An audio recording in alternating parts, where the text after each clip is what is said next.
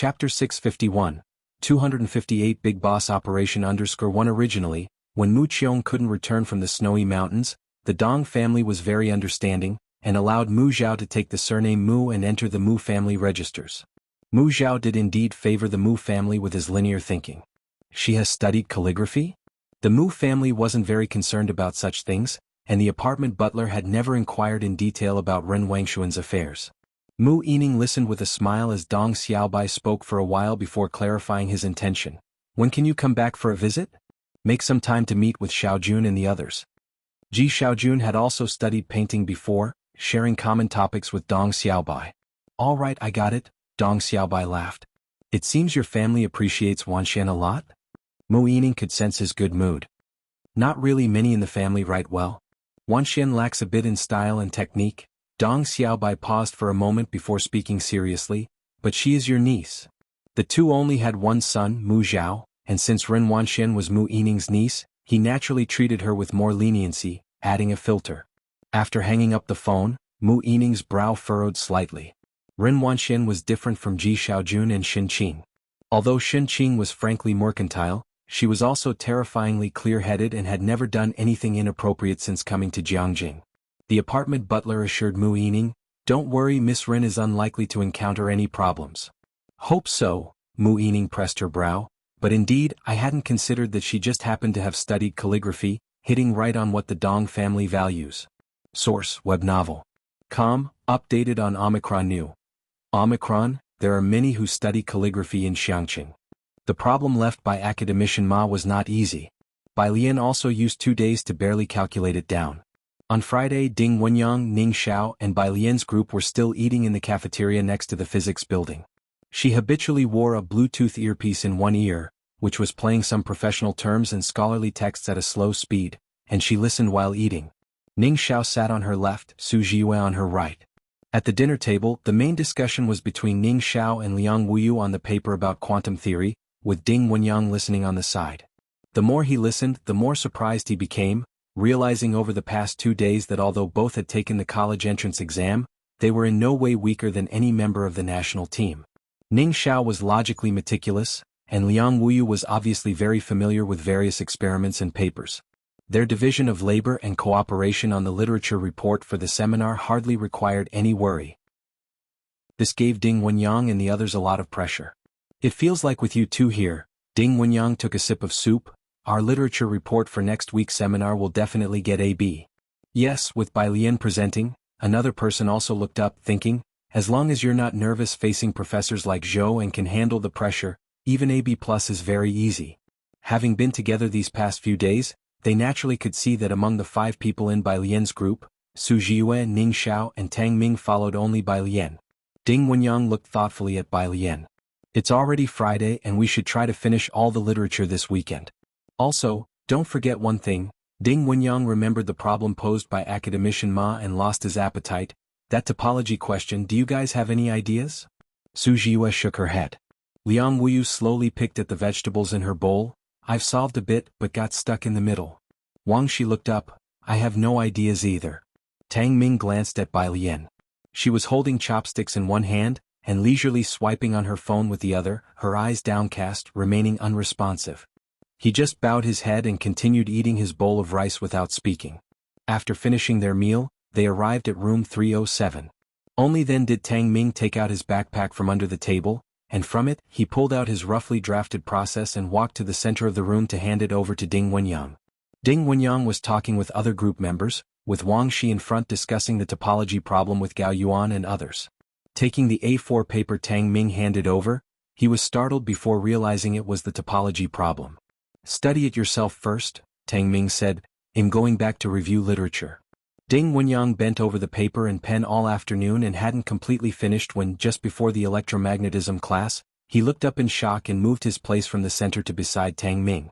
Tang Ming was gathering data on the computer, and when he saw Ding Wenyang move over, he looked up to greet him. "Hey brother. We can." Bai Lian, Ning Xiao and a few others didn't stay on campus. Every weekend Zhang Xiai's would come back, and Xin Qing would also rush over from the neighboring area. Shanghai apartment would be bustling at this time. If you find any errors, ads pop up, ads redirect, broken links, non-standard content, etc., Please let us know reports so we can fix it as soon as possible. Chapter 652, 258 Big Boss Operation _2 Xinqing was holding a flexible ruler, taking Bai Lian's measurements. You've lost weight. While measuring Bai Lian's waistline, Xinqing jotted down the measurements. Jianghu Lai was sitting on the sofa. He was dressed in a white shirt, his fingers casually resting on the armrest without cufflinks. His sleeves were rolled up twice, revealing his somewhat bony wrists as his phoenix-like eyes lazily rose. With a teacup in his other hand, he nodded along upon hearing the remark. Jianghu and Jianghu were sitting on a small carpet nearby playing Go. Jianghu carelessly placed a piece, then looked up at Jianghu. Holding a black stone, Jianghu looked back at Jianghu expressionlessly. By the time Bai Lian had been fully measured, Jianghu handed her the black stone and took the measurements from Xinqing. Alien, you're going to perform with a spear. Do you have any requirements for the costume? Bai Lian bent down, unhurriedly placing the black stone on the board and methodically picked up another. White, mainly simple. What? Jianghu had originally planned to prepare a red performance outfit for her. Okay, said Jianghu as he walked into the yard, his gaze lowered as he lit a cigar, thinking about the performance costume. By the glass doors, Bai Lian sat cross-legged opposite Jianghu, with the last black stone between her middle and index fingers. Her fingers appearing even whiter, she placed the black stone in one spot and said leisurely, Jiang Xiaonyao, watch closely. This move is called Cabbage Array. Source, web novel. Updated on Omicron New. Opposite her, Jianghu, on the side, Jianghu Lai from the sofa, set down his teacup and came over to admire Bai Lian's cabbage array. Good, play like this next time. Speaking of cabbages, Xinqing asked Jianghu, can the cabbages in the flower pots outside be eaten yet? After finishing the game with Jianghu, Bai Lian looked down at her phone and saw a message from a friend. Ding Wenyang. Ding Wenyang, file, Ding Wenyang, so you're also a fan of Pick God. She had sent the documents for the research group to discuss. Bai Lian told Jianghu, then returned to the third floor to start working on the PowerPoint presentation based on the files Ding Wenyang had sent. After she left, Jianghu added more tobacco to his pipe. His gaze shifted to Jianghu Lai. Jianghu Lai came out holding Jianghu's Rubik's Cube. What did she say? Jianghu asked whether Bai Lian was going to the full moon celebration or not. He always felt that Bai Lian had a weak kinship bond, and while she got along well with those friends, Jianghu couldn't help but think that if he were to pass away in 100 years and Bai Lian's friends had all started families, how many people would still be by her side then? Su Wenyao and Su Jiwei got along quite well with Bai Lian. Jianghu hoped that the child born to Ji Mulan would take a liking to Bai Lian, so that she wouldn't be left with nobody behind her. She has an orientation at the end of the month. Jianghu Lai idly spun Jianghu's Rubik's Cube. If she can't make it because of that, she won't go. When is the orientation? Jianghu also planned to attend. The afternoon of the 30th. Bai Lian didn't know the time yet, but Jianghu Lai had already found out in advance. Jianghu exhaled a ring of smoke, the wisps spiraling upward. He'll tell Su-en. 303, study. When Jianghu Lai entered, Bai Lian had just opened PowerPoint. She had never made a PowerPoint before. The previous ones were always done by Wang Su and the others. She had just opened PowerPoint, and the cover only had the words quantum theory written in large letters. A literature report? Jianghu Lai leaned on the table with his hand, bent over slightly and considered for a moment. I have a template. I'll copy it to you and you can just fill in the content directly. Being involved in scientific research, he often needed to make reports and wasn't surprised. He used his own template, which was straightforward and clear. Jianghu Lai took out his own laptop, sent Bai Lian his usual literature report PowerPoint template, sat down in Bai Lian's place, turned his head slightly. Shall I demonstrate it once for you? He opened the data report organized by Ding Wenyang and Liang Wuyu and the others. Just one glance at the abstract and his brows furrowed. Hewen's papers would be heavily critiqued by him, and the reports sorted by Ding Wenyang, Ning Xiao, Liang Wuyu, and the others made him question his own knowledge with just one more glance. Bai Lian leaned in to watch his operation, then noticed his expression. Ding Wenyang and Ning Xiao are just freshmen, Professor Jiang. Jianghu Lai, with a stern face, filled in the PowerPoint, pointing at a replicated line. Look, this data is a standard mistake. Bai Lian. After Jianghu Lai finished the entire PowerPoint, he stood up to give Bai Lian her place. Want to try? I won't change yours. Bai Lian sat down, opening the paper my institute scholar had given her. He'll use this one for practice. Jianghu Lai glanced at it, Amplitude of spatial 2-photon states. If you find any errors, ads pop up, ads redirect, broken links, non-standard content, etc., please let us know reports so we can fix it as soon as possible. Chapter 653, 258 Big Boss Operation _3 It's definitely sent by an academician from the Ma Institute. With one hand in his pocket, he read the summary and conclusion written by Bai Lian, and only then did he feel as if his eyes had been cleansed. Very well written. Tuesday morning was the academician's class from the Ma Institute. Ding Wenyang and his group had completely mixed with Tang Ming's, and early in the morning he came to room 407 with A4 papers. Today they had to hand in their answers to the academician. He purposely waited at the door for Bai Lian and Tang Ming's group. Wang Shi, how is your problem going? As soon as Ding Wenyang entered, he went over to where Wang Shi was sitting with Gao Yuan, and a few of them were quietly discussing something. Seeing Bai Lian and Ding Wenyang, they stopped and greeted them. Wang Shi stood up to explain, "I'm getting nowhere." Ding Wenyang's expression slightly changed. Wang Shi was the star of their group, but these past few days, Liang Wuyu and Tang Ming had shared their understanding of the topology problem given by the academician, while Wang Shi had hardly spoken. Nobody didn't want to leave a good impression with the academician. Although the academician was certainly not taking on students now, just one letter of recommendation from him, and they'd have significant clout no matter where they went. Ding Wenyang glanced at Wang Shi but said nothing more. Source: Web Novel. Com, updated on Omicron New 0. Friday. At 7 in the evening, it was time for the bi-weekly meeting of the Tongfeng class and the public literature report session. The Tongfeng class was very popular on the forums. Countless alumni inquired about where the bi-weekly meetings of the Tongfeng class took place. It's in the auditorium of the comprehensive building, Kong Wei and Yu Ximin both said while holding their phones. Jianghu University typically didn't have many classes on Friday nights. People from the school newspaper will be there to report, and a lot of people from the forum will come to cheer for you. We'll also go to support you. She specifically brought her hand-tied bouquet. Bai Lian picked up her laptop and went to the auditorium with them. Faculty of Finance Building. Bai Shaoqi was negotiating with the student council about the promotion of the welcome party when Song Min checked his phone and stood up with his books from the study room. Where are you going? Bai Shaoqi asked as she followed him with her phone. Song Min spoke softly, the auditorium in the Physics and Engineering Building. The Tongfeng class is holding a public meeting today. The Tongfeng class? Bai Shaoqi was slightly stunned. Was it the class that Bai Lian was in? She followed Song Min to the Physics and Engineering Building, where the auditorium was huge, capable of accommodating 400 or 500 people at the same time. Because of Bai Lian's connection with Ning Xiao and the others, the Tongfeng class was very popular this year. By now, the back of the auditorium was already packed with people, and everyone's gaze was focused on the students sitting in the middle rows. Almost all the gazes contained a sense of respect. Everyone knew that these were the individuals who represented the pinnacle of intellect at Jianghu University. Wang Su and Pei Qin were among those observing from the back, and upon noticing Bai Shaoqi and Song Min who they recognized, they spoke in hushed tones. You guys came too? Reporters from the Jianghu University school newspaper were already on site taking photos. Song Min, observing the unusually expressive crowd, inquired about it. Do you see that first row? That's Dean Huang sitting there, Wang Su explained to Song Min, the dean of the physics faculty, the second disciple of academician Ma. We met him last time. He's attending the Tongfeng class meeting. This academic atmosphere indeed stirred one's soul. But the crowd watching from behind could easily cause nervousness. Bai Shaoqi's gaze lingered on the girls sitting at the end of the back row. The first group had already gone up to speak, delivering their presentations with neither servility nor overbearance, and the content was all academic papers, typically beyond the realm of what regular undergraduates studied. Dean Huang and Zhou Wenqing did not rate them highly. Most received CS and DS. This was Bai Shaoqi's first time attending such a report, and she turned her head to Song Min, commenting, "The scores seem a bit low. I wonder if my sister can keep up." It wasn't just her.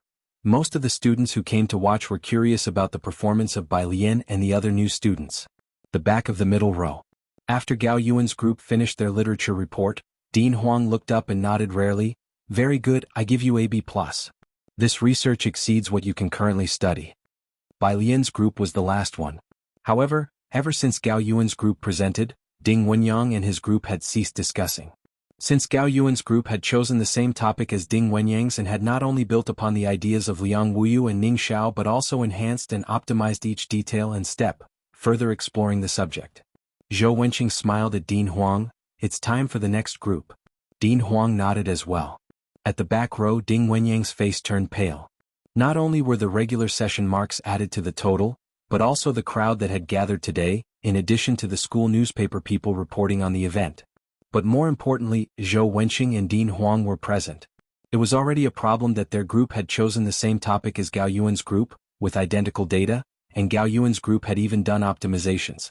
To make matters worse, Gao Yuan's group presented first, setting a precedent. Others might think that this group had borrowed the data and topic from Gao Yuan's group. Ding Wenyang's gaze fell directly on Wang Shi beside him, his hands clenched tightly. "He'll go and explain to Professor Zhou. Do you think he'll listen to you?" Tang Ming held him back, his eyebrows showing a commanding presence. "The professors only need the results and besides we're not convincing enough. But the data is ours." Ding Wenyang knew this better than anyone. The probability of choosing the same topic was practically zero, and the other group had done better than theirs.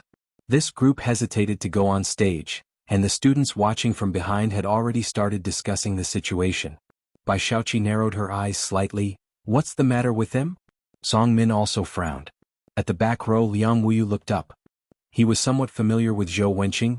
"He'll tell Professor Zhou that we want present this time."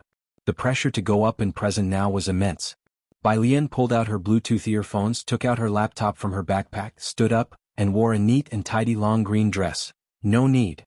When the professor asks questions later, you don't have to answer, just leave it to me." It just so happened that she had made 2 PPTs. If you find any errors, ads pop up, ads redirect, broken links, non-standard content, etc., please let us know reports so we can fix it as soon as possible. Chapter 654, 259 This year's top scholar strength, second update. _1 Today's regular meeting is particularly buzzworthy because of Bai Lian, Ning Xiao, and a few others. For this reason, Liang Wuyu decided to hold off on giving a lecture, willing to forego this session's points. If they gave a presentation after Gao Yuan's group today, there would be many rumors and speculations about their group, and the baseless gossip would never cease in the future. Ding Wenyang and Liang Wuyu had the same thought. But they hadn't anticipated that Bai Lian would still dare to step up for her presentation at such a time, showing an exceptionally strong mindset. Recovering his senses, Ding Wenyang turned to Tang Ming. "Tang Ming, Bai Lian Lian has her own considerations," Tang Ming said, looking at Bai Lian. "He never doubted her, let's just watch and see." Ning Xiao nodded. The two had weathered many storms and were composed even now. But Ding Wenyang wasn't as composed as them. He worried not only about the effectiveness of Bai Lian's presentation but also about the loss of the usual points and what it would do to their final estimated scores. Especially since the content of the PowerPoint presentation was almost identical, if not inferior to Gao Yuan's group. He could almost imagine the reactions of the onlooking alumni. At this moment, Bai Lian stepped up to present against the storm, and even Ding Wenyang felt her inner strength was too formidable. Source: Web Novel. Com, updated on Omicron New. 0 Bai Lian was already standing at the podium. In university, Bai Lian seldom wore the school uniform. Jianghu was keen on making all kinds of clothing for her. Today she wore a long dress of celadon-colored silk with patterns outlined in crimson threads at the hem, which undulated with her movements. Behind her, Kong Wei held a hand fan but hadn't started waving it yet. Merely tilting his head, he asked Yu Simin, "I remember her PowerPoint was on a flash drive, why did she bring her computer up?" Yu Simin was also nervous, her eyes on Ding Wenyang's group, sensing something wasn't right. With so many students watching and facing the cameras from the school newspaper, not to mention the dean of the physics department, Huang Yushua, being present, the pressure was immense and not something just anyone could handle. On the stage, Bai Lian had already connected her computer to the projector. There weren't many applications downloaded on her computer, aside from the video software from Jianghu TV station. The rest were social and learning applications with only 2 PowerPoint icons on the left side. One was named 1, and the other was titled 2. Bai Lian reached out and clicked on the 2 icon. Ding Wenyang had briefly looked up at Bai Lian, but upon seeing her open the PowerPoint, he didn't dare to look up again, worried about seeing a title similar to the previous groups. Wang Shi sat on the far right, watching Bai Lian open the PowerPoint presentation with an expressionless face. Meanwhile, Gao Yuan and others sitting near the front squinted their eyes when they saw Bai Lian step up to give her lecture. Liang Wuyu and Su Jiue watched Bai Lian without shifting their gaze, their hands on the table tensing slightly. The opened courseware displayed a simple page in pale blue, with clearly divided colors and lines. There were no fancy icons, just blue dots and dividing lines. Zooming in on the image revealed 7 blue brush script characters. Real-time photonic quantum entanglement. The focus of our group's lecture this time is on twin-photon digital holographic imaging technology. Bai Lian held a red laser pointer, casually lifting it, the red light pinpointed on the section she discussed, her tone completely relaxed. These scientists applied the more advanced digital holography developed over the years to the entangled superposition state of twin photons. This camera's resolution is at the nanosecond level. This quantum entanglement paper was very new, and it was given to Bai Lian by academician Ma, who told her to ponder it thoughtfully. Nowadays, academician Ma rarely sent papers to Bai Lian. It was usually he one who sent them, and Bai Lian needed to invest a lot of time to fully grasp each one that academician Ma sent. Bai Lian had spent basically all of the past 10 days studying this paper. She was accustomed to using the Feynman technique, and her approach to explaining papers was the same. She interspersed explanations of quantum entanglement phenomena, so even the first-year students Kong Wei and Yu Min understood the main content of her presentation. The moment she mentioned twin photons, Ding Wenyang felt unfamiliar because it wasn't their topic. Ding Wenyang suddenly looked up. Bai Lian had already moved on to the next page, half leaning on the podium, pointing at the image with the laser pointer in her right hand, gently tapping on the image in the PowerPoint. This image displays the interference pattern left behind by a pump beam through a yin-yang-shaped stencil. Another image is that of entangled photons which have reconstructed the amplitude and phase structure of the image. Bai Lian stood on the stage, clad in a blue attire, unflustered by the changing situation. With a gentle lift of her hand, the slide changed to the next. Sitting below were professors and the dean of the physics department. Members of her class from Tongfeng were seated, and a crowd of other students stood at the back, there to watch the excitement. The lecture hall, which had been bustling just moments before, was now silent as a grave. All eyes were focused on her, her demeanor clearly mild, but with every move, there was an unrestrained elegance exuding from her, soft yet with a trace of fierceness. Bai Lian spoke slowly and calmly, starting from the front and moving to the back, until she reached the last page. All PPT presentations usually end with a thank you, or thanks for watching, to conclude the session. But it was already quite polite of young Master Jiang to share his scientific research results with others.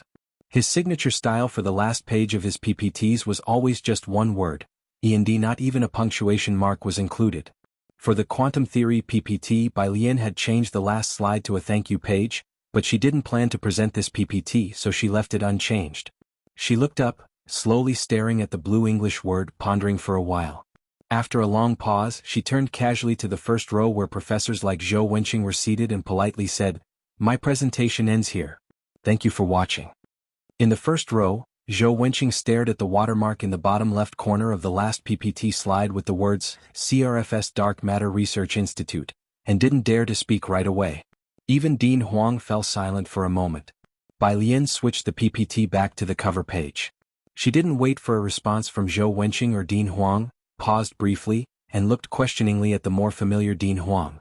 As the class advisor for Tongfeng, Zhou Wenqing had seen some reputable projects and heard summaries of Jianghu Lai's projects.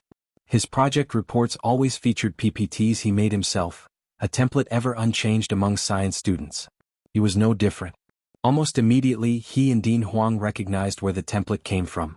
Professor Zhuolan, sitting beside Zhou Wenqing, didn't recognize it.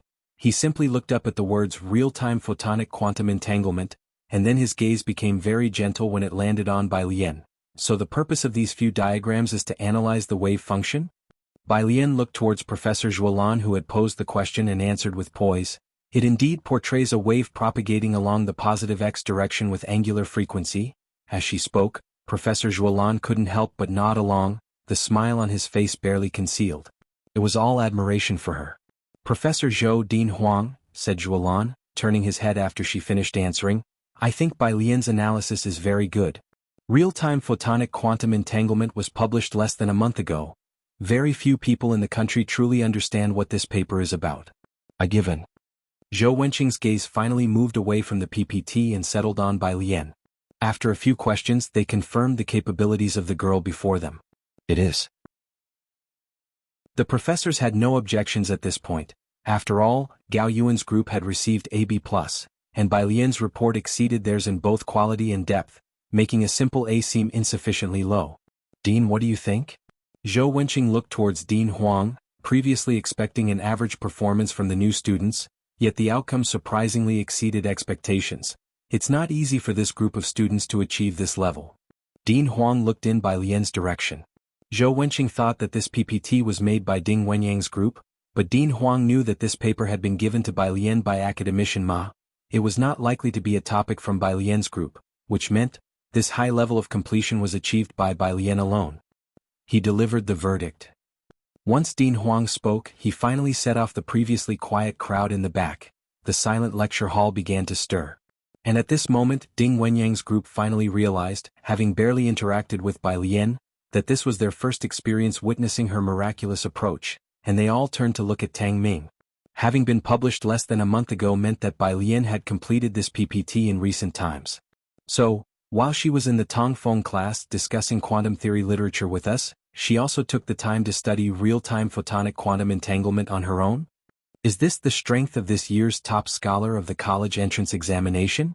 If you find any errors, ads pop up, ads redirect, broken links, non-standard content, etc., please let us know reports so we can fix it as soon as possible.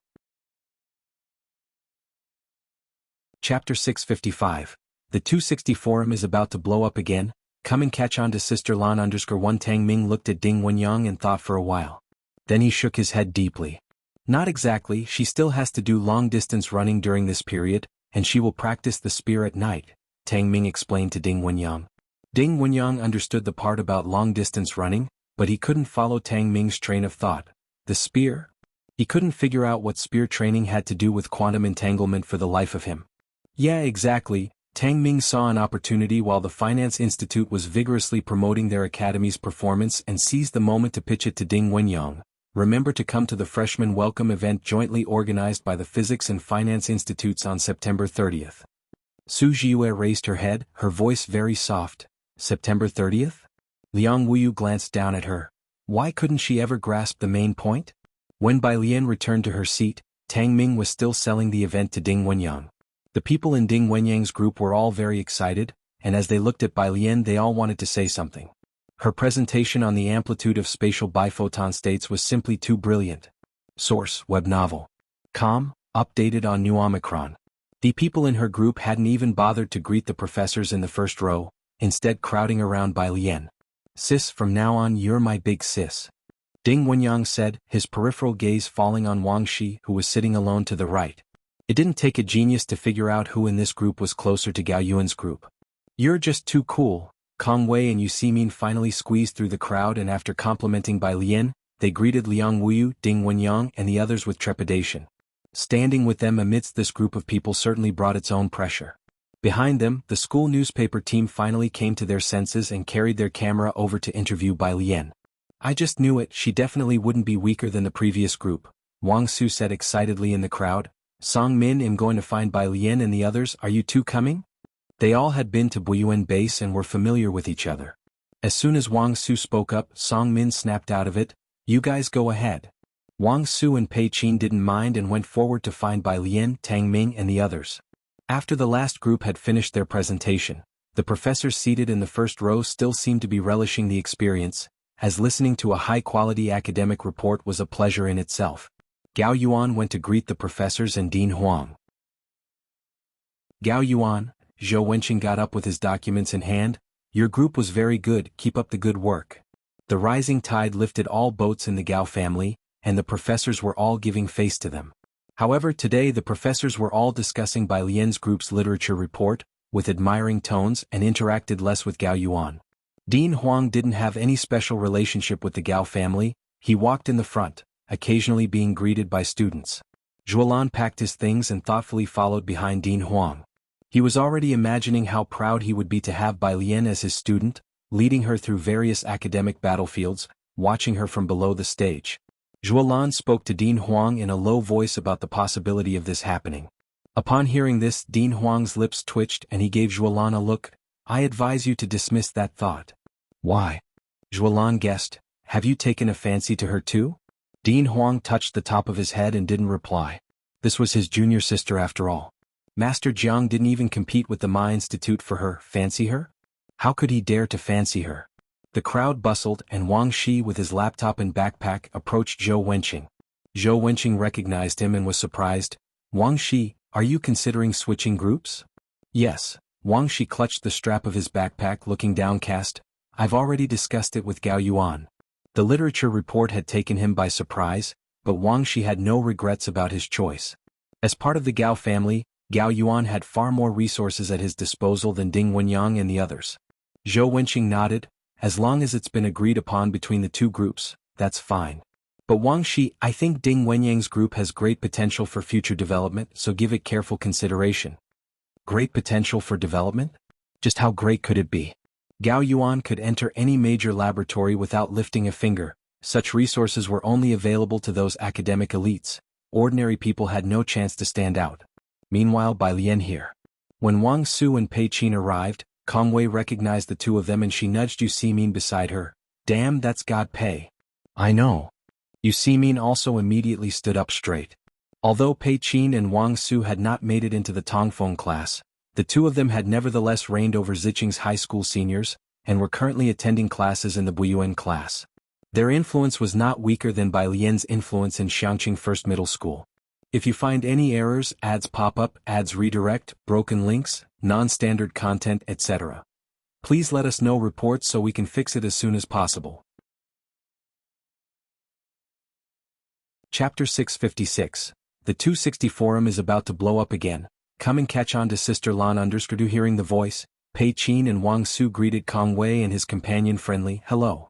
Immediately afterward, Wang Su complained to Bai Lian, Sister Bai, why don't you just join our Buyuan class? I really can't solve the math problem left by the professor. Who said on the forum that it's good Sister Lian isn't in your math class? Tang Ming mercilessly exposed Wang Su. When Tang Ming wasn't trying to appear deep, he talked more, chattering with Wang Su. Bai Lian picked up her computer and walked outside the lecture hall. Alright, send me that problem later and I'll take a look. Really? Wang Su perked up. Why wait for another day, I'll send it now. Without Bai Lian speaking up, Wang Su usually didn't dare to bother her. After all, Bai Lian rarely replied to messages, killing all conversations with a single one, aura. She seemed gentle but somehow intimidating. He opened his phone and just sent the difficult question left by the Buyuan professor to Bai Lian. Ding Wenyang's group glanced at each other upon hearing that someone from Buyuan class had to send a question to Bai Lian. The Buyuan class was asking Bai Lian for help with a math problem? They're from the Tongfeng class, right?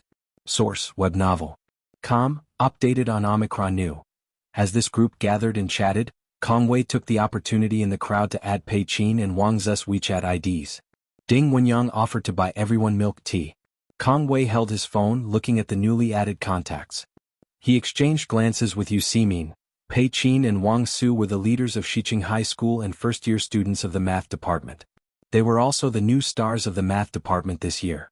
However, it seemed that all these new stars were being led by Bai Lian. Hey!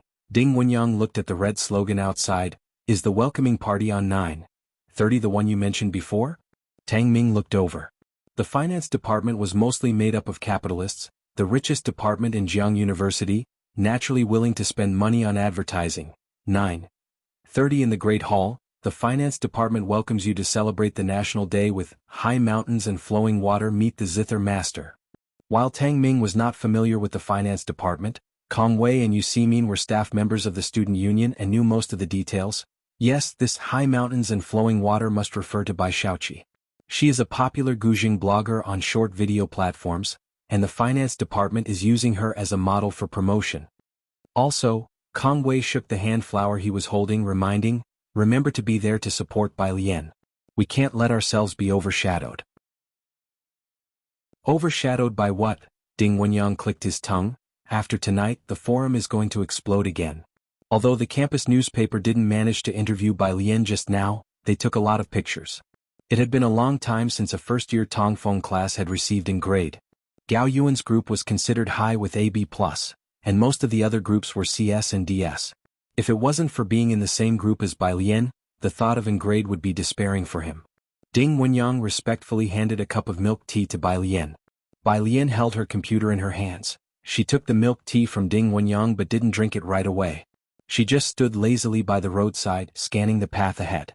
At the intersection ahead, a figure slowly appeared. Head slightly lowered, an aura of quiet, indifferent composure. "You guys keep chatting, I'm going to leave now," Bai Lian bade them farewell. Ding Wenyang wanted to discuss with Bai Lian the issue of their project leaking. Seeing her about to leave, he hurried after her. "Sister, my brother Ding."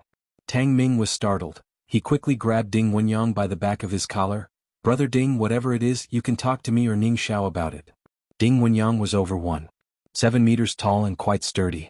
Although Tang Ming was a bit taller, he was much thinner than Ding Wenyang, yet somehow he managed to hoist Ding Wenyang up with one hand. Kong Wei and the others were very surprised by this. Tang Ming apologized and then let go.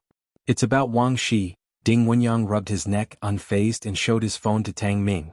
Wang Shi had already left their group chat just now. In the past 2 weeks, Wang Shi hadn't interacted with them, but had grown closer to Gao Yuan's group. The topology problem given by Academician Ma was difficult, and Ning Xiao and Liang Wuyu had been discussing it. Yet Wang Shi had been avoiding them the whole time. Ning Xiao took one look and said, "If you mind that we are newcomers, we can talk to Professor Zhou about forming our own group." "How could that be? I just didn't expect Wang Shi to do such a thing." The capabilities displayed by Ning Xiao and Liang Wuyu were enough to convince Ding Wenyang, not to mention the display of skill from Bai Lian that evening. If you find any errors, ads pop up, ads redirect, broken links, non-standard content, etc., please let us know reports so we can fix it as soon as possible. Chapter 657. The 260 forum is about to blow up again. Come and catch on to Sister Lan Undershri. Actually, it's kind of expected, a person in Ding Wenyang's group whispered. "I've heard that in Gao Yuan's group, Gao Yuan's doctoral brother helps them with the topology problems assigned by Academician Ma. Scoring high surely gets them noticed." "Doctoral brother?" Tang Ming heard this for the first time. "The ones who sit at the back every Tuesday among that group of doctoral students," Ding Wenyang explained to Tang Ming and Ning Xiao. "Gao Zhechen, you must have heard of him, right?" "Him?" Kong Wei knew of this person. "The one said to be on par with Senior He Wen?" "Right," Ding Wenyang said, feeling envious. Being in Gao Yuan's group, their final topology grades will definitely not be low. Academician Ma might actually remember them. The lights at Jianghu University were not bright at night. Jianghu Lai stood at the crossroads, carrying a paper bag in his left hand, his features deep-set and outlined by the hazy light into a cold curve, with lazy strands of hair draping over his eyebrows. Behind him followed a petite and delicately beautiful child. The child was dressed in a British school uniform, carrying a cabbage-patterned pouch that didn't quite match his outfit, bulging with unknown contents. He held a bottle of Wangzai milk, drinking with his head bowed, his eyes rolling around as he looked ahead. Passers-by dared not stare at Jianghu Lai, but they found the child behind him too exquisitely cute, cautiously watching the kid with sidelong glances. Wuxia World. Sight they wanted to take out their phones and snap a picture but were wary of the man standing beside him. As soon as Bai Lian arrived, Jianghu Lai dropped his lazy demeanor, raised his eyebrows, and upon lifting his head saw the milk tea in her hand. It wasn't cherry-flavored, nor was it lemonade. Presumably, it wasn't something she bought for herself. He gave it another glance. "This is from Ding Wenyang." Bai Lian saw him eyeing her milk tea, pierced it with a straw and offered it to him. "You drink it." Jianghu Lai knew who Ding Wenyang was. He languidly took the milk tea and took a sip with an air of aloofness. "Too sweet," he commented. "Yes." Bai Lian's phone made a noise. She answered it and looked towards Jianghu Lai, nodding. "It suits you." The caller was Yi Jingxian. "Junior sister." Yi Jingxian's voice was gentle on the phone. "How's your practice going? Can you come to the auditorium the day after tomorrow for a dress rehearsal?" None of them had seen Bai Lian's performance yet and had no idea what it was like. Stepping in the tree shadows, Bai Lian looked down at Jiang He. "I'm fine with it." She was always easy to talk to. Yi Jingxian sighed as she hung up the phone and looked at the people in the temporary meeting room. "So, how should we arrange the program?" With both colleges holding the event together, the finale is very important. Ba Shiming looked at the program list and pondered for a moment. "The sequence is long. We can't have the audience leave before the end." "President Ba, you don't have to worry about that," a senior from the finance college chuckled. "With Bai Shaoqi as the finale, more audience members will show up, not fewer." Bai Shaoqi had millions of followers on short video platforms and quite a few fanboys and fangirls at Jianghu University. She had become a phenomenon at Jianghu University. Then let Bai Lian open the show. The opening act was also crucial. Yi Jingxian looked up. Bai Lian was popular on the forums and also this year's top Gaokao scorer. No problem, right? No problem, Yan Jiming from the finance college smiled. As long as Bai Shaoqi wasn't opening, it didn't matter who else did. Otherwise, if the best act was first, the rest would taste bland. Who could stay seated? Who would want to watch the rest of the program? Novel Kuli 2. WP. com/Wuxia World. Site/chapter 658, 261 Sending Flowers, can she still play after the opening? Second update, _1, let's arrange it this way for now. Yi Jingxian noted down the rehearsal schedule with Bai Lian for the day after tomorrow in her notebook. President? She sought Ba Ximing's opinion. Ba Ximing sat in the front, wearing a neat shirt and casual trousers, his fingers idly tapping on the program list. Yan Jiming, does your finance institute have any other requirements? Bai Lian would open the show, and a few people would support the middle with Bai Shaoqi closing in the end. As long as Bai Shaoqi was the finale, there basically was no question. Yan Jiming thanked him. No more, President Ba, the auditorium is left to your physics institute. After the people from the finance institute left, Yi Jingxian and Ba Ximing still had trivial matters to discuss. They were behind the people from the finance institute, and when they were going downstairs, they happened to meet Dean Huang and Professor Zhou Wenqing, who had just returned from the lecture hall. Dean Huang, Professor Zhou, Ba Ximing, Yi Jingxian, and a few others stopped and stood on the right side of the staircase, making way for Dean Huang. Seeing the members of the student council, Dean Huang stopped. He didn't recognize Yi Jingxian, but he had seen the student council president from the physics institute. Ba student, you're still having a meeting this late? We're discussing this year's freshman welcome party. Ba Ximing showed the program list to Dean Huang. Dean Huang took a brief look, and Bai Lian's name was prominent right at the front. Bai Lian is participating too? When is your party? Ba Ximing was quite surprised that Dean Huang would ask about this event. It's on the 30th at 5 p.m. In the main auditorium. Dean, would you like to come watch? Wuxia World. Site, I will. Dean Huang handed the program list back to Ba Ximing. After Dean Huang and Zhou Wenqing left, Yi Jingxian finally spoke cautiously to Ba Ximing. I finally saw Dean Huang not just in the news, he's coming to watch our freshman welcome party? Yes. Ba Ximing straightened his sleeves, seriously adding, tell everyone to be spirited. This year the dean will watch our party, we must show them the best of our physics institute. As if you need to tell me, Yi Jingxian had already taken out her phone, spreading the news in the group chat of the staff. Ordinary students might only see Dean Huang's photo on the school's official website from their freshman to senior year. Ba Ximing and the others also didn't expect their institute's freshman party to catch the attention of Dean Huang. Shanghai apartment. Bai Lian returned to room 303. Today was Friday and Zhang Xiais was sitting in the hall writing test papers, still wearing the t-shirt from the affiliated high school. The teaching intensity at the affiliated high school was much higher than that of Xiangqing First High School, but he had gotten used to this intensity over the year. Seeing Bai Lian and Jiang Fulai, he stood up. Sister Lian, brother Jiang? His glance shifted behind them, not seeing Ning Xiao and Tang Ming return. Jiang Fulai was still holding a milk tea in one hand, almost finished. His narrow phoenix eyes coldly swept over Zhang Xiai's, handing a paper bag to Bai Lian with his other hand. Do you have a monthly test next week? Yes. Zhang Xiai sat back down, venting his frustration. I was ranked last in the recent test. Everyone in my class is so abnormal. Bai Lian took the paper bag handed to her by Jiang Fulai. These were books listed by an academician from my institute. She couldn't find them online or in the library, so she had Jiang Fulai buy them on her behalf. Bai Lian went back to the study room, and Jiang Fulai glanced at Zhang Xiai's, speaking with a cold face to explain the problems he didn't understand during this week living in the school. Inside the study room, Bai Lian placed her laptop on the desk, lazily opened the paper bag, and was about to take out the books inside when she unexpectedly found a touch of red. She slightly lowered her head. 2 white books. A single rose lay diagonally across the white cover of the books, with its crimson petals spiraling open like rosy clouds. Bai Lian reached out, slowly and deliberately pulling the rose from the bag. There was no vase in the study, nor in room 303, and Bai Lian couldn't be bothered to look for one. She leaned against the window, holding the rose in one hand and texting her dog-loving friend on her phone in the other. Dog-loving friend, dead tired. JPG, dog-loving friend, I want to blow up Jiangjing, dog-loving friend, drink this week? Both were in Jiangjing, but it was obvious that the dog-loving friend was also very busy and hadn't had time to see her. Bai Lian, 1, dog-loving friend, you, 1, me again? Outside the door, Tang Ming and Ning Xiao had already returned, taking over from Jiang Fulai to explain problems to Zhang Xiais. Jiang Fulai threw the empty milk teacup in the trash. Not seeing Bai Lian in the hall, Jiang He sat cross-legged next to Pu Xiaohan, watching Xiaohan clumsily solve a Rubik's Cube.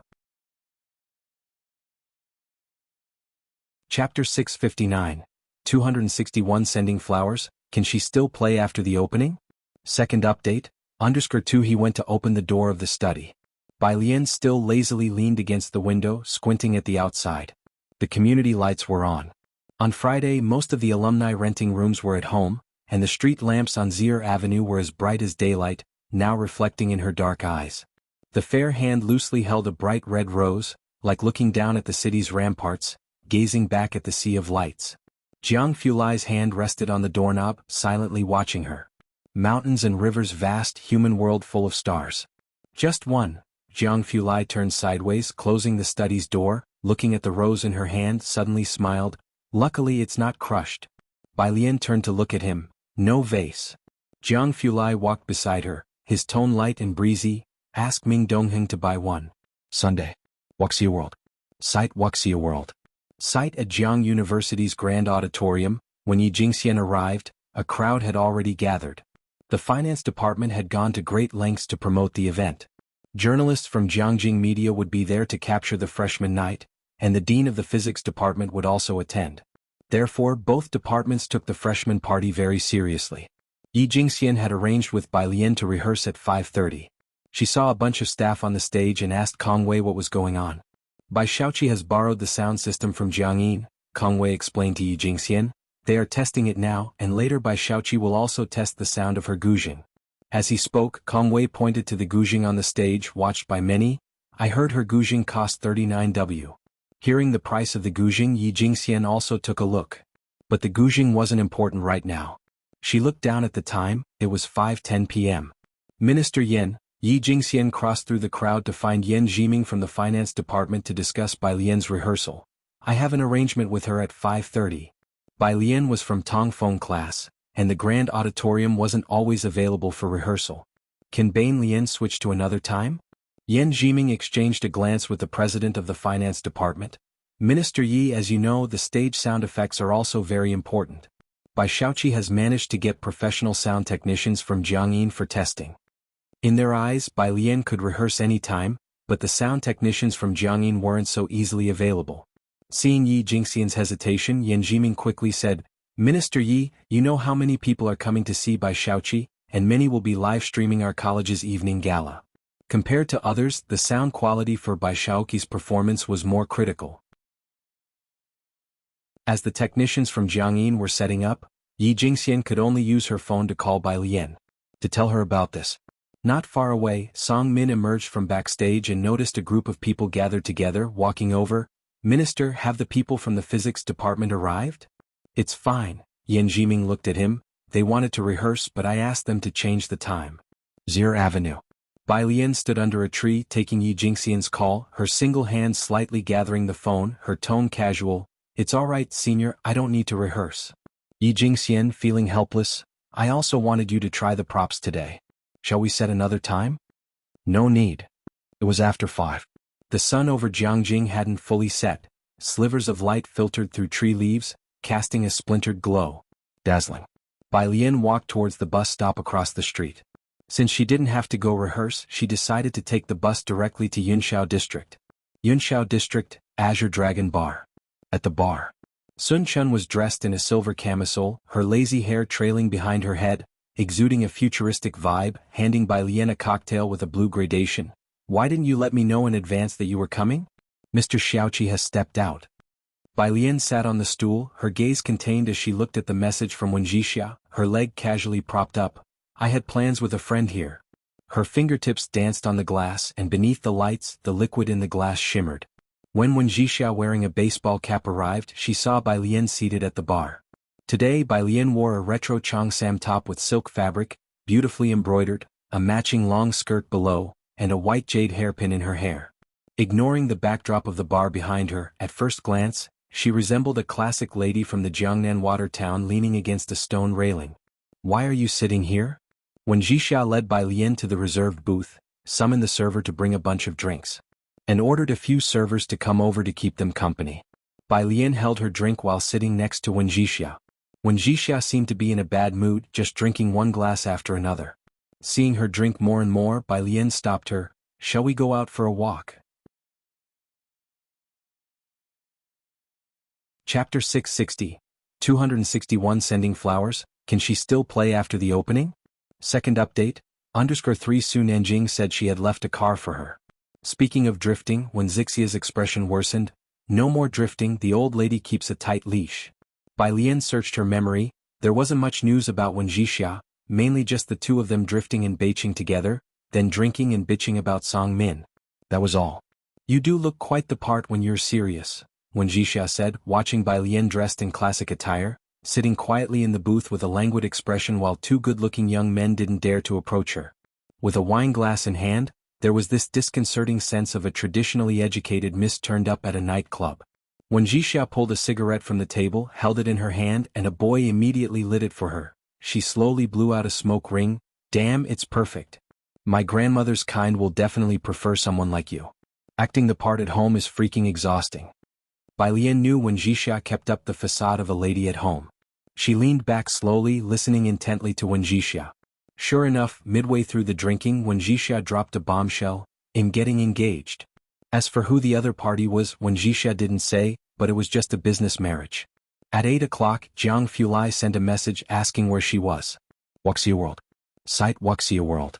Site." Ko Bai Lian looked at the drunk Wen Wuxia and sent him the address. She took Wen Wuxia outside. The bar manager recognized Bai Lian, and was about to ask if she needed assistance when he caught a glimpse of Bai Lian's cold eyes. He didn't dare to speak and silently followed behind her. Outside the bar, a gust of wind blew and Wen Wuxia seemed a bit more sober. She tilted her head to look at Bai Lian and suddenly asked, "I noticed from the first glance.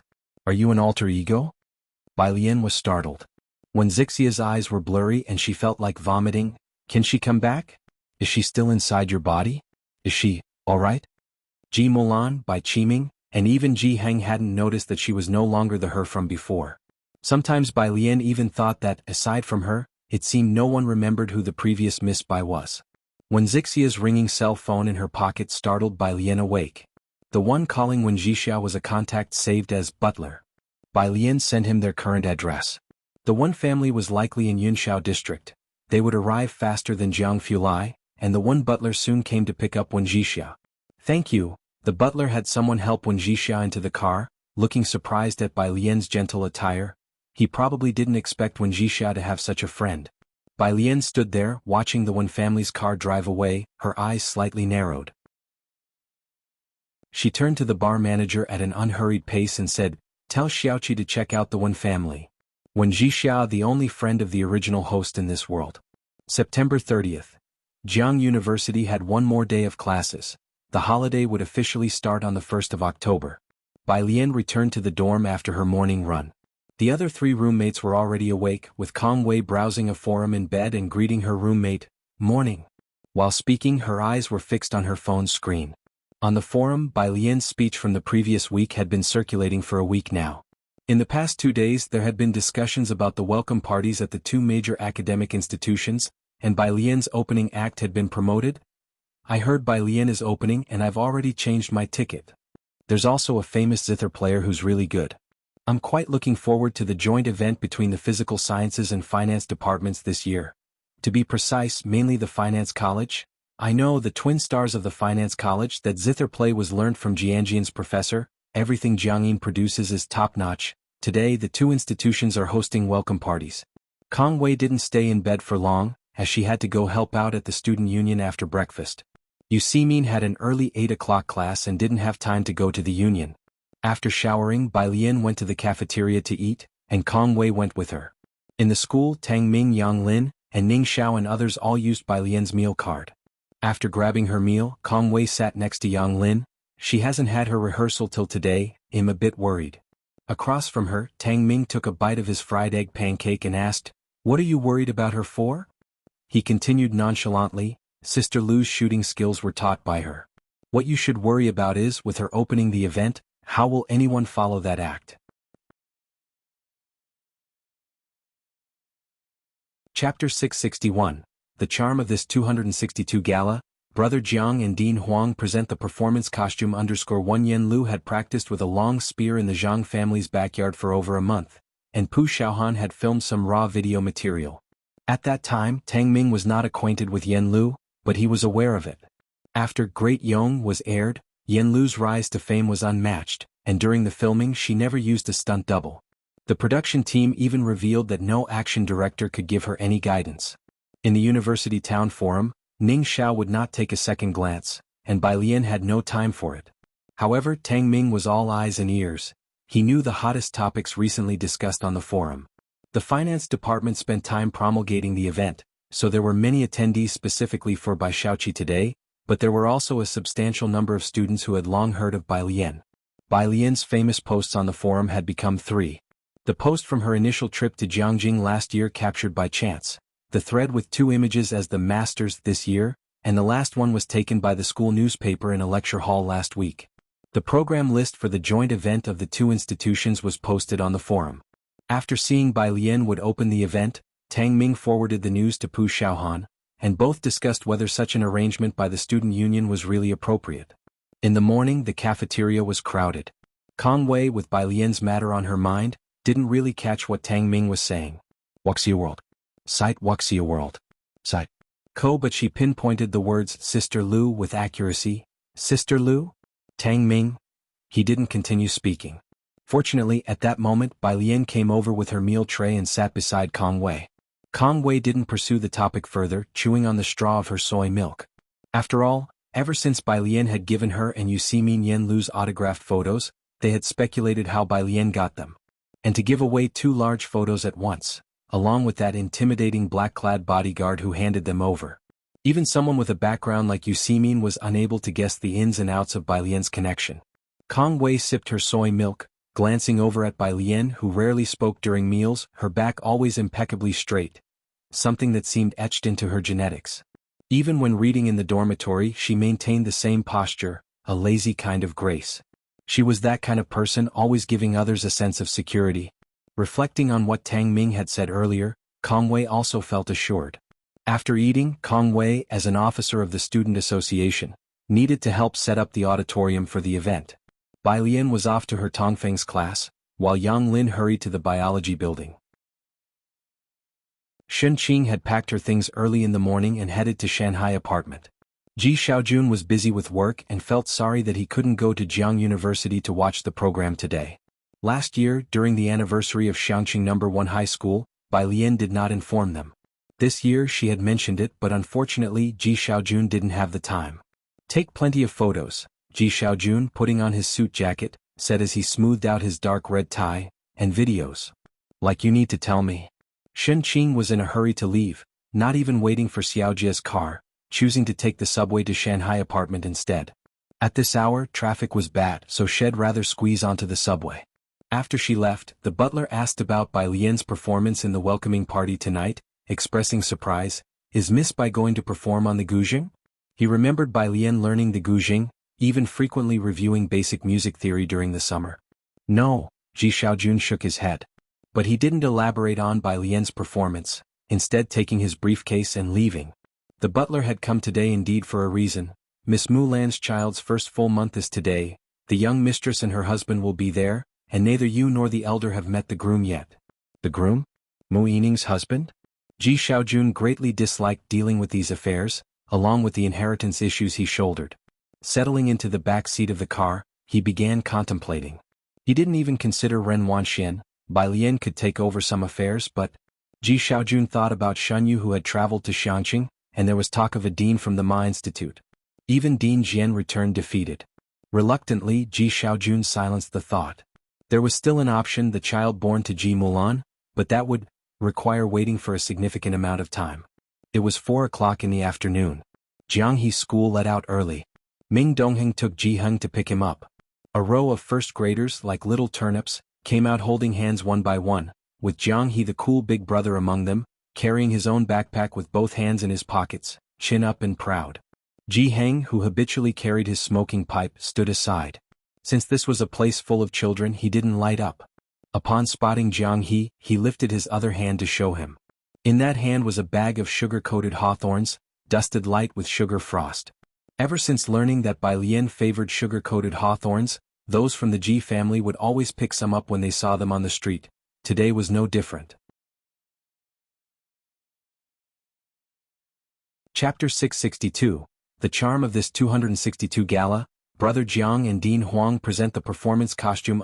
Tu Ming Dongheng's gaze swept the surroundings, ensuring the safety of the two. Let's go, Ji Heng said, handing the candied hawthorn to Jianghu and carrying his small backpack, heading to the front intersection to get in the car. Both of them were going to watch Bai Lian's performance today. At this time of day the road was already getting a bit congested, so they didn't plan on returning to Shanghai apartment, heading straight to Jianghu University's Grand Auditorium instead. Pu Xiaohan had no classes that afternoon, and along with Xin Qin she had arrived early at Jianghu University's Grand Auditorium. She had even saved seats for Ji Heng and Jianghu in advance. It wasn't even 5 o'clock yet, but the auditorium was already filled to capacity. Pu Xiaohan, who had taken a spot on the left side, was wearing her camera around her neck. She stood up and waved to Ji Heng and Jianghu upon seeing them. "Grandpa, over here. It's really bustling here." Xin Qin, who didn't visit Jianghu University often, looked at the red banners outside the auditorium bearing Jiangjing University School of Finance and Jiangjing University Department of Physics, and naturally felt a sense of pride and grandeur. Every passing student was a pillar of the country, and her niece was one of them. The grand auditorium was spacious, able to accommodate thousands of people at once, with seating radiating out from the central stage. Wuxia World. Site Wuxia World. Site. The performance hadn't started yet, and popular music was playing from the side speakers. Ji Heng took a seat to the side, resting Jianghu's backpack on his lap, while Jianghu sat next to him, nibbling on his candied hawthorn. Outside, Song Min and Bai Shaoqi had also arrived. Bai Shaoqi was dressed in haute couture today, wearing a purple gown that revealed her fair clavicles, her demeanor cold and composed, neither humble nor arrogant.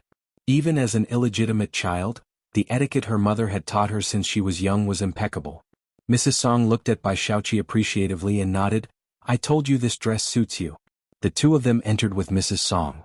Song Min had distinguished himself as a member of the Student Union of the School of Finance, and the Student Union had reserved the 2 front rows in the middle, with the second row set aside for some of the key personnel, naturally including seats for Song Min and his companion. By this time, more than half of the first row had already been filled. The first row was reserved for some leaders and investors. 2 spots were also set aside for photographers, and the reporters had already arrived, making the scene extremely lively. The president of the School of Finance's Student Union was up front, speaking with Ba Shiming about crowd control. "There are too many people. We need to put up a banner to restrict the flow." When they saw Song Min and Bai Shaoqi, both of them greeted them. It was at that moment that the president of the Student Union's phone rang, and after taking the call, he froze for a moment and then immediately turned to walk towards the entrance. Soon after, he returned respectfully with a middle-aged man with a leather collar suit. Ba Shiming recognized the man at a glance. "Dean Feng, hello, I'm Ba Shiming from the Department of Physics." The president of the Student Union of the School of Finance introduced the man to Song Min and Bai Shaoqi. "This is Dean Feng of our School of Finance. Dean, these two are new students in the school." He didn't introduce anyone else in depth, given that Song Min's popularity was decent among the new students, but that wasn't something particularly noteworthy in the presence of Dean Feng, much less Bai Shaoqi. In fact, he wasn't clear on why someone of Dean Feng's status would come to a new student's welcome performance. Dean Feng, chairman of the Xinjiang Business Federation, an individual specifically mentioned by President Yin, Song Min and Bai Shaoqi exchanged a glance. "You really came?" They both greeted him respectfully. Dean Feng didn't say much. He left the middle seat open and sat down beside it. "This year our school's new students are quite impressive." He started conversing with the professor from the School of Finance next to him.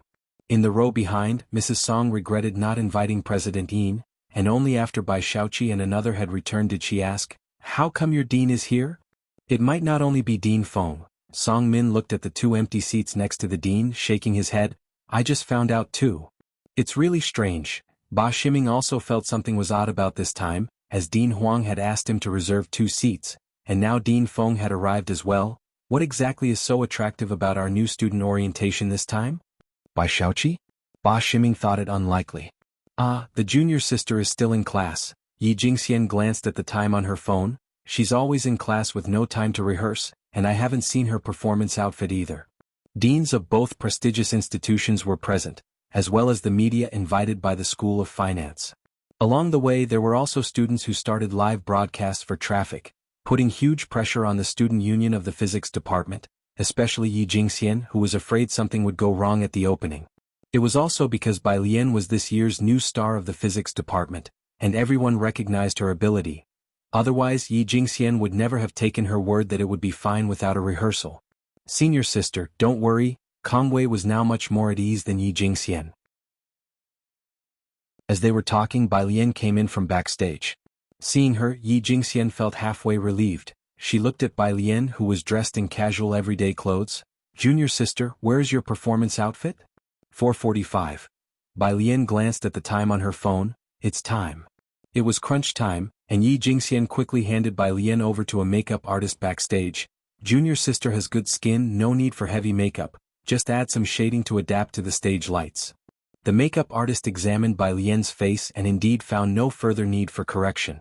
As the makeup artist was applying shading, Bai Lian's phone lit up. Unable to move her head, she replied to the message while saying to Yi Jingxian, Senior sister, my costume has arrived, it's at the entrance, can you fetch it for me? Your costume has arrived? I'll get it. Yi Jingxian had never experienced such an unreliable start before. There were only 15 minutes left, and she hadn't even seen the performance costume. She hoped there would be no mistakes today. She went out to get Bai Lian's outfit. At this point there weren't many people at the backstage entrance. Most were at the front. Yi Jingxian only saw 2 people as soon as she went out. One was a middle-aged man, scholarly but with a somewhat balding crown. She recognized him as Dean Huang. The other was a young man standing beside him, lazily stationed behind Dean Huang, his black casual pants accentuating his long, straight legs, his pristine white shirt with sleeves casually rolled up a bit, and his extremely sharp profile exuded an air of nobility and inaccessibility. He was holding a bag, lazily conversing with Dean Huang. Dean Huang was slightly behind him. This was the first time Yi Jingxian saw Dean Huang speaking to someone with such politeness. But the young man's overpowering presence prevented her from stepping forward. Jianghu glanced at his phone, his pale phoenix eyes lifting, and upon seeing Yi Jingxian he stepped forward, extended the bag to her with a polite yet distant tone. Hello, this is Bai Lian's performance outfit, please take it in to her. Dean Huang, with hands clasped behind his back, also nodded kindly towards Yi Jingxian. Chapter 663. The King of 263 Warriors, it seems like an old friend returns. Second update, _1 Yi Jingxian did not immediately react. Dean Huang, accustomed to such occurrences, gently reminded the girl in front of him, isn't it almost time? Right, it was almost time. Facing that cold gaze, Yi Jingxian steeled herself and took the white paper bag from Jianghu hand, not forgetting her manners as she bowed to Dean Huang. Dean Huang, goodbye. She took the paper bag and went backstage. It was only then that Dean Huang turned around looking at Jianghu. Mr. Jiang, shall we go to the front? Jianghu's gaze lingered on the curtain at the back for a long while before lazily following Dean Huang toward the auditorium. At this point, the student council members outside the auditorium had already closed the doors, no longer letting spectators in. The financial college had overpromoted the event, and with Bai Lian naturally attracting a large following at Jianghu University, the auditorium was packed early on. After Dean Huang entered, the doors were shut completely, yet outside there were still many people holding up their cell phones to record. The main lights had been turned off, leaving only the ambient lights on the stage. Only 2 seats in the middle of the first row were vacant. Dean Feng had been sitting in his place early on, and when he looked up and saw Dean Huang come in through the door with a tall man following him, he quickly got up to greet them. Dean Huang, he greeted Dean Huang in a low voice, his eyes then shifting to Jianghu. Mr. Jiang? Source, web novel. Com, updated on N0 New. Jiang Shijue, a financial prodigy from Jianghu University's Financial College and the executive president of Zhongxing. But everyone knew who was behind Jiang Shijue. It was this student whom Dean Feng relied on to sit in the position of chairman of the Federation of Industry and Commerce. Dean Feng, Jianghu Lai nodded to him lazily, sitting down in the empty seat beside Dean Feng, leaning elegantly against the chair back, his fine features slightly composed, exuding a sense of aloof indifference. He didn't speak to anyone. Dean Huang sat on the other side of Jianghu Lai. Dean Feng only sat down slowly after the two of them had taken their seats. It was clear that he didn't fully sit back, showing his restraint. The noise of conversation in the front two rows quieted down around him, and the volume of talking decreased significantly. The students in the row behind who had witnessed this scene, all took notice. Given Dean Feng's current status in the financial college, getting up to greet the guests and the presence of two deans seated next to him, just who was this person? With the front row lights off, one could only see the back of the person in the middle, which seemed particularly somber under the lighting. Backstage. The makeup artist was not that professional, but Bai Lian's complexion was fair enough. She only added some shadows and applied some lipstick to Bai Lian. This face, I dare not add anything more to it, the makeup artist remarked as she looked at Bai Lian's face, sighing. Yi Jingxian took out the clothes from the bag. They were not as lavish as Yi Jingxian had imagined, but simple white silk garments. Without much time to ponder, she passed the clothes to Bai Lian. Junior, let's change first. The two hosts were already waiting behind the curtains, ready to go on stage to announce. In the changing room, Bai Lian lowered her eyes to spread out the white gown, putting on not only the outer robe but also the practice pants underneath, before picking up the white sash and loosely tying it around her waist. Outside. Yi Jingxian was waiting for Bai Lian to change. She was still not entirely at ease when her phone rang with a call from Ba Shiming. Today both deans are present and there's a distinguished guest, Ba Shiming said seriously over the phone. It's strange that they all came. The financial college is responsible for the conclusion. We won't have any issues, right? A distinguished guest? Yi Jingxian naturally thought of the person she had just met. President, rest assured, the junior won't have any issues. She reassured Ba Shiming. After hanging up, she continued to wait for Bai Lian to come out. Where is the prop, the long spear? Yi Jingxian remembered this and Kong Wei hurriedly brought over the spear. Bai Lian came out of the changing room.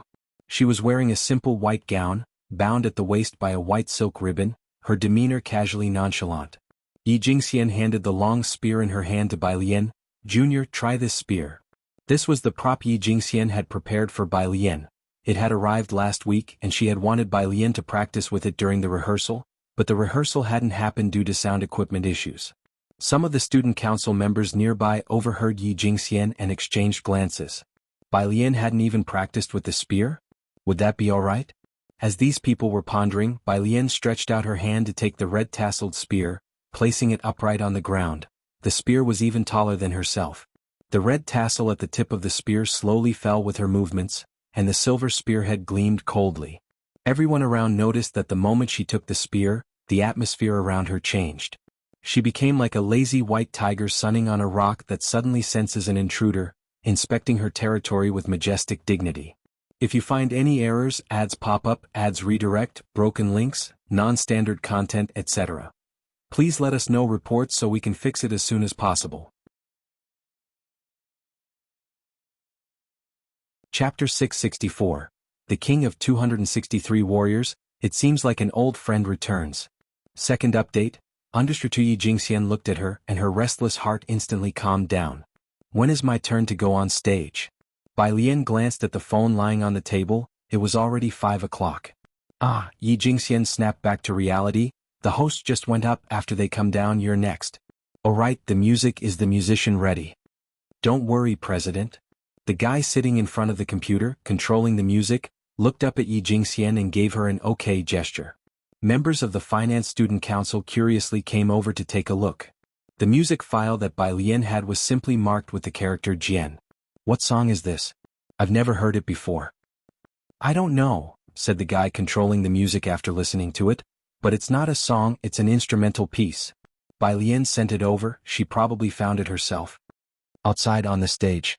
The two hosts dressed in a suit and evening gown were smiling and reading the opening lines, welcoming the new students to the university.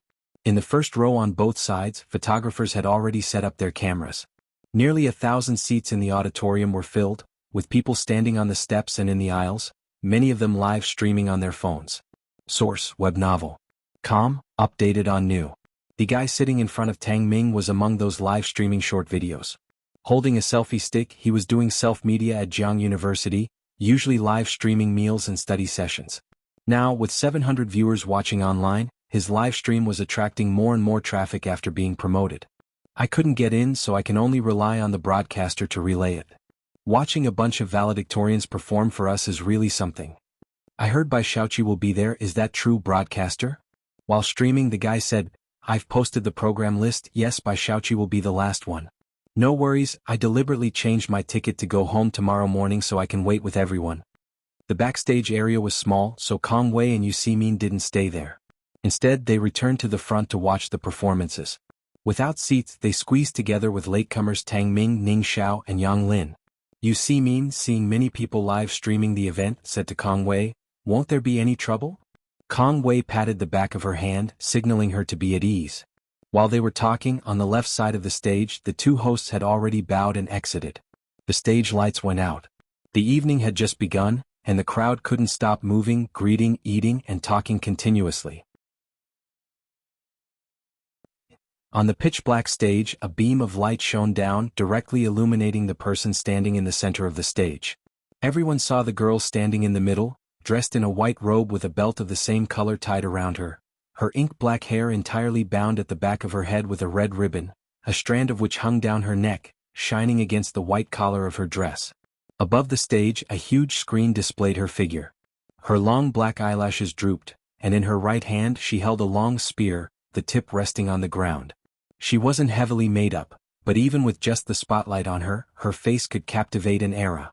The crowd fell silent for a moment before erupting into cheers. In the front row, Jiang Fulai, who had been lounging lazily, finally sat up straight, his narrow phoenix-like eyes turning toward the stage. Dean Feng, who was conversing with a professor to his right, noticed that the young master of the Jiang family had suddenly become serious. He ceased speaking and lifted his gaze to the stage along with the other leaders in the front row, who also stopped their conversations. In the second row, Song Min's wife, sitting beside him, recognized Bai Lian and was slightly startled. Bai Lian is also participating in the evening party? Yes, Song Min said, looking at the stage unconcernedly. Seems like it's the spear. Song Min's wife nodded, no longer concerned, and bent her head to remind Bai Xiaoqi about the precautions. Boom! A drumbeat sounded, the stage's wind machine blowing the girl's skirt and hair, the tassel on the spear beside her fluttering frame by frame. She lifted the spear to begin. The drumbeats were majestic, like the inspiring war drums before 1,000 troops set off. The stage's sound system, borrowed from Jiangyin, was extremely effective. The awe-inspiring drumbeats of the first half caused everyone present to stop what they were doing and involuntarily turn to watch the stage. The girl pulled back the spear, pressed down its tip, then twirled around twice, the spearhead trembling slightly with her movements. As the drumbeat abruptly fell, the sound of the flute began to rise. The spotlights on top of the stage went out for a second with the disappearance of the drum's sound, then violently focused on her just as she took a leaping step, thrusting the long spear into the air. Above the stage, on the huge screen, everyone could see the moment the spear was thrust forward, the flexible spearhead shaking continuously. The frosty spear tip reflected a chilling light, flickering between solidity and void, breathtaking. The intense and ominous sounds of a peep arose as the girl turned around, the long spear swirling like a dragon in her right hand, her left hand suddenly pressing down on the spearhead, stepping forward to drive the spear. The audience in the auditorium held their breath. The girl still held the spear in her right hand, lifted the end of it over her head, the spear tip spinning to her left as she took the spear with her left hand under her arm, hiding it as she continued to pass it behind her back, the spotlight flashing again. Under the lights, she leapt into the air with the beat of the drum, her white dress billowing, the spear striking like thunder. The moment she hung in the air, captured by the camera, was like a slow-motion frame, pausing in mid-air before thrusting forward with the spear. The music tugged at the audience's hearts, the waving long spear captivating their gaze. It was like a prelude to a battle on the campaign field. The sound of the zither subsided, and in the middle of the stage, the girl faced the audience and retrieved her spear. Just as the audience finally started to relax, the final drumbeat fell and the girl thrust the spear backward, spinning around at the same time. The sound of slicing air arose, filled with aggressiveness. A spear longer by an inch is stronger by an inch. This was Yen Lu's back-thrusting spear, recently famous throughout the network. Countless people had recreated it online, Yet only the audience present today could feel the killing intent behind this thrust, king of all weapons truly deserving of the title. In that moment the entire auditorium fell into absolute silence. On the big screen, the moment was frozen in time. Behind her was a black backdrop with only one beam of white spotlight above. The girl's almond eyes were dark and profound, a strand of black hair with a red ribbon falling beside her rosy lips, quivering slightly. As the drum sound faded, she casually retrieved the long spear, bowed slightly to the camera with a composed and serene smile, her eyes lazy yet enigmatic, exuding a wild tension magnified on the big screen. Behind her, the group holding phones live streaming, the barrage in the chat room paused for a moment, then started exploding with activity. In white clothing with a cold spear, the young spirit carefree and audaciously unrestrained. As if an old friend had returned. If you find any errors, ads pop up, ads redirect, broken links, non-standard content, etc. Please let us know reports so we can fix it as soon as possible. Chapter 665, 264 The True Moonlight by Lien, can also play the Guzheng _1. This was a feast for both the eyes and ears. Jian Zhongyo and the group of teachers from Jianghu made professional arrangements. The spear technique demonstrated control and fluidity, strength alongside softness, without any unnecessary flourish or reliance on wirework. It was only that final move, the unreplicable turnabout spear which could not be replicated by anyone else, that made one truly feel the oppressive aura on sight, unmatched. The show ended, curtains closed. Bai Lian turned around to head backstage, where the two hosts waiting behind the curtain didn't come out on time, standing by the curtain, motionless with scripts in hand, watching her. The backstage wasn't large. Bai Lian, with her right hand casually holding the spear, exuded an air of vitality that naturally made its way out, giving a slight nod to the two hosts. "Is it your turn now?" "Ah." The female host's stunned face finally reacted, straightening her silver dress. Right, it's our turn." She tugged at the male host and walked through the curtain to the front. From backstage, few people could see the program through the curtain, but the thunderous applause and shouts from the audience were unmistakable. Yi Jingxian, unable to calm her nerves, had lifted the edge of the curtain to watch the performance till the end. Source: web novel. Com, updated on Omicron New Zero. Her face flushed with excitement, now seeing Bai Lian return backstage single-handedly holding the long spear, the impact made her feel momentarily dazed. "Senior," Bai Lian said, placing the long spear against the wall with one hand and greeting her before heading to the dressing room to change. This outfit wasn't unsuitable to wear outside, but at the end of September, Jianghu was unseasonably hot. Outside in the front row, the hosts were speaking on stage. Dean Huang and the professor beside him finally recovered from the overwhelming performance.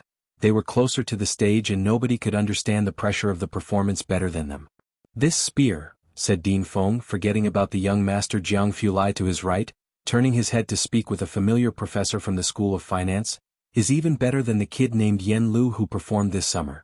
"Yes, and," muttered the professor from the School of Finance, pushing up his glasses and speaking softly, "didn't she look a lot like our senior sister when she held the spear just now?"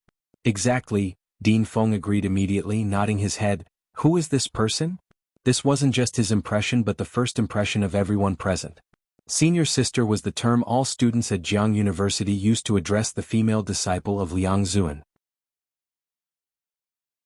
Of course, Liang Zuan had more than one disciple, but his other disciple was Emperor Jiangwen, who had made numerous contributions for the Daong in the first half of his life, only to become suspicious and persecutory, causing harm to the loyal and good, making the people of the great Yong dynasty suffer. His merits and demerits couldn't offset each other, but in the end the historians still awarded him the posthumous title Wen. Because of him, the Bai family left no descendants. 3 heroes of the family died on the battlefield, and even now, mentioning his name incurs more criticism than praise. General Qin Yi might not have had military talents as remarkable as the Bai family, but he still helped Emperor Jianghu unify the land. If Bai Li and Bai Zhongyu were alive today, things might have turned out differently. Every year, the Daong dynasty is reviewed in videos, with Emperor Jiangwen criticized by many netizens with each review. Thus, Jianghu University had a senior sister but no senior brother. After all, even General Qin Yi led the refusal to erect a statue of Emperor Jiangwen.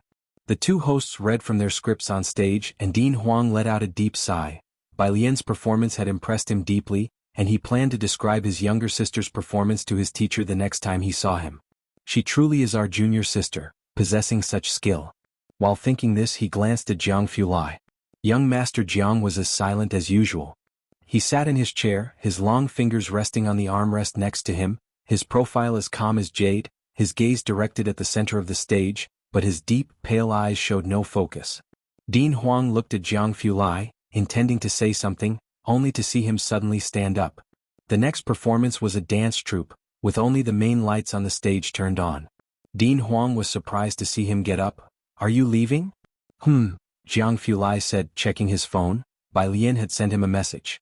She was not coming in to watch the program anymore and was heading back to solve math problems for the Buyuan class. He was here only to watch Bai Lian's performance after all. Dean Huang nodded, not surprised, considering that Jianghu Lai's attendance at the evening party had already been unexpected for him. He escorted Jianghu Lai to the main entrance. In fact, Dean Huang also wanted to leave, but it seemed inappropriate to walk out just after the event started, so he returned to his seat, planning to watch a few more performances before leaving. If you find any errors, ads pop up, ads redirect, broken links, non-standard content, etc., please let us know reports so we can fix it as soon as possible. Chapter 666, 264 The True Moonlight, by Lian, can also play the Gujing _2 Jianghu Lai walked out the door to the outside, where quite a few people were still gathered, watching in groups. Occasionally he heard words like spear, video, and Bai Lian. Jianghu Lai glanced at them and with a cold face, went to wait for Bai Lian down the road behind them. Bai Lian had changed clothes and came out with her backpack, Yi Jingxian holding onto her arm the whole way out.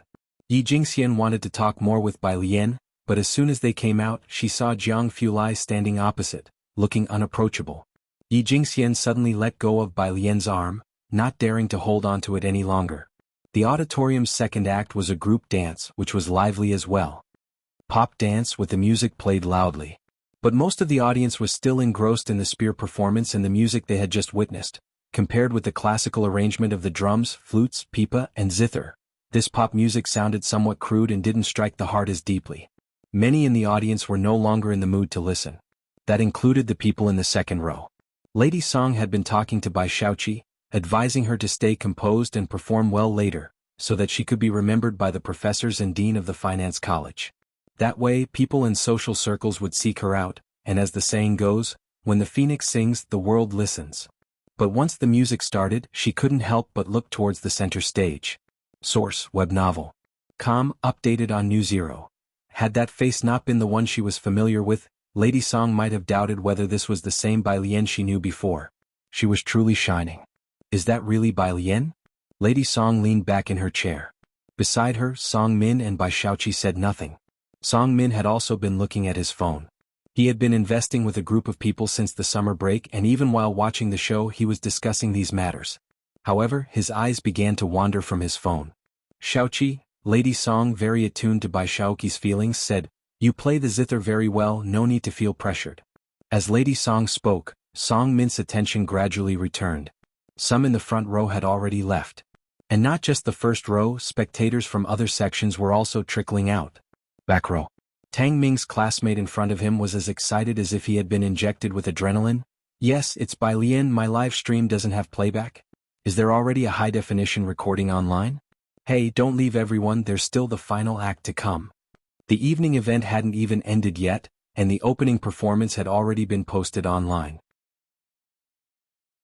Kong Wei and Yu Simin also snapped out of it. Both were fans of Yen Lu. Her performance was even better than Lu Jia. Isn't Bai Lian actually from a traditional martial arts family? Yu Simin opened Weibo and the videos, unable to help herself. Indeed, the eyes of the netizens are sharp. There's a trending post online. The power of short videos is immense. The words Jiang University and Bai Xiangjuan were already popular on their own.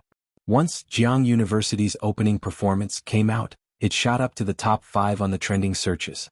When Tang Ming heard what Yu Simin and Kong Wei said, they all clicked into the trending searches and saw various videos of Bai Lian from different angles, with the most popular being shot by 2 reporters in the front row. The full version, 28 minutes long, had already received 1 million likes and 120,000 comments. "Wow, did you see that smile she had at the end? She's not just a sister, she's my husband. Please let this girl act in a movie." He'll definitely watch whatever she's in. Wake up, guys. She's this year's valedictorian from Jianghu University. If you want her to enter showbiz, will the university's president and professors not cry themselves to death? Indeed, I knew all the beautiful people were claimed by the state. Who is this lady? She's so compelling, it's like truly seeing my white moonlight who died a millennium ago coming back to life. Who knows, after watching Daong Bailey dying in the snow, the brother dying in battle, the princess being married off far away. Seeing her on stage today, the moment the light shone on her, I felt even my beloved Wuxia was outshone. At the prime of youth, filled with charm and spirit, in white with a cold spear. My big sister finally has a face to show off. Yen Lu's elegance and acting skills along with her spear performance received unanimous recognition from netizens, and many would think of Yen Lu first when mentioning the historical figure by Xiangjuan. As long as she didn't disappoint, this role would ensure her enduring fame in the entertainment industry. However, today the professors at Jianghu University and the students who were present felt as though they had truly seen the statue from Celebrity Square come to life. She didn't need to conquer everyone with superb acting like Yen Lu did. Just standing there with a cold spear appearing before them was enough to win everyone over. Tang Ming put away his phone, reflecting that it felt a bit like watching Pu Xiaohan's first video go viral. He put his phone away and turned to ask Ning Xiao and Yang Lin, "Are you leaving? The homework the teacher gave today is tough and Brother Jiang is here." Ning Xiao, always aloof, nodded, "Let's go." As for Yang Lin, there was no need for discussion. She had a part-time job in the evening, and she had come only to support Bai Lian. The students from Xiangqing were scattered but united in spirit. Seeing Tang Ming and the others getting ready to leave early, Kong Wei and Ding Wenyang said, "You're all leaving like this?" Bai Shaoqi has the finale. She plays the zither beautifully with millions of fans. Many are still waiting for her performance. Aren't you going to listen? After watching the opening performance, even the most exquisite dances and songs seemed somewhat lackluster.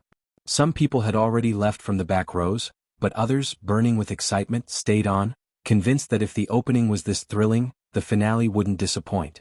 The Finance College had been heavily promoting this year, and with such a thrilling opening performance, numerous spectators were looking forward to the final act. Tang Ming, upon hearing Kong Wei's words, scratched his head. "It's nothing special, she doesn't play as well as Sister Bai." He had also been involved in that incident involving director Jian in Xiangqing and had specifically listened to Bai Shaoqi play Gambling with Liquor. To be honest, even he could feel the gap. It wasn't a problem of technique but of emotion. What? Bai Lian never brought a zither to their dorm, and Kong Wei was hearing this for the first time from Tang Ming. Bai Lian can play the zither too? And she's good? Of course, Ning Xiao and Yang Lin had already left, and Tang Ming, carrying his backpack, smiled at Kong Wei. "Sister Bai became famous in our school precisely because of her zither performance. Pu Xiaohan gained popularity because of that video, and director Jian traveled all the way to Xiangqing. Was there even a need to discuss Bai Lian's skill level on the zither? If you find any errors, ads pop up, ads redirect, broken links, non-standard content, etc. Please let us know reports so we can fix it as soon as possible."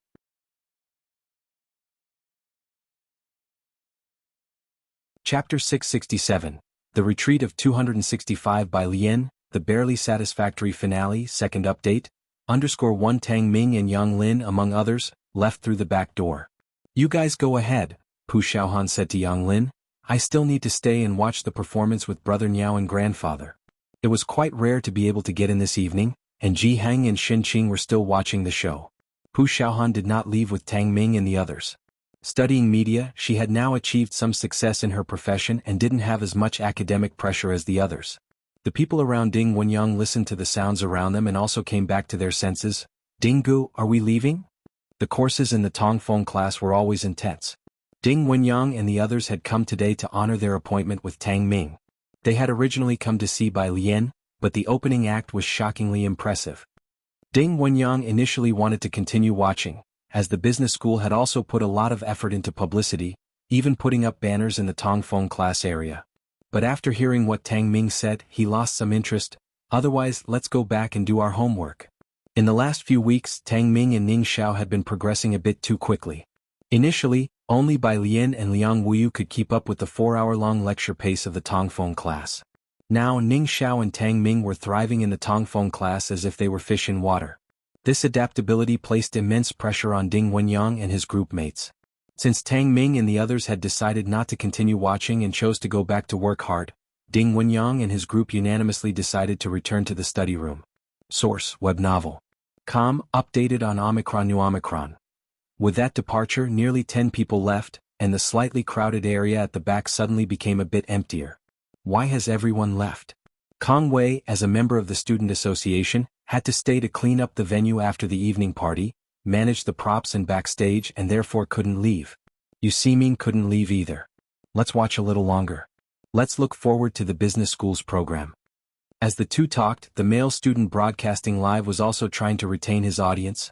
With such a fiery start, everyone think about it, the later part will definitely be even more exciting. Outside the auditorium, Yang Lin and Ning Xiao and the others went to the bus stop to wait for the school bus. Ding Wenyang and his group caught up. A professor, holding books, stood sternly by the bus sign waiting for the bus. Today was a holiday at Jianghu University, so there were fewer people around the campus. The professor glanced over the crowd and noticed Yang Lin behind them, narrowing his eyes slightly. Yang Lin was checking her part-time job messages on her phone when she noticed the glance. She recognized the person, Professor Xia. This was an old professor who taught freshmen in the biology department. During classes, he only introduced himself with the surname, Xia, and did not mention his first name. Yang Lin wore the uniform and pants of Jianghu University and was always unapologetically herself at school, having applied for financial aid soon after joining her class. Professor Xia asked Yang Lin casually without a smile, "Are you busy during the holidays?" "I have 2 part-time jobs," Yang Lin responded with great respect to her teacher, even though she used to ignore everyone else, 1 in the morning and 1 in the evening. Yang Lin cast her eyes down, her overly long bangs hiding her pale forehead, with only her exceedingly cold black eyes occasionally becoming visible. "I've seen the homework you've submitted. It's been completed to a high standard." The school bus arrived and Professor Xia got on with her. Ning Xiao and the others gave up their seats to the old professor, who thanked a few students. Yang Lin just held on to her phone, always taking her homework seriously, never skimping on it. This summer, Bai Lian had been studying professional papers, and Yang Lin had also read a lot of literature related to bioengineering. She also spent time in the Jianghu University library reading books related to her major. This summer, Yang Lin had already far surpassed the other freshmen of her batch. It was quite normal to catch the professor's attention. Professor Xia only rode 2 stops. Before getting off, he handed Yang Lin his business card. "If you finish with your part-time jobs, you can come help in my lab." Yang Lin looked down at the business card, which bore a name, Xia Zhuoyu. Below it, an address for a laboratory and a contact number. Ming Dongheng was still waiting at the auditorium for Jiang He and Ji Heng. Bai Lian and Jiang Fulai returned to Shanghai apartment first.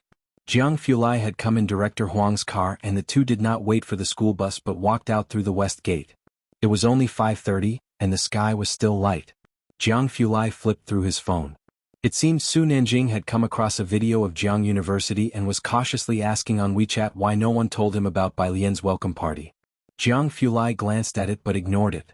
He was still holding the bag with Bai Lian's performance clothes. Bai Lian walked on the left side, scrolling through WeChat. On WeChat, Xiaoqi had just sent her a message. "Sister, I've sent the Wen family's information to your email." On WeChat, data would be archived. Bai Lian had been interacting more with academician Ma and had learned to use Jianghu University's email service to receive files and send data. Once Xiaoqi was done researching, she directly sent the information to Bai Lian's dedicated email address.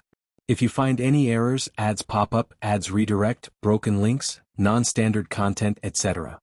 please let us know reports so we can fix it as soon as possible."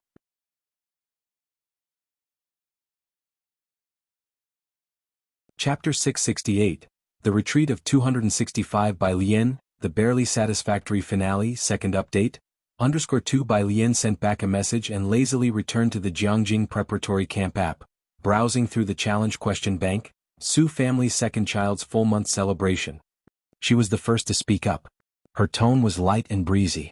Jiang Fulai, holding her clothes and several books from her classes at Tongfeng, stepped through the shadows of the setting sun and listened to her calm words. "Are you going to go?" Bai Lian had long since deleted Ji Mulan. Ji Mulan never hid her utilitarian heart. The child was a tool for her to prove herself. As for Ji Heng, before Bai Lian left for Xiangqing, he had decided to take her back to that little courtyard. To Jianghu, not understanding the previous Bai Lian might not have been a bad thing. I suppose I will, Bai Lian said, tapping the screen with her fingertip, but I'm planning to visit Academician Moss Project during the National Day holiday. Although Suan did not look like a member of the Bai family, Ji Mulan did bear a striking resemblance to her own mother.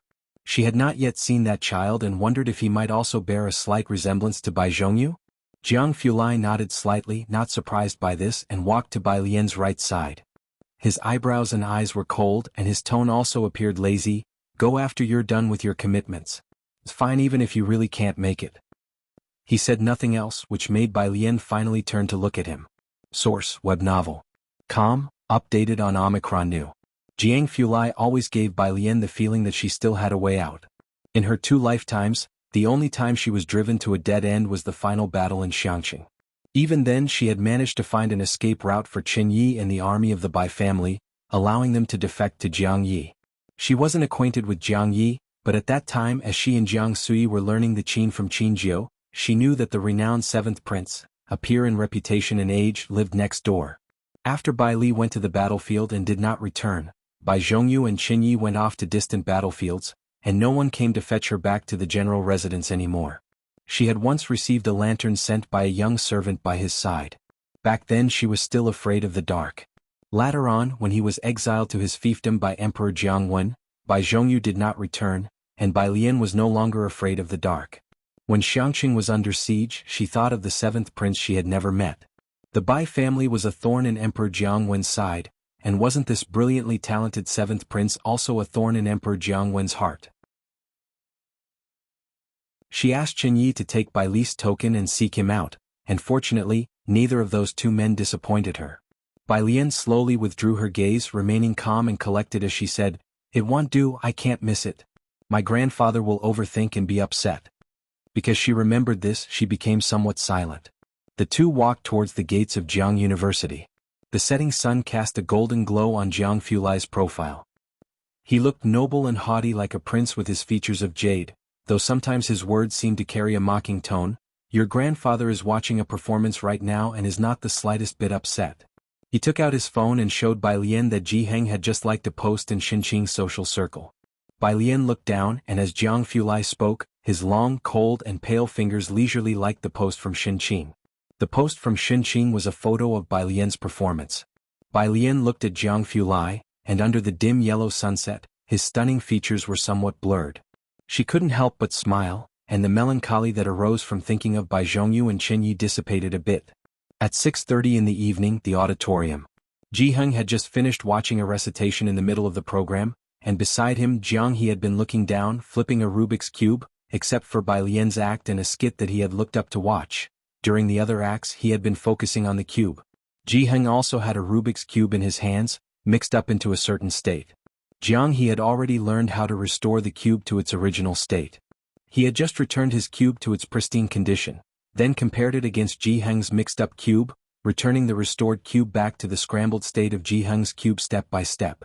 "Damn little bro," a student from Jiang University said in astonishment. "That's really impressive." Jianghu expressionlessly put the cube into the small vegetable bag and reached for Jianghu's sleeve. Jianghu, holding the cube and a smoking pipe, looked down at him. "Ready to leave?" Jianghu blinked and nodded. Jianghu was actually getting a bit bored by now. After Bai Lian's performance, there were hardly any other interesting shows, and since he didn't smoke in the auditorium and saw that Jianghu didn't want to continue watching either, he led Jianghu to stand up and leave. Xinqing also felt a bit tired from sitting and left with Pu Xiaohan. Meanwhile, in the front, Dean Huang, who had been sitting for 2 hours, couldn't sit still any longer and began to wonder why he was watching a performance here instead of working hard in his office. A little after 7 o'clock, Dean Huang stood up. Ba Shiming had been paying attention to Dean Huang, occasionally refilling his cup with water and asking if he needed anything. Seeing him stand up, he quickly approached. "Dean, are you leaving?" The student union of the School of Finance has a student who will play the guzheng later. Do you want to stay and watch it? "No need, you've done a very good job with the program this time," Dean Huang complimented Ba Shiming. "I've seen what I wanted to see." He had come today just for Bai Lian's program, which she had performed right at the start. That Dean Huang stayed until now before leaving was already quite remarkable. After sending off Dean Huang, Ba Shiming wondered, what exactly did Dean Huang want to see? Less than 10 minutes after he left, Dean Feng also stood up, ready to leave. The 3 conspicuous seats in the middle of the first row were vacated in an instant. Bai Xiaoqi had been preparing the Gujing backstage all along, with Song Min and others helping her check the props, while Yan Jiming reminded Bai Xiaoqi, "Our dean is watching below, you perform well and make a name for the Finance Student Council." Due to the arrival of the 2 deans, the staff of the Finance Student Council had all been as motivated as if they had been injected with adrenaline. There were 3 more performances before Bai Xiaoqi's, and she was backstage trying out the Gujing. Yan Jiming came out from behind the curtain and immediately saw Dean Feng at the entrance, preparing to leave with their president seeing off the dean. "Dean," Yan Jiming approached, "are you leaving already? Our school's new student Bai Xiaoqi hasn't performed yet, want you watch her performance?" The auditorium now had far fewer people than at the start of the event. Earlier, the back rows were crowded, but now one could see quite a few empty seats at a glance. When Dean Huang left, he took a lot of students with him. Dean Feng looked at Yan Jiming and sighed, "I heard that Dean Huang came because of... But the top scholar from the Physics Institute this year is indeed impressive. Their institute is lucky. You've organized this welcome party well." After saying that, he went out the door. Yan Jiming exchanged glances with the people from the School of Finance, worried about this very scenario, which was why they had Bai Xiaoqi as the closing act. "Minister Yan, now a lot of people live streaming are waiting for our closing performance." A member of the student union of the School of Finance suddenly spoke up, "Should we have had Bai Lian as the closing act?" Bai Lian had already been trending for 3 hours now. But before this, who could have known Bai Lian's performance would be so explosive? Yan Jiming also felt somewhat uneasy. The penultimate performance. Bai Xiaoqi went on stage with her false nails equipped. Sitting before the Gujing, she also noticed the 3 empty seats in the first row and tightened her fingers slightly. In the last row, a boy who had been streaming with his phone the whole time perked up. "Look quickly, the much-anticipated live stream of Bai Xiaoqi is on." Bai Xiaoqi played Rewriting the Past as she struck the strings in time with the beat of the drum. The song was already an inspirational type, and the sound quality in the venue was good, but, "I've been waiting for so long, but why doesn't it sound as good as the opening accompaniment?" Professional speaking, do not compare this Gujing piece with the BGM of the opening dance. There is no comparability. Taken on its own, Bai Xiaoqi's performance was very good, but in comparison, not to mention Bai Lian's spear dance, even her opening music was composed with the involvement of Jian Zhongyo, with flute and shao melodies, all recorded by teachers from Jianghu. Do you understand the value of a piece co-created by so many masters of Jianghu? If you find any errors, ads pop up, ads redirect, broken links, non-standard content, etc., please let us know reports so we can fix it as soon as possible.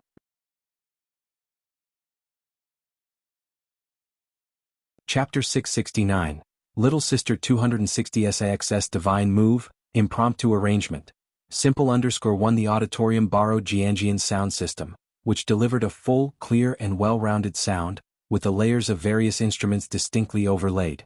The bass was turned up to the max. The enjoyment was as thrilling as listening to a master-level music ensemble live. So after the opening performance, even the second dance group to take the stage seemed lackluster in comparison. Not to mention the final instrumental solo performance. It was too bland. The bullet screen comments were still discussing it. Moreover, the Gujing doesn't sound as good as the song Everlasting. Of course, only my Yen Lu can pull off that song best. Where have you placed the god of picking and the simplifier? Speaking of which, did anyone else think that the background music for the opening dance was really good? I've been trying to identify it for ages but can't figure it out. And the style? Who dares to tag Dean Jian? Source, web novel. Com, updated on N0 New. Omicron? The bullet screen comments started to chat idly, as the live broadcast room had lost interest in the final Guqin performance and began discussing where exactly Bai Lian's opening tune came from. But after 3 hours there were hundreds, if not thousands, of edited clips on the internet of Bai Lian's spear segment, yet tens of thousands of netizens were unable to trace the music's origin.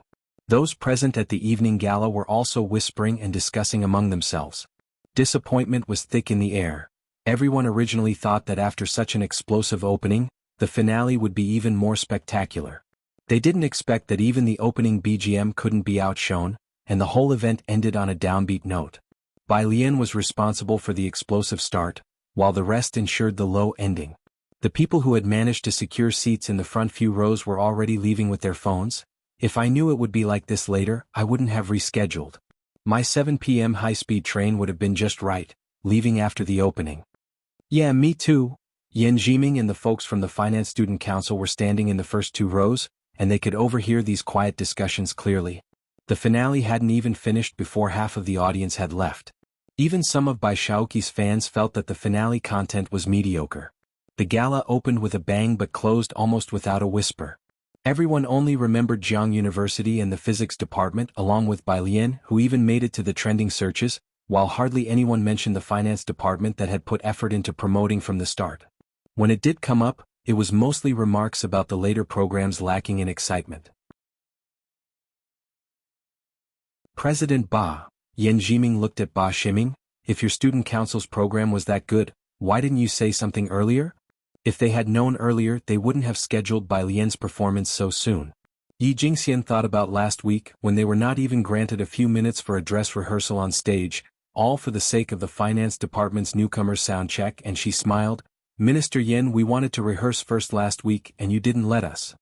Yan Jiming and the others had no response. Who could have known? Aside, Kong Wei and Yu Ximin were packing up their things, both feeling that Bai Shaoqi's guqin playing was actually quite pleasant to the ears. It just lacked the bombastic impact of the opening dance music. Not to mention the visual effects. We're talking about tens of millions of Yan Lu's fans who felt that Yan Lu's spear-wielding couldn't match up to Bai Lian's. What do you think? Kong Wei collected the cups beside the first row and lowered his voice. Tang Ming said Bai Lian plays better than Bai Shaoqi. What would it be like if she played the guzheng? Yu Ximin picked up the water bottle. Don't mention it, I'm curious too. It just felt like a missed opportunity this time. Shanghai apartment. Bai Lian was in the study room 303, pressing down a piece of draft paper, working on problems from the Jianghu app. The window was half open, with a breeze moving the silver desk toy next to it. Her phone rang. It was Dean Jian's call. Bai Lian's fingertips were still pressing down on the draft paper as she lazily hit the answer and hands-free button, leaving the phone to the side. Dean Jian. Lao, who had sent the viral video of Bai Lian to Dean Jian. Bai Lian's online popularity that night was no less than that of an-list celebrity.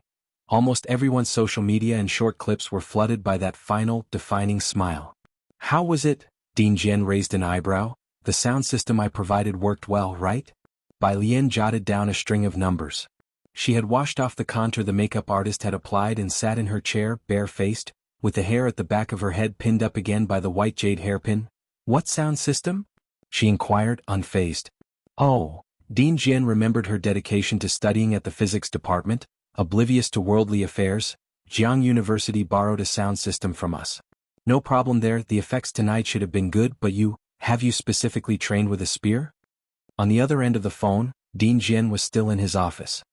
He leaned back in his chair, his muddy gaze fixed on a tablet on his desk, with its screen displaying a slow-mo clip of a scene.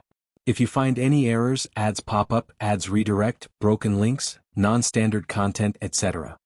Please let us know reports so we can fix it as soon as possible.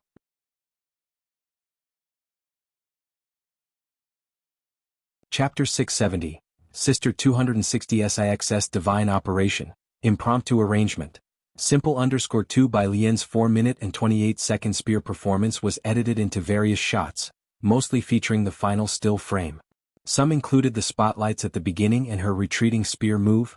No matter which edit it was, each video garnered at least 200,000 likes, with the most popular one reaching several million. The one director Jian was watching featured her final aerial turn and retreating spear move.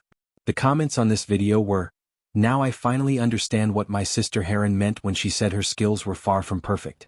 Compared to her, my sister Heron is out of her league." Spear and guzheng. As it happened, Bai Lian was skilled at both. "I've studied them," Bai Lian said, somewhat surprised. "You called me so late just to ask about this?" "Of course not. There is an international music exchange being held in Jianghu," Director Jian began on the main topic. "A gathering of the masters from the musical instrument field. You should come and find some inspiration when the time comes." This was Director Jian's unique way of urging her to write a new song.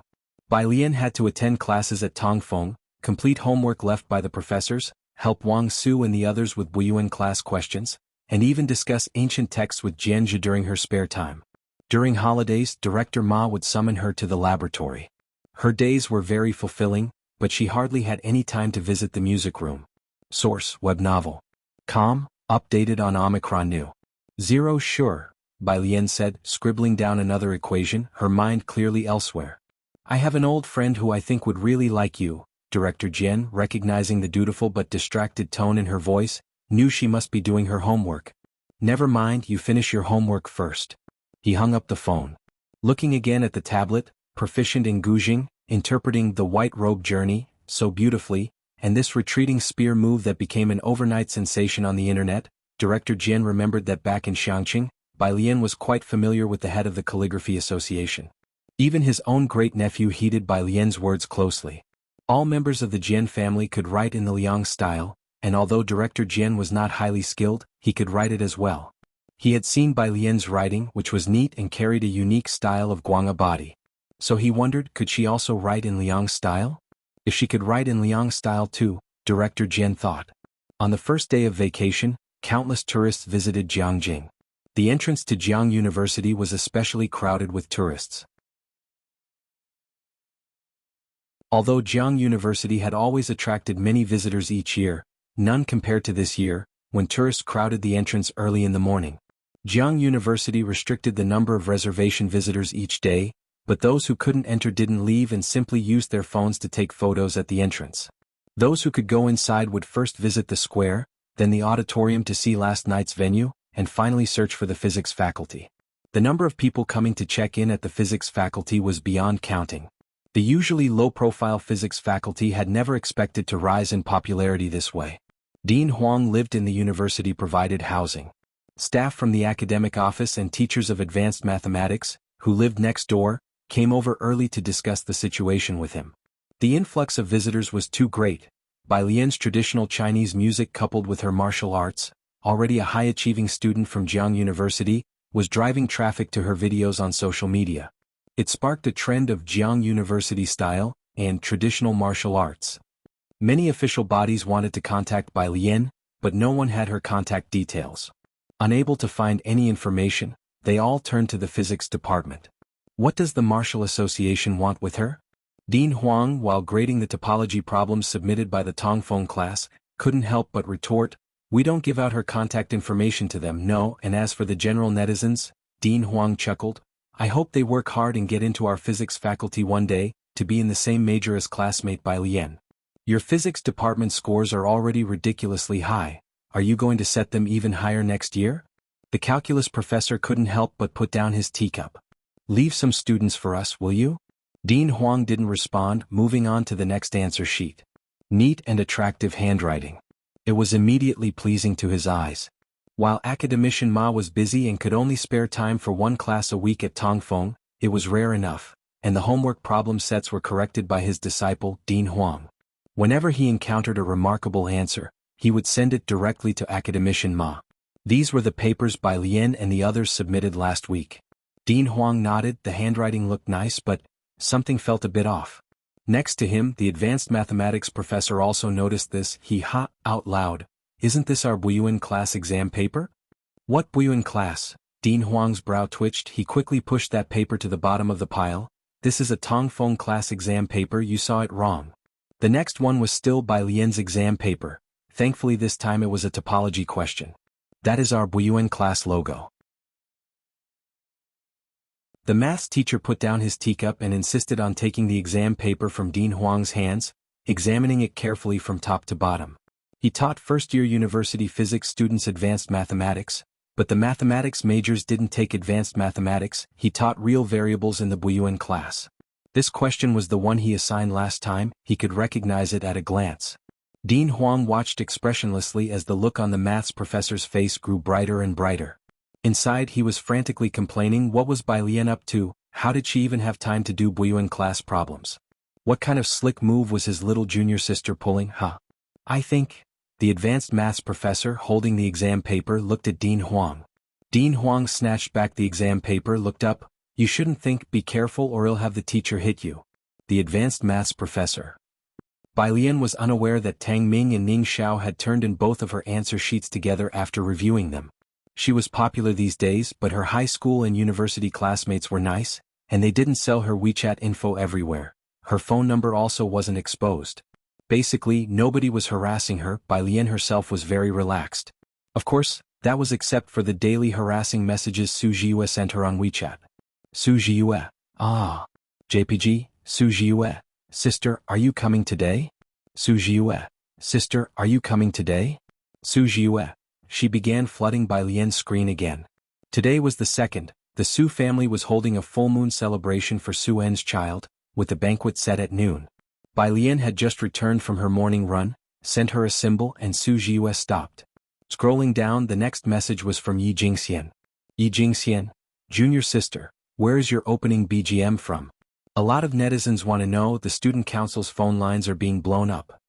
Bai Jian, just improvised, doesn't have a name. On the other side of the phone, Yi Jingxian was startled by Bai Lian's message and sat up from her bed in the dorm. Such a rhythmic music that had caused so much noise among netizens and could be called a divine composition was actually made up on the spot?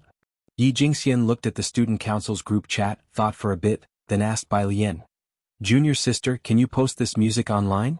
Netizens are all begging for the original track." The student council had the original audio sent by Bai Lian. There were also recordings from the event online, but live recordings always fell short in quality. This music wasn't related to Bai Lian. She took a screenshot and sent it to Dean Jian. Dean Jian. 1. Half an hour later, Jianghu University's Physics Department Student Council posted an audio source on Weibo. Frowny face. Heiress, the audio source everyone has been searching for. Asked junior sister and she said it was improvised with no name. Just have a quick listen. Attached. Jian. MP3. If you find any errors, ads pop up, ads redirect, broken links, non-standard content, etc., please let us know. Reports so we can fix it as soon as possible.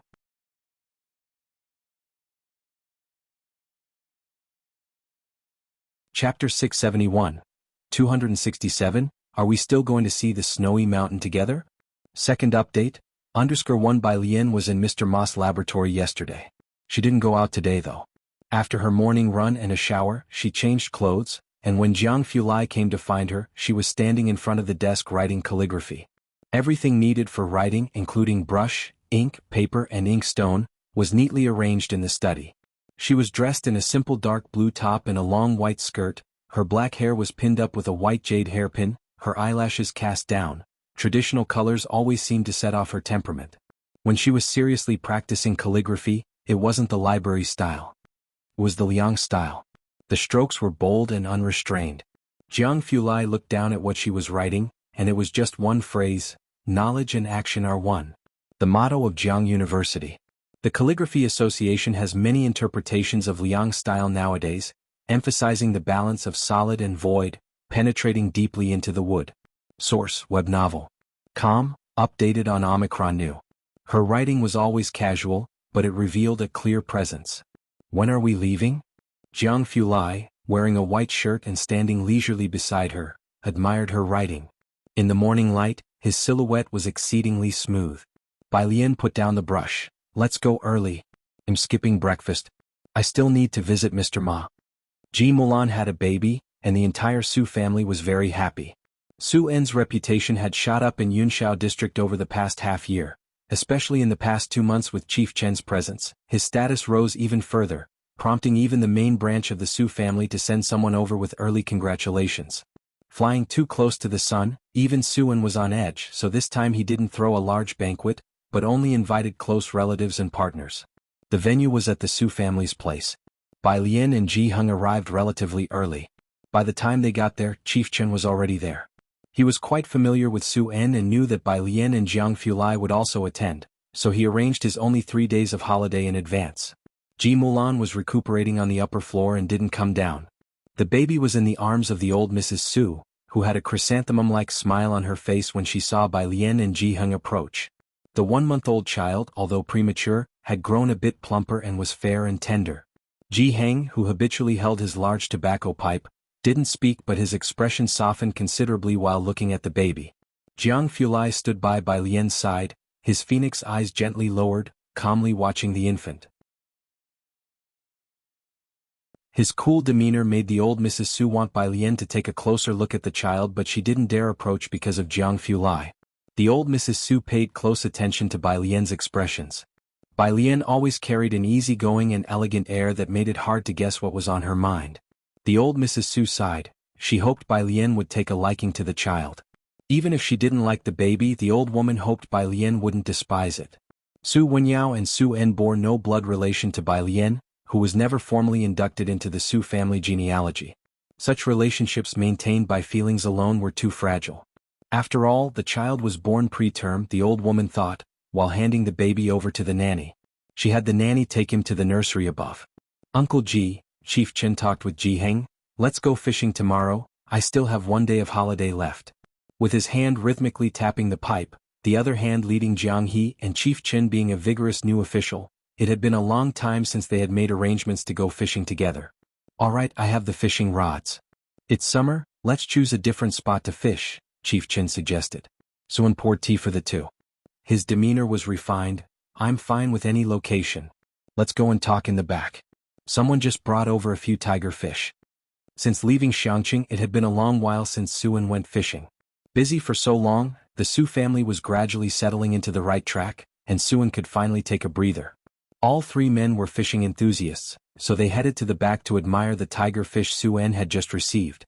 In the hall, the old Mrs. Su took the walking stick passed to her by the butler, staring in astonishment at Ji Heng's retreating figure. She had never expected that the Ji family would be knowledgeable about such ornamental fish. Bai Lian and Jiang Fulai didn't go to see the tiger fish, as Bai Lian was not particularly interested in fishing. She and Jiang Fulai went upstairs to the nanny's room to see the child. Jiwe was also upstairs, leaning on the crib. The child's name had already been decided, Su Siki. Siki, the great responsibility, the mother of King Wen.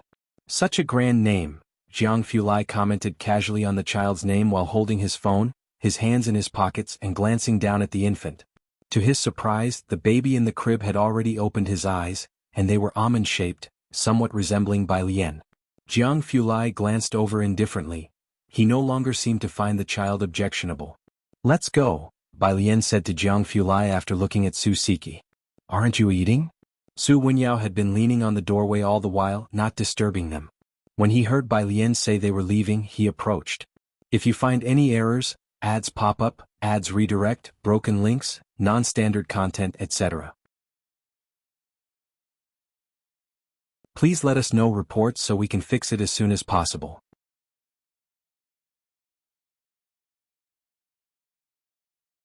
Chapter 672, 267, Are we still going to see the snowy mountain together?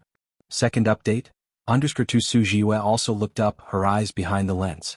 Bai Lian stood up straight and walked downstairs.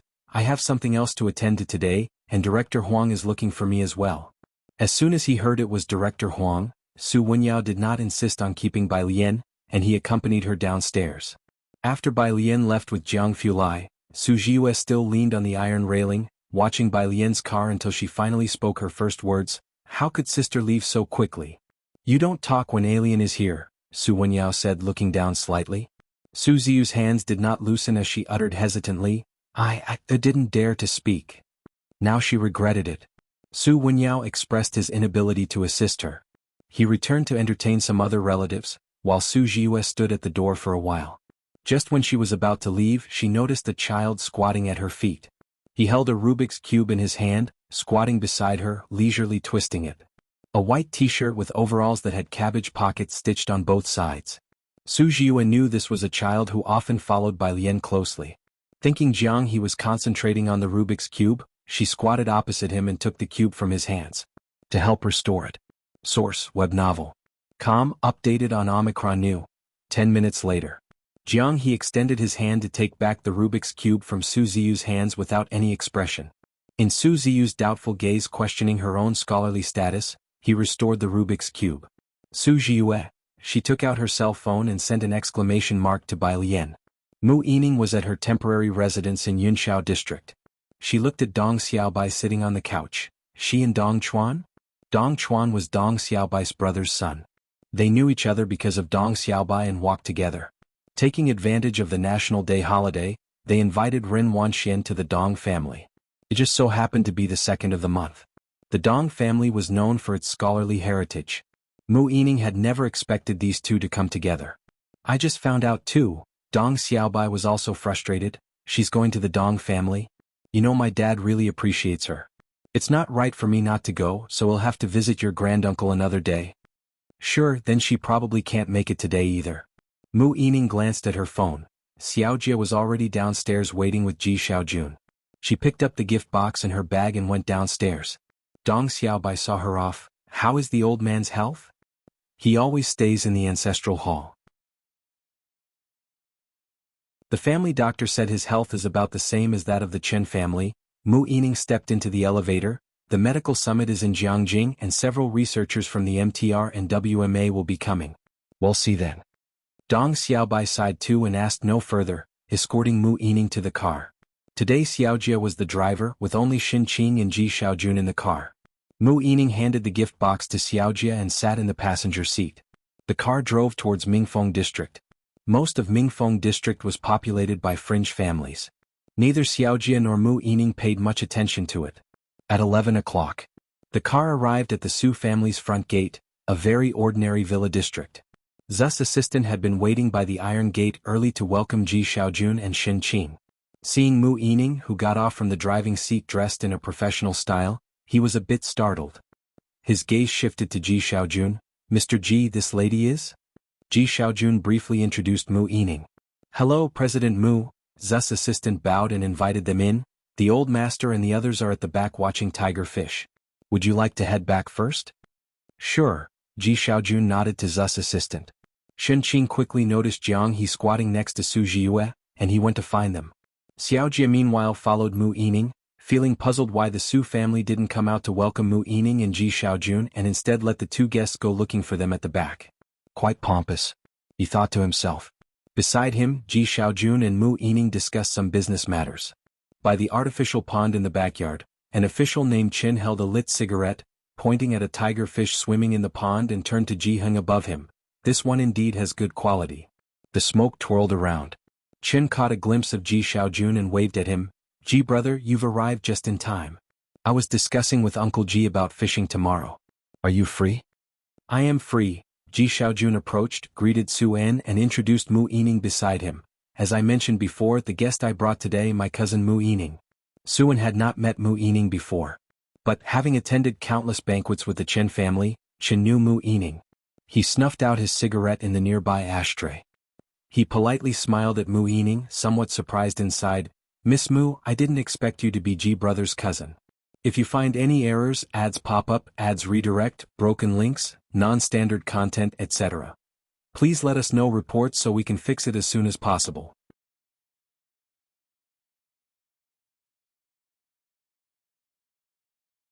Chapter 673, 267, Are we still going to see the snowy mountain together? Second update, _3 Director Qin knew her, and Mu Yining was of course more familiar with Director Qin, the politician who was often the talk of the Yunshao district headlines. The rising star put forth by the Qin family. Not to mention Mu Yining, there were countless people from both the Su family and the Qin family eager to take the opportunity to participate in a banquet related to Qin Yongkuan. Mu Yining didn't expect to see Director Qin in a place like the Mingfeng district, so even she was taken aback before regaining her composure and speaking, Lord Qin, I have long admired you. Both of them were too formal. Ji Heng still stood by the railing, looking down at the tiger fish, occasionally turning his head to speak with Director Qin. Mu Yining stood by, shocked to hear how respectfully Qin Yongkuan, with his current status in the Qin family and comparable to Qin Beixian, was treating Ji Heng. Especially, calling him Uncle Ji and Brother Ji. Mu Yining could naturally tell that Director Qin's respect for Ji Heng came from the heart. The Mu family had declined and could no longer compare to the Qin family. How did Ji Heng come to know Qin Yongkuan, and why did the latter treat him with such courtesy? And Su, source, web novel. Com, updated on Omicron 0. Suen, the nouveau riche from the Yunshao district. The Institute. In the second floor meeting room, Director Huang took out yesterday's exam paper and handed it to Bai Lian. You? Bai Lian, why did you take the Buyuan class exam?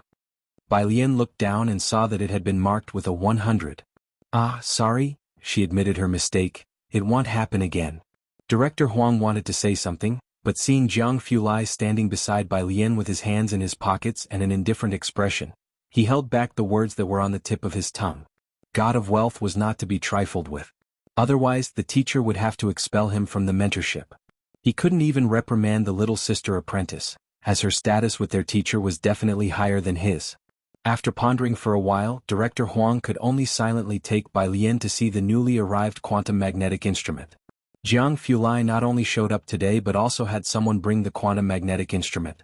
Ming Dongheng wasn't allowed into the laboratory of the Science Academy, so he escorted the instrument to the front gate of the academy and stopped there. Returning to Jianghu side, he handed over a sealed document, the MTR report. Jianghu didn't bother entering the quantum information lab. He pushed up his glasses, headed to the lounge next door, and opened the report with a glance. It was the blood test he had sent in. Ming Dongheng glanced at the envelope. It wasn't English nor French, and judging by the incomprehensible symbols, it should be Hebrew.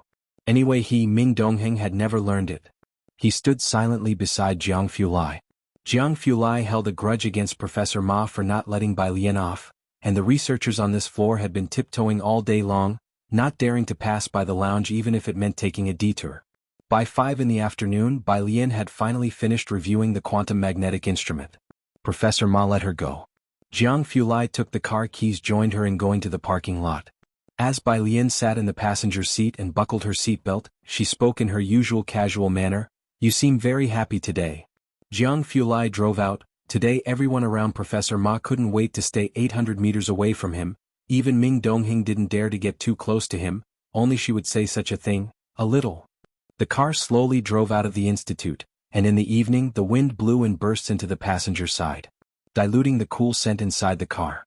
Today Jiheng wasn't at Shanghai apartment, and Jianghe wasn't around either, so Jianghu took her to Kangyu Tower for dinner, to a small private room on the top floor, where opening the window provided a view of the bustling ancient city. The lights on the ancient city towers twinkled. Jianghu spoke briefly about the dish preferences with the manager outside before re-entering, and when he did, Bai Lian was lazily leaning against the window, gazing at the neon lights below. Her eyes and brows were softened by the gentle light, her long lashes casting a shadow on her eyelids as she finally viewed the world without distancing herself, at last settling on this land. The very soil of her homeland was beneath her feet, and the most desperate thing was the time that could never be returned to. "Why aren't you coming in?" Bai Lian crossed one hand over her chest and leaned on the window with the other, not turning her head, only continuing to lounge by the window lazily. The area below used to be the imperial city. Jianghu closed the door and walked over to her with composure, looking down at her hand resting on the window. "My parents died young and the only relative is an aunt. She probably will still be working at the Dark Matter Institute, semi-free with a body that should still be in relatively good health." He spoke slowly and deliberately. Outside the window, 1,000 lights shone, casting their glow on Jianghu face as he looked at Bai Lian's eyes that turned to him and sighed softly. "It seems like I don't really have much, but Bai Lian. MHM. Jianghu lowered his eyes to look at her, his strong and slender palm resting on her waist with a slight coolness, his distinguished and cold face shrouded in the confusing light of the lamps. He set his glasses aside, tilted his head down slightly, and with restrained passion, moved in for a kiss at the edge of her lips. "I may not have a home to speak of, but, do you still want to go with me to see the snow-capped mountains? If you find any errors, ads pop up, ads redirect, broken links, non-standard content, etc. Please let us know reports so we can fix it as soon as possible."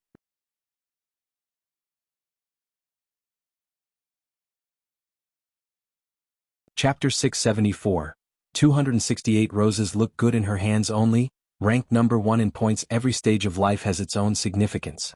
Jianghu always had a clear plan for his life. Wanting to show her the beautiful and mysterious side of this world was true, as was his desire to take her to see the snow-capped mountains. As time stretched on, Jianghu thought, he was not someone who pleased others, but he could not hide it when it came to her. He hung his head low, blocking the light from the side, casting his profile in a distinct chill, while his usually profound and aloof features now seemed somewhat softer.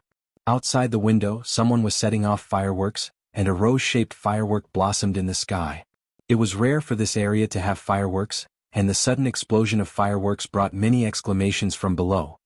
Bai Lian looked up, her wrist still casually resting on the windowsill, not seeming too surprised. She had been in this world for over a year, and Jianghe was the first friend she made here.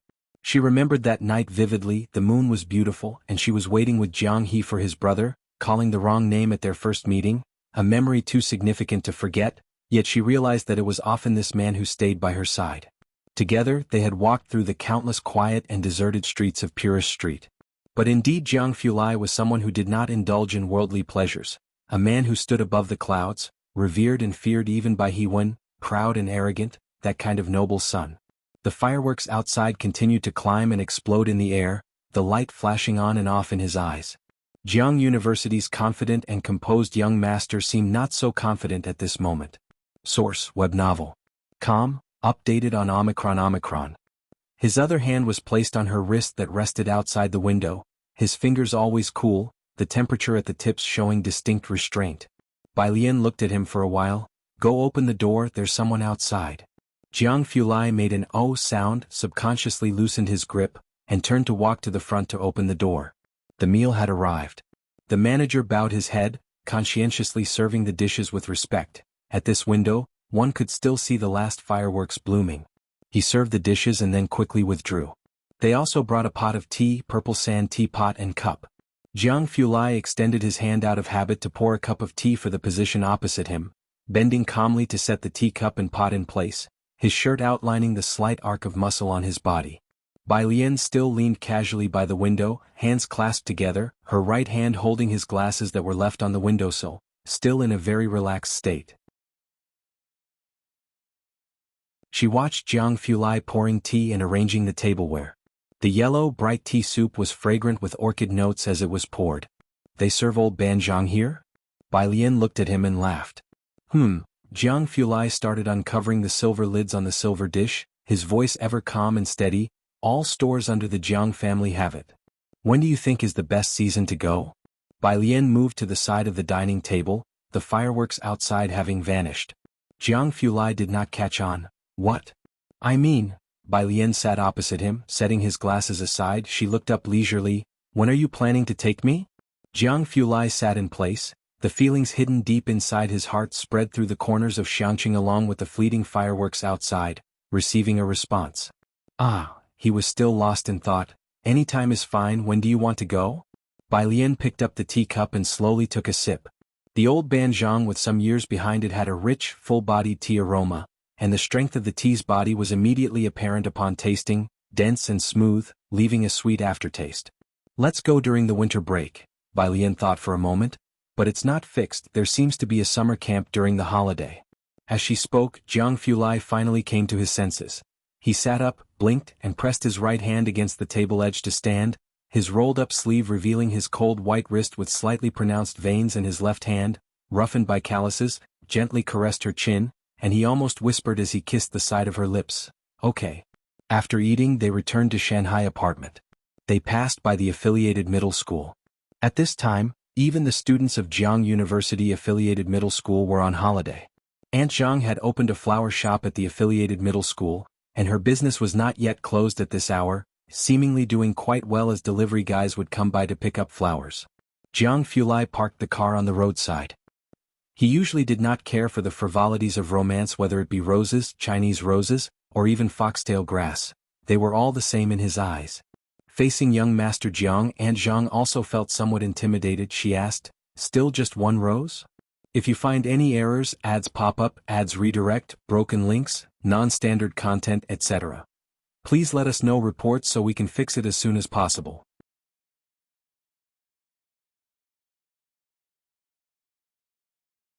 Chapter 675, 268 Roses look good in her hands only, ranked number 2 in points. Jianghu nodded reservedly, his distinct knuckles holding a mobile phone, scanning the WeChat QR code laid out on Auntie Zhang's counter. He took the flowers handed to him. Very fresh roses, unwrapped, with petals in the shape of wine cups dotted with droplets on their snow-white underbellies, making the rouge-colored roses even redder. Jianghu returned to the driver's seat and handed a rose to the person sitting in the passenger seat. Today the car's Bluetooth was not playing tedious academic papers. Instead, it played the Guzheng music of Principal Jian, a representative of both gentleness and passion. His music was the same. Jianghu tilted his head slightly. Bai Lian held the rose in her hand, casually pressing it against her cheek, while her other hand rested askew on the car window. Her face, both restrained and bold, was just as the internet described. Vibrant in her youth, like a horse galloping across a slanting bridge, with red sleeves beckoning from every floor. Indeed, roses look best in that person's hands. Ji Xian's residence. Mu Yining had brought Ji Xiaojun and Xin Qing back, and after such an eventful day she accepted Ji Xian's invitation for a cup of tea. Xin Qing had little to say to the Mu family, so she left Ji Xiaojun to talk with them while she went to the balcony to collect laundry. Source: web novel. Com. Updated on Omicron New. Dong Xiaobai had just brought Ren Wanxian back when Mu Yining had not yet left. Since Ji Xiaojun and Dong Xiaobai both were involved in the arts, they struck up a conversation and stayed for a cup of tea with Mu Yining. The tea was rich in flavor. Mu Yining did not know how to appreciate tea, but Dong Xiaobai did. He looked down, contemplating. This didn't seem like a tea the Mu family would give to Ji Xiaojun. Curious, he asked an extra question. Xin Qing answered with reserve, "This is tea brought by Xiaojiang." Xiaojiang? Which one? Dong Xiaobai wanted to ask more, but seeing Xin Qing's expression, he retracted his question and began to talk about Ren Wanxian with Mu Yining and Ji Xiaojun. "You're saying the Calligraphy Association president wants to recruit her?" Mu Yining was surprised to hear Dong Xiaobai's words, as the Mu family seldom studied calligraphy, but thanks to Dong Xiaobai she knew that the Calligraphy Association was very strict about its membership. After all, it was backed by the Qin family and the Jianghu family, comparable to Principal Jian's status in the National Music Circle. She had not expected Ren Wanxian to be able to join the Calligraphy Association. Ren Wanxian, feeling uncomfortable with Ji Xian's serious demeanor, looked down. Just lucky. She knew Bai Lian was also proficient in the Liang script, and wondered whether her calligraphy had improved over the year. "There's a bit of luck involved," Dong Xiaobai smiled. Ren Wanxian was far behind in skill. After all, calligraphy needed a certain talent, and Ren Wanxian lacked it, but due to the Dong family's connections, the Calligraphy Association president was willing to show some face. The calligraphy circle really favored the Liang style. "My dad himself didn't master Liang script, but he sees Wanxian is quite fond of it." The Dong family had many who studied painting and calligraphy, but only a few seriously knew the Liang script. And among them not a single girl. It was inevitable. Girls inherently have less wrist strength, and in Beijing the only girl who wrote the Liang style well was the vice president's disciple, Su Yajun. Alien's handwriting is also very beautiful. Amid their conversation, Xin Qing suddenly spoke. Ji Xiaojun had indeed heard from Ji Heng that Bai Lian had spent some time last year practicing large characters by suspending a piece of heavy iron, but Ji Xiaojun had only seen Bai Lian's Guanga style. Were Ji family's genes that good? Dong Xiaobai looked towards Xin Qing. "She writes something Guan." Xin Qing had heard Tang Ming and others talk about Bai Lian practicing some script that made the science students feel inferior because their teacher complained about not finding answers. Guanga style. Dong Xiaobai knew immediately which style she meant but also lost some interest. It's quite a bonus for a girl to practice this style. He and Mu Yining didn't stay long at Ji Xian's place. After leaving, the two got into the car together. Because Xin Qing brought up Bai Lian, Dong Xiaobai inquired more about Bai Lian. "The top scorer in the college entrance exam?" He sat up straight in surprise. "Then what did your old man say?" Mu Yining shook her head. Dong Xiaobai sat back down. "He won't come out even if offered the title of top scorer on the national exam? But the genes in your cousin's line seem to be much better than those in yours. A top scorer, could earn a place on the clan's plaque.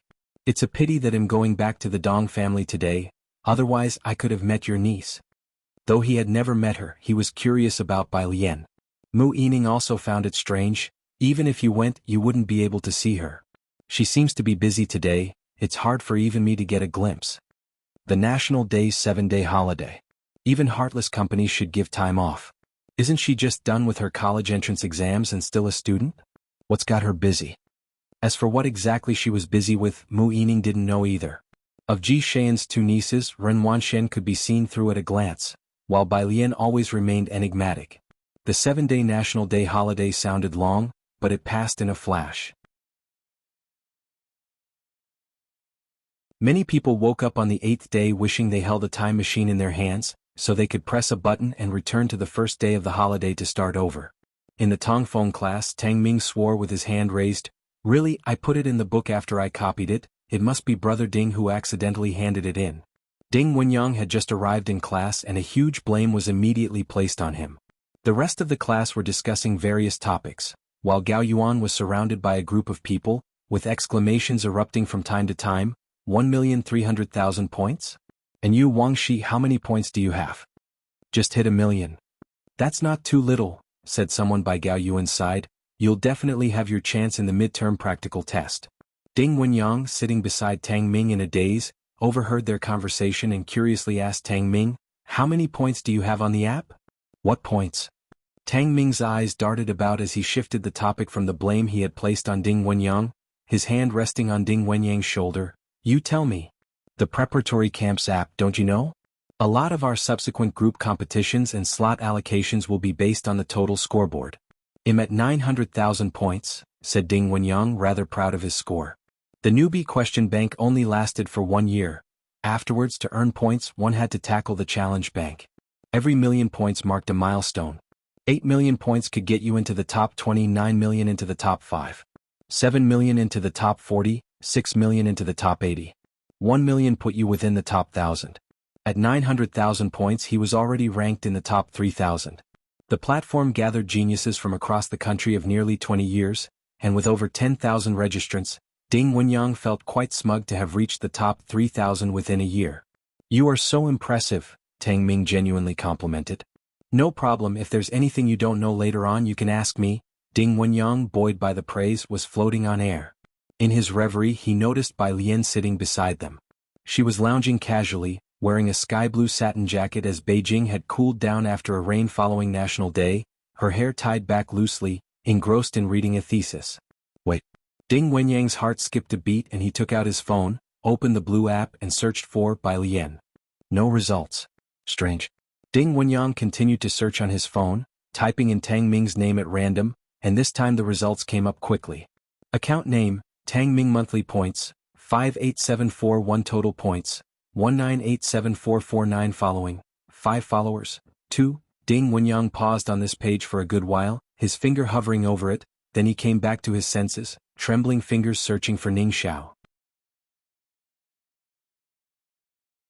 If you find any errors, ads pop up, ads redirect, broken links, non-standard content, etc., please let us know. Reports so we can fix it as soon as possible.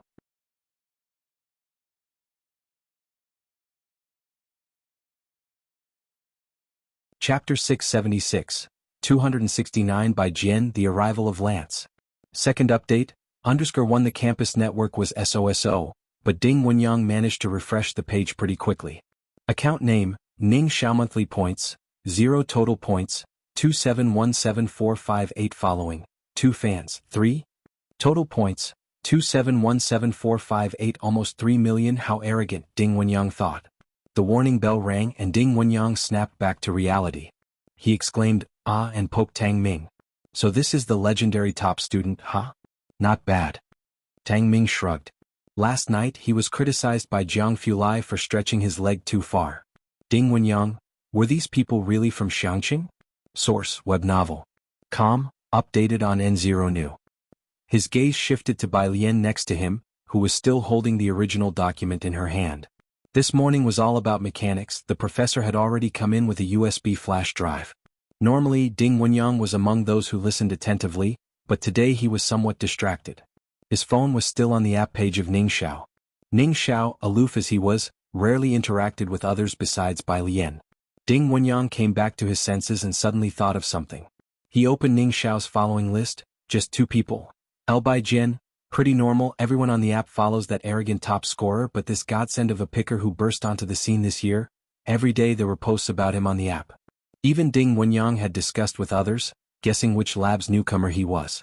But now Ding Wenyang opened his WeChat, found Bai Lian's name and clicked on it, seeing her WeChat name, Bai Jian. At first, when he added Bai Lian's WeChat he thought she was a fan of the other person, but now it seems, with Ning Xiao's nearly 3 million points.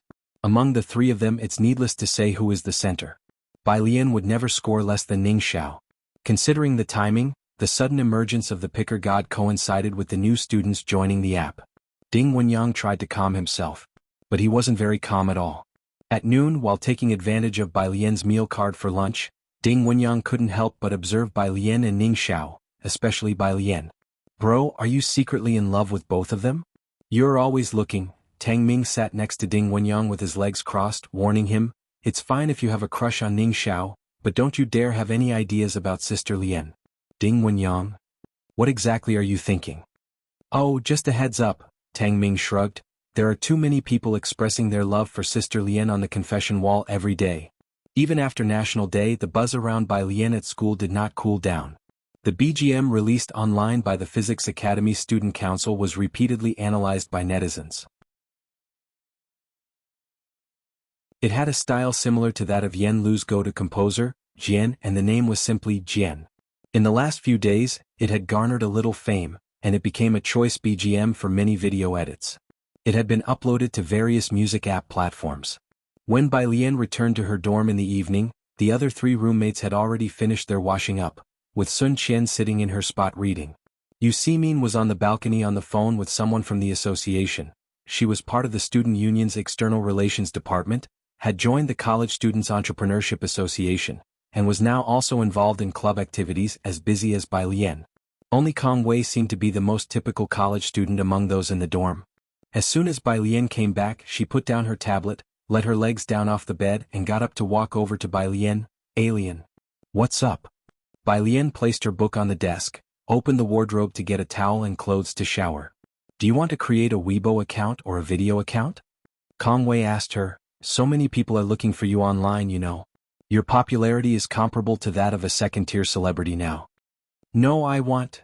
Bai Lien headed to the bathroom, explaining gently to Kong Wei, I don't have the time. All right then, Kong Wei felt it was a bit of a pity. Another person in her place might have already signed with a live streaming company by now. She followed Bai Lien towards the bathroom. Also, about that BGM you sent to Sister Yi, a lot of people online are saying it's very similar to the style of Yen Lu's main composer. Right? Bai Lien stopped at the bathroom door, leaning lazily against the door frame, waiting for her to finish. Then she calmly lifted the bath towel in her hand, her delicate brows and eyes raised playfully. I'm going to take a shower, do you want to come in together? Kong Wei blushed slightly and took a step back. Bai Lien closed the door to shower. Behind her, the phone Bai Lien left on the desk rang. It was a WeChat voice message. Kong Wei glanced over and it was a WeChat call from someone named Lance. And looking at the profile picture, it seemed to be a foreigner. Foreigners often use their own photos as profile pictures. Bai Lien came out after her shower, wearing pajamas and drying her hair with a towel. If you find any errors, ads pop up, ads redirect, broken links, non-standard content, etc. Please let us know reports so we can fix it as soon as possible.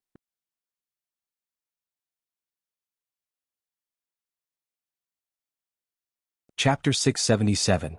269 by Jian. The arrival of Lance. Second update, _2 Kong Wei sat back in his chair and reminded her, just now, a Lance sent you a WeChat voice message. Bai Lien looked down, picked up her phone and walked to the balcony to call Lance back.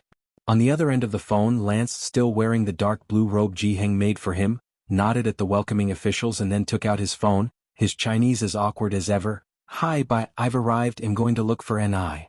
Lance had a summit in the middle of the month.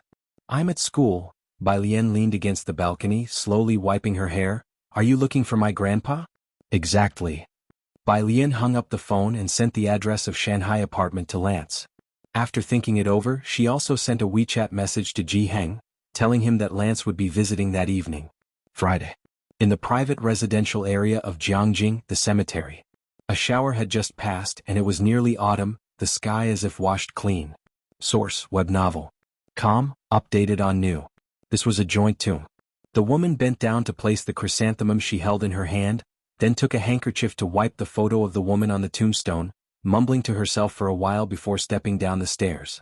At the bottom of the stairs, Jianghu Lai was wearing a black trench coat, one hand in his pocket, the coat making his figure look extremely slender, his brows and eyes as clear as the rain-washed sky, deep, cold, and serene. He didn't look friendly and his presence was strong. Ming Dongheng held a long-handled black umbrella, standing a meter away. I've heard from Yen Yen, said Gao Shu, dressed in a cheongsam, the deputy head of the National Theater, holding a high position, having recently gone abroad with the theater for international exchanges, and having just returned home. She exuded a graceful and elegant air.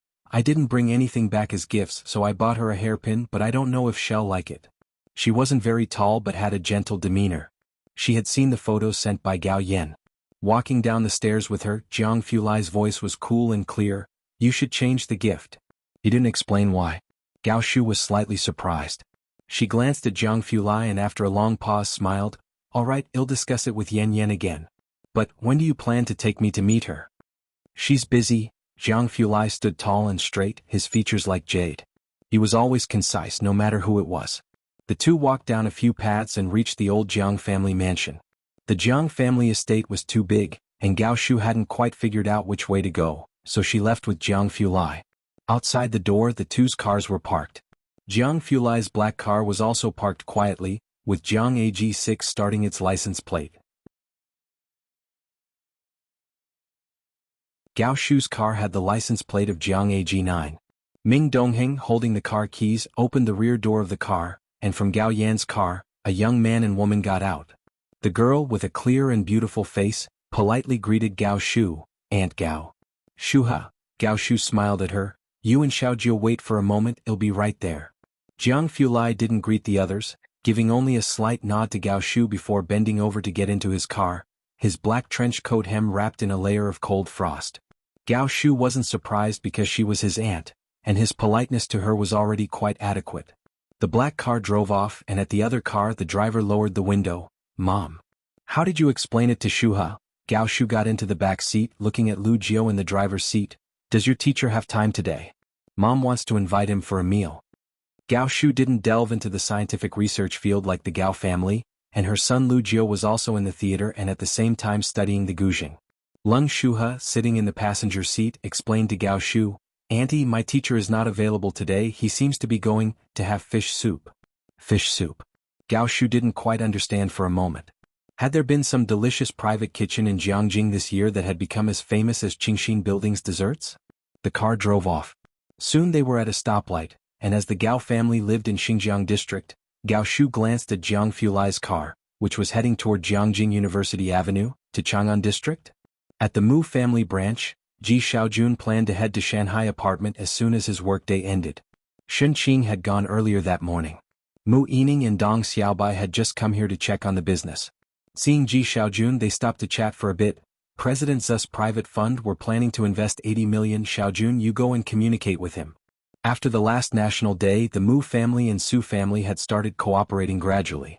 Su En had a good eye. His private fund could not only find financiers but also find people for post-investment, backed by the Federation of Industry and Commerce and the Qin family tree. "Okay." Ji Xiaojun carried his briefcase looking down at the time.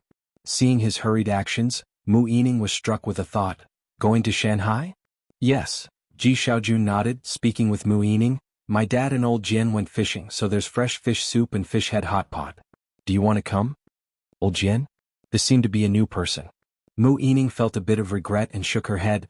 "I need to go to the state guest house. Say hello to my great-uncle and the others for me." Several researchers from MTR had arrived, and she, along with the butler, planned to go ahead and make reservations with them. Dong Xiaobai wasn't very fond of fish head hot pot either. "He'll go to the state guest house with Yining."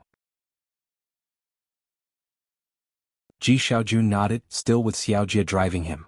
It was rush hour in Jiangjing and traffic was jammed, but Xiaojia was patient and explained the situation in the car. "The old master is in poor health, and Miss intends to take advantage of this medical conference to contact doctors abroad. MTR has many special medications so she couldn't come. However, with this conference inviting people from families like MTR, there would be many, and Mu Yining might not be able to secure a reservation." "Is he very unwell?" Ji Xiaojun fell silent for a moment, remembering that the old master was a little younger than Ji Heng. Xiaojia shook his head, harboring long-term pent-up feelings could only deteriorate one's health, couldn't it? Passing by a small supermarket, Ji Xiaojun had Xiaojia park the car and bought a bottle of soy sauce. Upon arriving at Shanghai apartment, Ji Xiaojun thought of Mu Xiangguang and Ji Heng's issues, looking somewhat silent. Xiaojia followed him, and the door to 103 was closed. Xiaojia pressed the doorbell. The door was quickly opened by an old man with bright blue eyes and dressed in a sunflower-patterned shirt. His gaze landed on Ji Xiaojun and he brightened. "How come you've come back? Where's the soy sauce?" It had been a while since they met. How come Mr. Lance's Chinese had regressed? If you find any errors, ads pop up, ads redirect, broken links, non-standard content, etc., please let us know reports so we can fix it as soon as possible.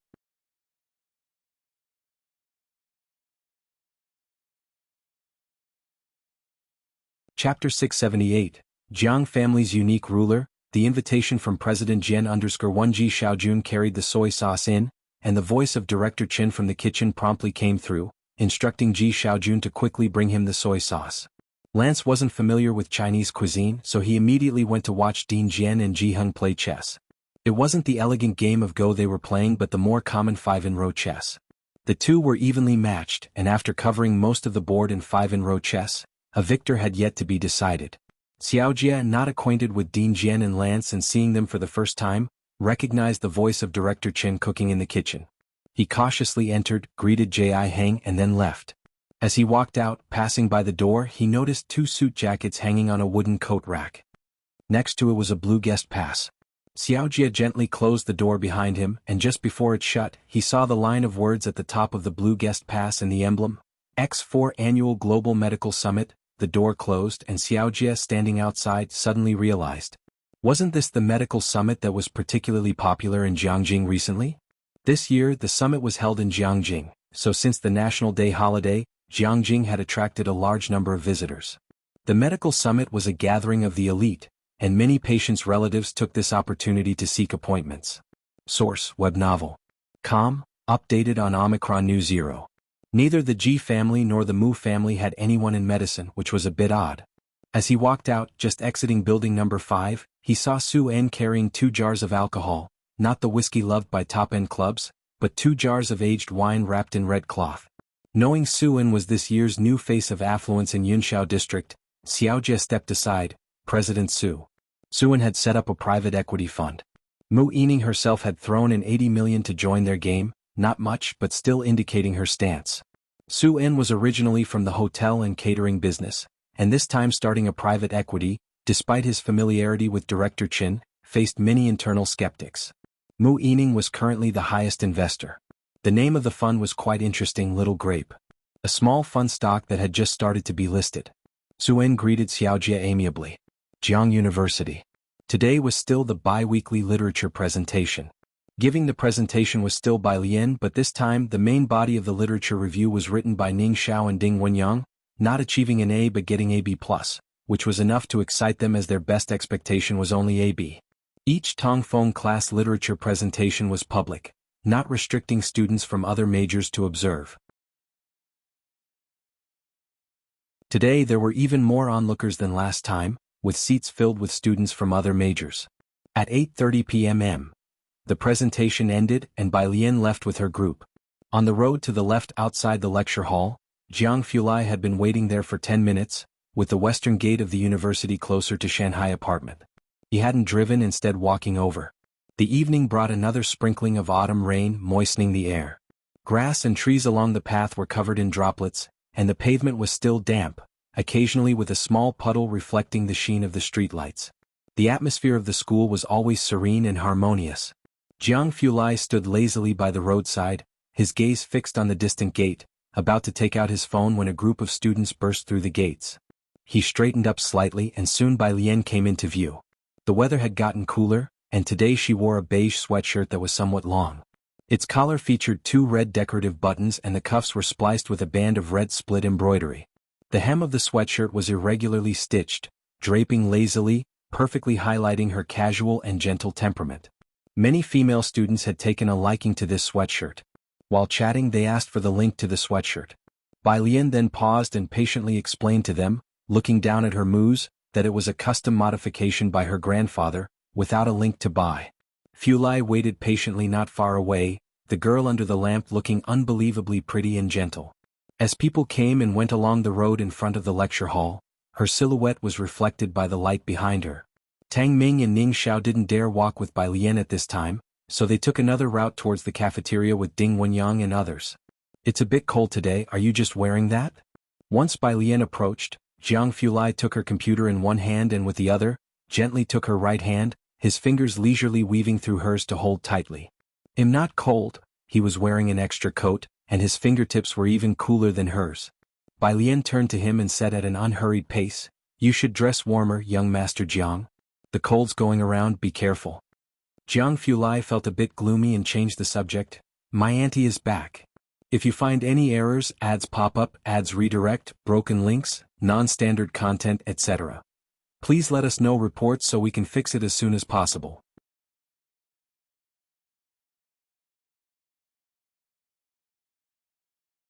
Chapter 679.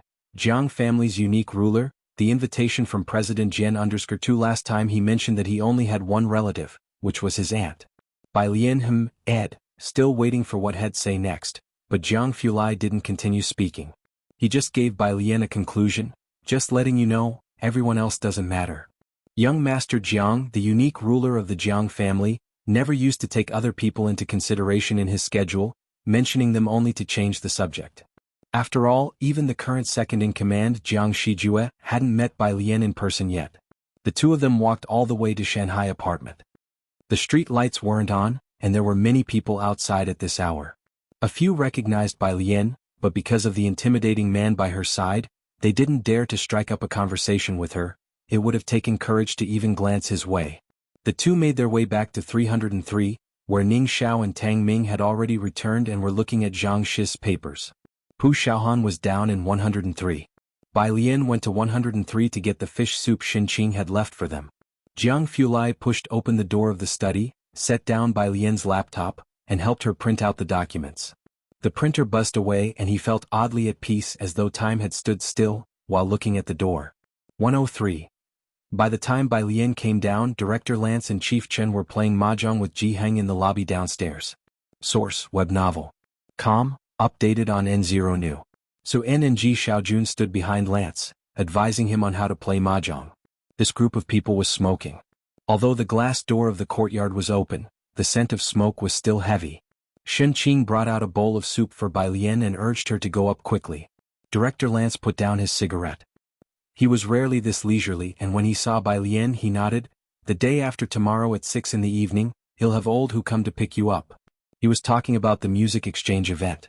Bai Lian, who was already standing at the door, heard him and made an okay gesture in response. Pu Xiaohan, who had been asking Su En questions, saw Bai Lian coming back and went upstairs with her. After the two went up, Su En finally had the chance to chat with Ji Xiaojun. I heard that Chairman Mu is going to help you and Mulan with a ceremonial return to the clan? Ji Mulan was still recovering, she had bled a lot and her body was not in good shape. The Mu family had yet to inform Ji Mulan of the plans, but based on Su En's and Ji Xian's understanding of her, she would definitely agree to hold the ceremony. Speaking of which, Su En was surprised to find out that Ji Mulan was a member of the Mu family. Although the Mu family had fallen on hard times, a skinny camel was still bigger than a horse, and their centuries of family heritage were something to be envied, a lineage almost comparable to the direct line of the Su family. A family of true noble standing. Play the two of bamboos. Ji Xiaojun stood behind Lance and directed him to play the two of bamboos. Then he responded to Su En, our household registration has all been moved there and Aliens is still with my dad, she's not moving it. When will you contact my cousin and move Mulan's registration too? Bai Lian's registration was with Ji Heng's lonely household registration. Old Mrs. Su and Mu Yining were both very envious, but neither had dared to make a move. As for Ji Mulan, everyone present knew her well, she never concealed her own self-interest. That household registration was probably something nobody would want to move except for Ji Mulan. Is there a set time? Su En, upon hearing Ji Xian's words, was also full of wonder. Who would have thought that the Ji family from Xiangqing would turn out to be descendants of the Mu family from Jiangjing? The news was bound to cause excitement in Jiangjing. Su En was pondering this when he began to wonder about the Bai family from Beiqing and what they might think of this revelation. Ji Xiaojun was unhurried in his reply, end of the month. Originally set for the beginning of the month, because of Ji Mulan's situation, the Mu family had postponed the ceremony to give Ji Mulan time to recover. Jiang Fulai had just finished printing when Bai Lian came up from downstairs. Pu Xiaohan was excitedly discussing the little grape incident with Tang Ming. Jiang Fulai took an extra look at Pu Xiaohan. Pu Xiaohan also had a good grasp on her stance toward young Master Jiang, and she began to explain the little grape fund incident to Jiang Fulai in a lower voice. She didn't study finance and had just been inquiring about private funds from Su En downstairs. Little grape? Jiang Fulai leaned back elegantly against the sofa, his distinct knuckles resting on the armrest, his posture relaxed and graceful as he watched Bai Lian sitting at the living room table, picking up a pen to write down answers for Zhang Shi's. He stood upright and made his way downstairs with poise and elegance. Private funds all have thresholds. Once the Little Grape Fund was launched, some big players adopted a wait-and-see attitude while others were already looking for ways to get involved. The Yin family was no exception. On a weekend, Song Min went back to the Yin family to discuss the matter with Mr. Yin. Meanwhile, Bai Shaoqi and Mrs. Song were discussing the music exchange event. If you find any errors, ads pop up, ads redirect, broken links, non-standard content, etc., please let us know reports so we can fix it as soon as possible.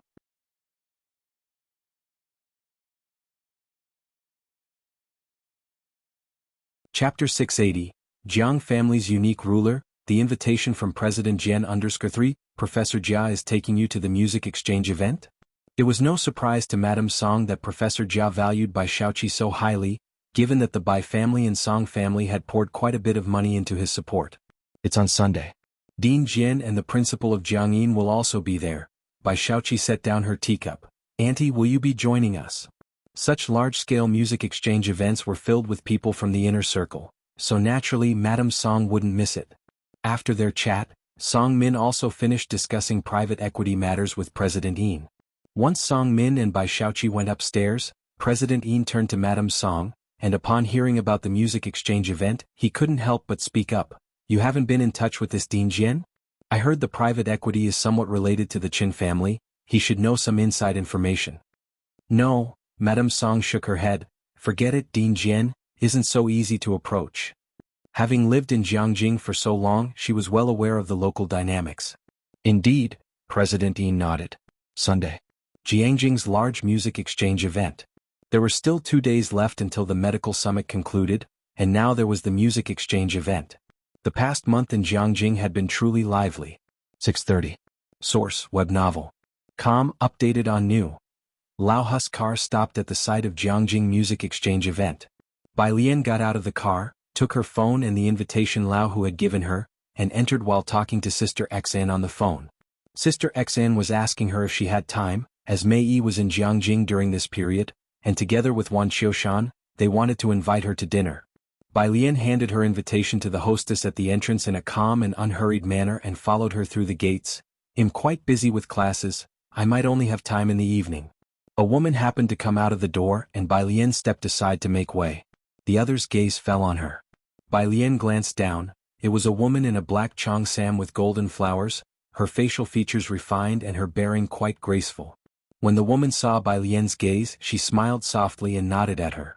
Bai Lian slightly nodded back at the woman and then they passed by each other.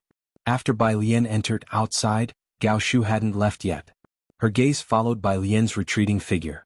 Bai Lian's face was so recognizable that even from just a photo, Gao Shu could identify her. Compared to a photograph, the real person was naturally more animated. The grace in her every gesture, which was rare even among those who had studied opera professionally. Gao Shu stood at the entrance, contemplating. The opportunity Gao Yan mentioned to share the stage together was not impossible. It wasn't until Lu Jiao and his secretary arrived that they interrupted her thoughts. Secretary Shui inquired, Vice President, what did Dean Jian say? He said he's too old to take on such a big responsibility. Speaking of serious matters, Gao Shu also shook her head and withdrew her gaze sighing, I couldn't persuade him. Blossoms on the Tree was a new play launched by the old dean of the Drama Institute, and the main theme music had not been settled yet. This matter was very important for Gao Shu. With a promotion on the horizon, the issue wasn't a huge one, but it wasn't minor either. Another vice president was eyeing the position, waiting to see who could handle it better. The teacher hasn't composed any music in recent years.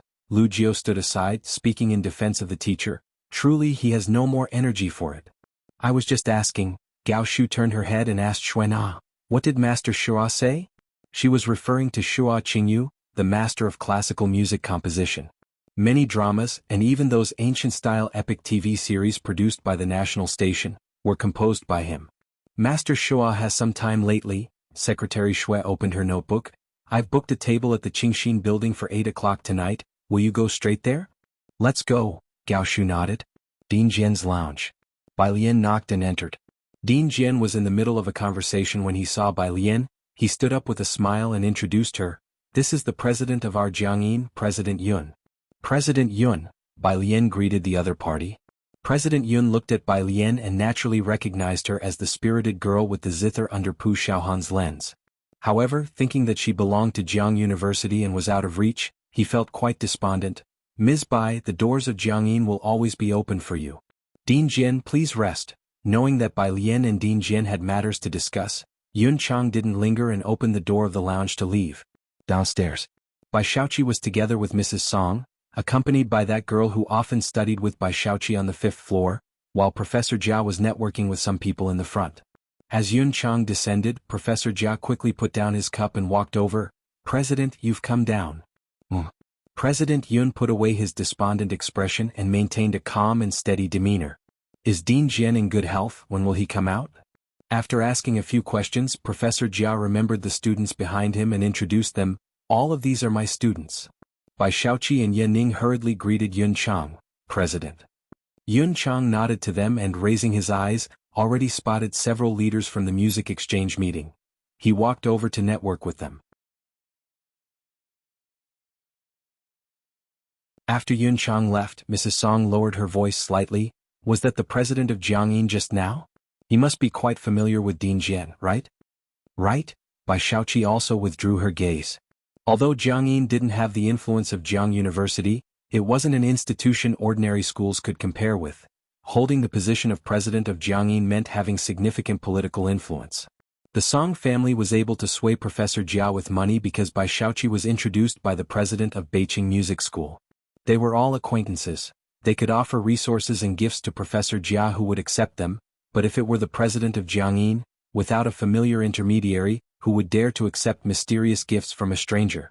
Upstairs. Let Yen Lu go receive the award. Bai Lian inquired Dean Jian about the Huachu Award. Dean Jian casually mentioned, I have to talk to a few sponsors for a while. Let Old Hu take you down for a bite. It doesn't start until 7. There are many booths downstairs. Okay. The two of them left the lounge together. Old Hu followed behind Bai Lian. At the staircase entrance, Dean Jian suddenly remembered something. By the way, there's a play needing composition, an ancient-style battlefield type, and the theme music hasn't been decided yet. I think it's very suitable for you. Are you interested? Bai Lian hadn't written music for quite a while. Not to mention Yen Lu's fans are eagerly waiting, Dean Jian himself was persistently urging, but Bai Lian remained immovable as a mountain.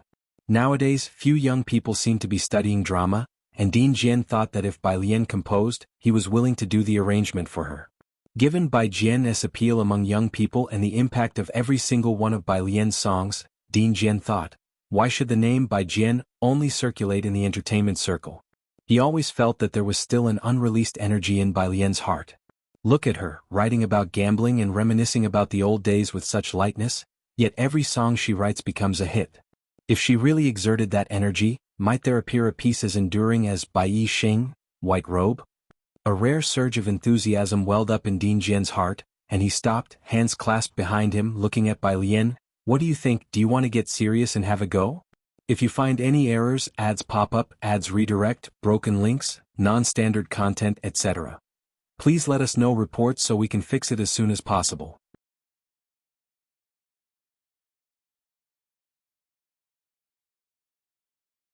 Chapter 681. 271. Following her was the special assistant to President Jian, Gao family _1 ancient-style battlefield? The dean spoke with earnest, prompting Bai Lian to seek clarification. A play? Aside from the composition, Gambling with Liquor she created for Yen Lu, she had written many pieces with varied styles. The National Theatre's original play, Blossoms on the Tree, the dean explained, outlining the context. It's a work launched by the former head before retiring, and its theme song remains undecided. Bai Lian had also heard of the National Theatre.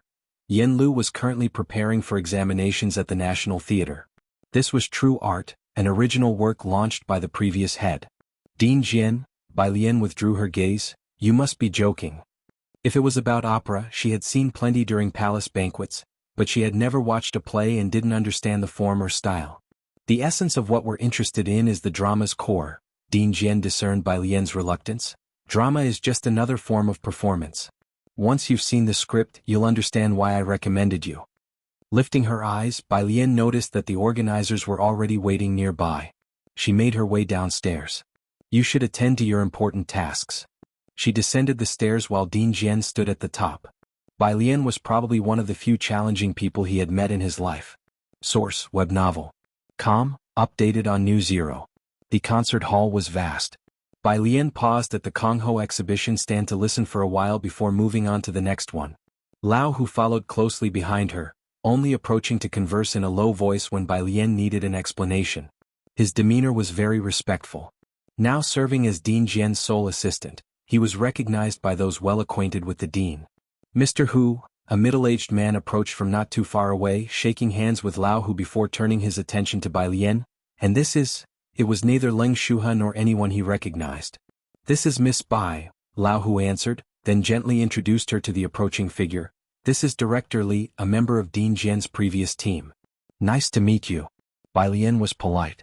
With Lao Hu's attitude, even Director Li didn't presume too much.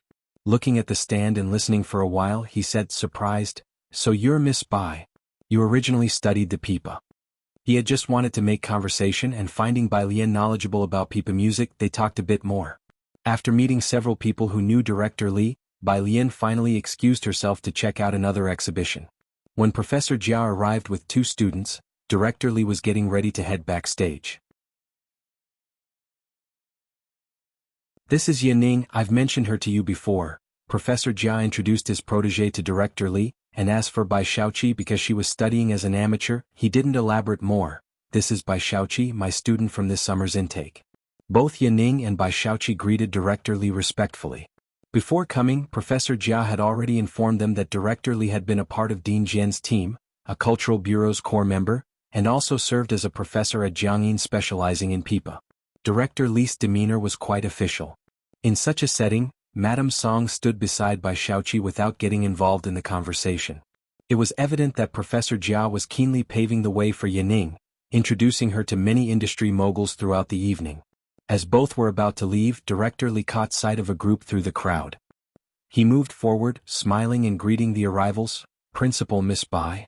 Yun Chang, who had run into Bai Lian, was in the midst of discussing Jianghu University's matters, asking about her studies, when Director Li called. Both stopped. Old Li, I was just about to take Miss Bai to see that new instrument that arrived. The tone was one of familiarity. Speaking, Yun Chang explained to Bai Lian, previously the museum housed a precious instrument for a long time, which was sold last year. Many regretted not purchasing it earlier. This year there's a new instrument, not as fine as last year's but better than none. Bai Lian wasn't dressed in a gown like the others. She wore a twisted knit cardigan with a mandarin collar and batwing sleeves, paired with a water blue swirling skirt, exuding a restrained and calm temperament. The jade hairpin at the back of her head shone delicately and moisturized under the lights, radiating a gentle beauty, smooth as cream. She wore no other jewelry. Even in an assembly of famed individuals, she didn't seem out of place next to Yun Chang, composed and at ease. Lao, who followed her at a distance of 2 steps behind, smiling without joining the conversation. So you're going to see the instrument? Director Li laughed. Then you should go ahead, I need to prepare for the opening. If you find any errors, ads pop up, ads redirect, broken links, non-standard content, etc. Please let us know reports so we can fix it as soon as possible.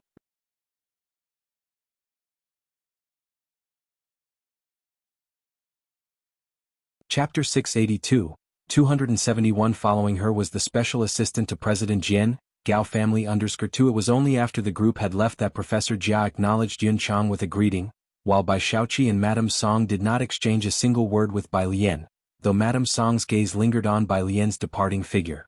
This was the first time both of them had encountered Bai Lian at such an event. With one hand clasped behind her back, Bai Lian conversed with Yun Chang with such an air of casual elegance that she seemed as if she had stepped out of a painting, the epitome of a noble scion, humble yet holding her own, more natural than anyone else they had seen. Compared to these two, Yaning recalled that this was the young lady she had met in the elevator before. Teacher, Yaning said, looking at Bai Lian's retreating figure, the beautiful woman next to the principal is, lack of manners? Professor Jia reprimanded with a smile any term that addressed beauty inadequately. I don't know who she is, but you all need to be polite when you see her. Director Li didn't introduce her to him, but since she could hold a conversation with Yun Chang, Professor Jia knew this young lady wasn't ordinary. Be polite? Bai Shaoqi unconsciously blurted out. Madame Song also withdrew her gaze and looked towards Professor Jia. Yes, Didn't you see Director Li calling her Miss Bai, and accompanying her to see the instruments was none other than the principal of Jianghu? Professor Jia said without doubting Bai Shaoqi's question, instructing her with the most important point. And did you notice the person who was following her on her left? Yaning and Bai Shaoqi turned their heads back again, but Bai Lian and Yun Chang had already walked far away. Nevertheless, they could still see old Hu, dressed in unremarkable gray clothes, respectfully following behind Bai Lian. Source: Web Novel. Com, updated on Omicron New. 0. Professor Jia said gravely, that is Dean Jian's first assistant. Even Dean Jian's 3 senior disciples call him uncle, and his status in Dean Jian's heart is by no means lower than that of his disciples. Yaning suddenly understood. No wonder when I saw her last time at Jianghu going to the recording studio. Teacher, you don't know her either? There are many people whom I, your teacher, don't know, Professor Jia chuckled. You all need to be smart about it. His gaze fell on Bai Shaoqi and Madame Song, who both seemed a bit out of sorts. Mu family Tingyu Pavilion. Dong Xiaobai seldom returned home, and the precious octagonal table was only occasionally punctuated by the faint sound of a soup spoon tapping against a bowl or dish. The woman seated at the head of the table was dressed in an exquisitely tailored outfit, the epitome of elegance and luxury. She ate only a couple of bites before setting down her chopsticks, her voice neither cold nor warm. Uncle? Mu Yining had gotten used to her demeanor. The ritual banquet is at the end of the month. Mu Yujun looked well preserved. Nearing 50 years old, she appeared just over 30. Taking a silk handkerchief from the butler behind her, she gently wiped her mouth. Jiechen's aunt has returned. I might not have time then. I'll ask again about Gao Yi and Jiechen. Put simply, aside from the elderly patriarch, there was no one in the Mu family worth her making a special trip for. It depends on your schedule. Mu Yining scooped up a spoonful of crab roe soup, his back straight. Your matters take precedence. Since the Gao family had an esteemed daughter, their status had risen like the tide, becoming an unchallenged force in Jiangjing, where no one dared offend. As for the nearly diminished Mu family, the Gao family naturally didn't consider them important. Mu Xiangguang was not involved in the affairs, and Mu Yining also had his own pride. The Mu family was not the kind to curry favor and draw close to power. Even though Mu Yujun had married into the Gao family, the Mu family never boasted about their relationship with the Gao family. Consequently, Mu Yujun's life in the Gao family was quite pleasant. After bearing Gao Jiechen, her status further escalated. The butler did once lament over Gao Jiechen, wishing he was a member of the Mu family. But clearly he did not have the audacity to compete with the Gao family for people. Aristocratic families often intermarry, supporting each other to preserve their legacies over time. But as the Mu family waned and the Gao family, over the years, Gao Jiechen had only returned to the Mu family once when he was 1 year old in the arms of Mu Yujun.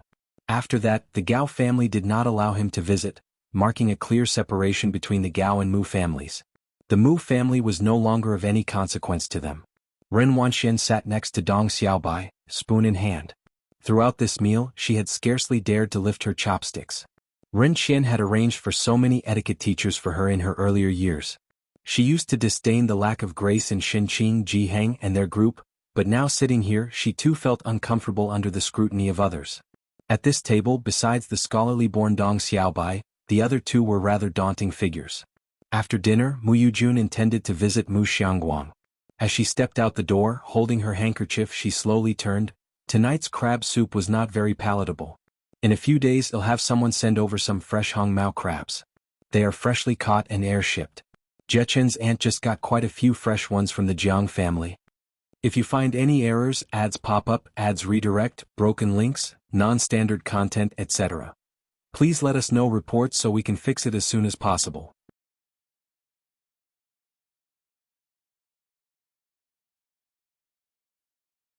Chapter 683, 271. Following her was the special assistant to President Jian, Gao family _3. Mu Yining was momentarily startled, then remembered who Gao Jiechen's young aunt was, and the relationship between the Gao family and the Jiang family, all supported by that one aunt. All right.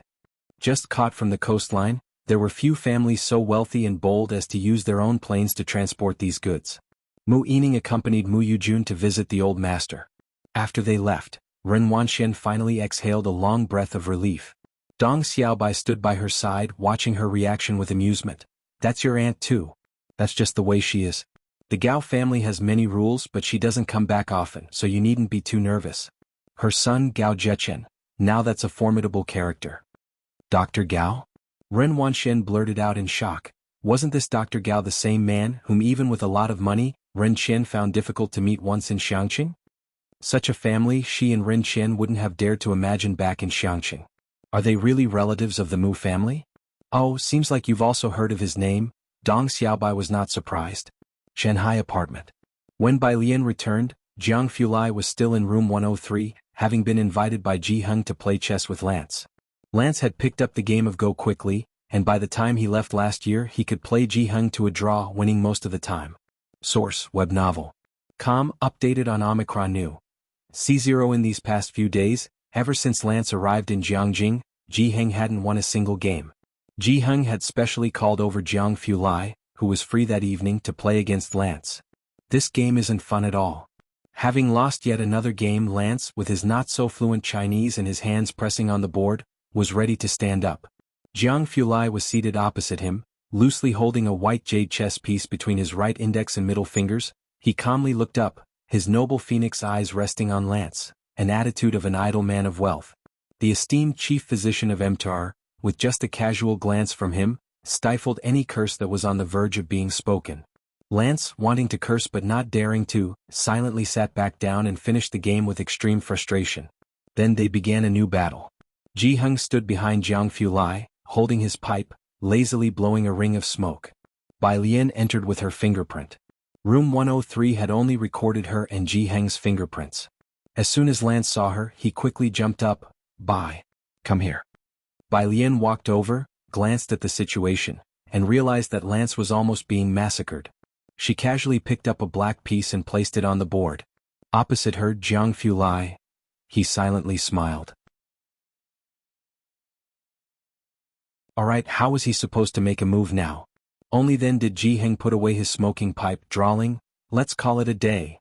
Lance was relentless, insisting on having Bai Lian play in his place against Jiang Fulai. Ji Heng threatened him, he'll have alien play go with you all day tomorrow. Bai Lian would be even more terrifying than Jiang Fulai.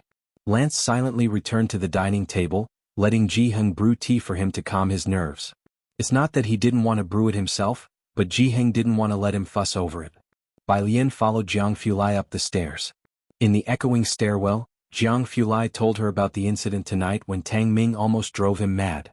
After he finished speaking, Bai Lian spoke unhurriedly, Teacher Jiang, I think I saw your aunt tonight. There were many individuals who stopped to admire Bai Lian upon seeing her. But Gao Shu's gaze was special, one of appreciation mixed with surprise and a caring gentleness. And that Chong Sam, it was made by the same person who made the daily clothes for Gao Yan. Almost at first glance, Bai Lian recognized it. Gao Shu had just finished talking with Shua Qingyu. Her car was on the way back. They happened upon Mu Yujun's car, and naturally Mu Yujun recognized Gao Shu's car. She got out of her car to greet Gao Shu. Gao Shu sat in the back and did not get out of the car. She rolled down the window and, leaning lazily against the back seat, nodded to Mu Yujun. Did you like the crabs I sent you? They were very fresh. Zhechen liked them too. Facing Gao Shu, Mu Yujun naturally couldn't maintain the demeanor of a haughty lady. That's good. Gao Shu chatted idly with her for a few moments, then raised her window and signaled the driver to continue driving. Jiang Fulai's call came through and Gao Shu's spirits lifted. She sat up straight and answered the phone. If you find any errors, ads pop up, ads redirect, broken links, non-standard content, etc., please let us know. Reports so we can fix it as soon as possible.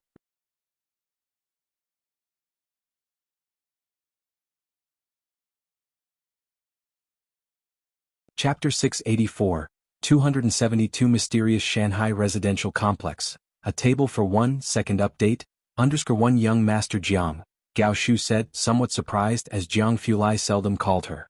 They had WeChat but rarely chatted. Most matters were conveyed to her by Jiang Shijue. Why are you calling me? It was indeed out of the ordinary. Jiang Fulai returned to his room after staying a long while in room 103. His clothes had picked up a faint smell of tobacco, and he was preparing to take a bath, holding his loungewear. His voice was casual. Did you go to the concert today? He had never before taken such interest in her whereabouts. Gao Shu's fingers rested on her knees, and after a brief thought she said in surprise, You don't tell me she recognized me?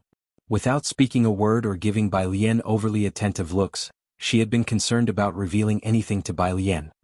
"Yes, I mentioned you to her," Jianghu Lai said, turning with his clothing in hand.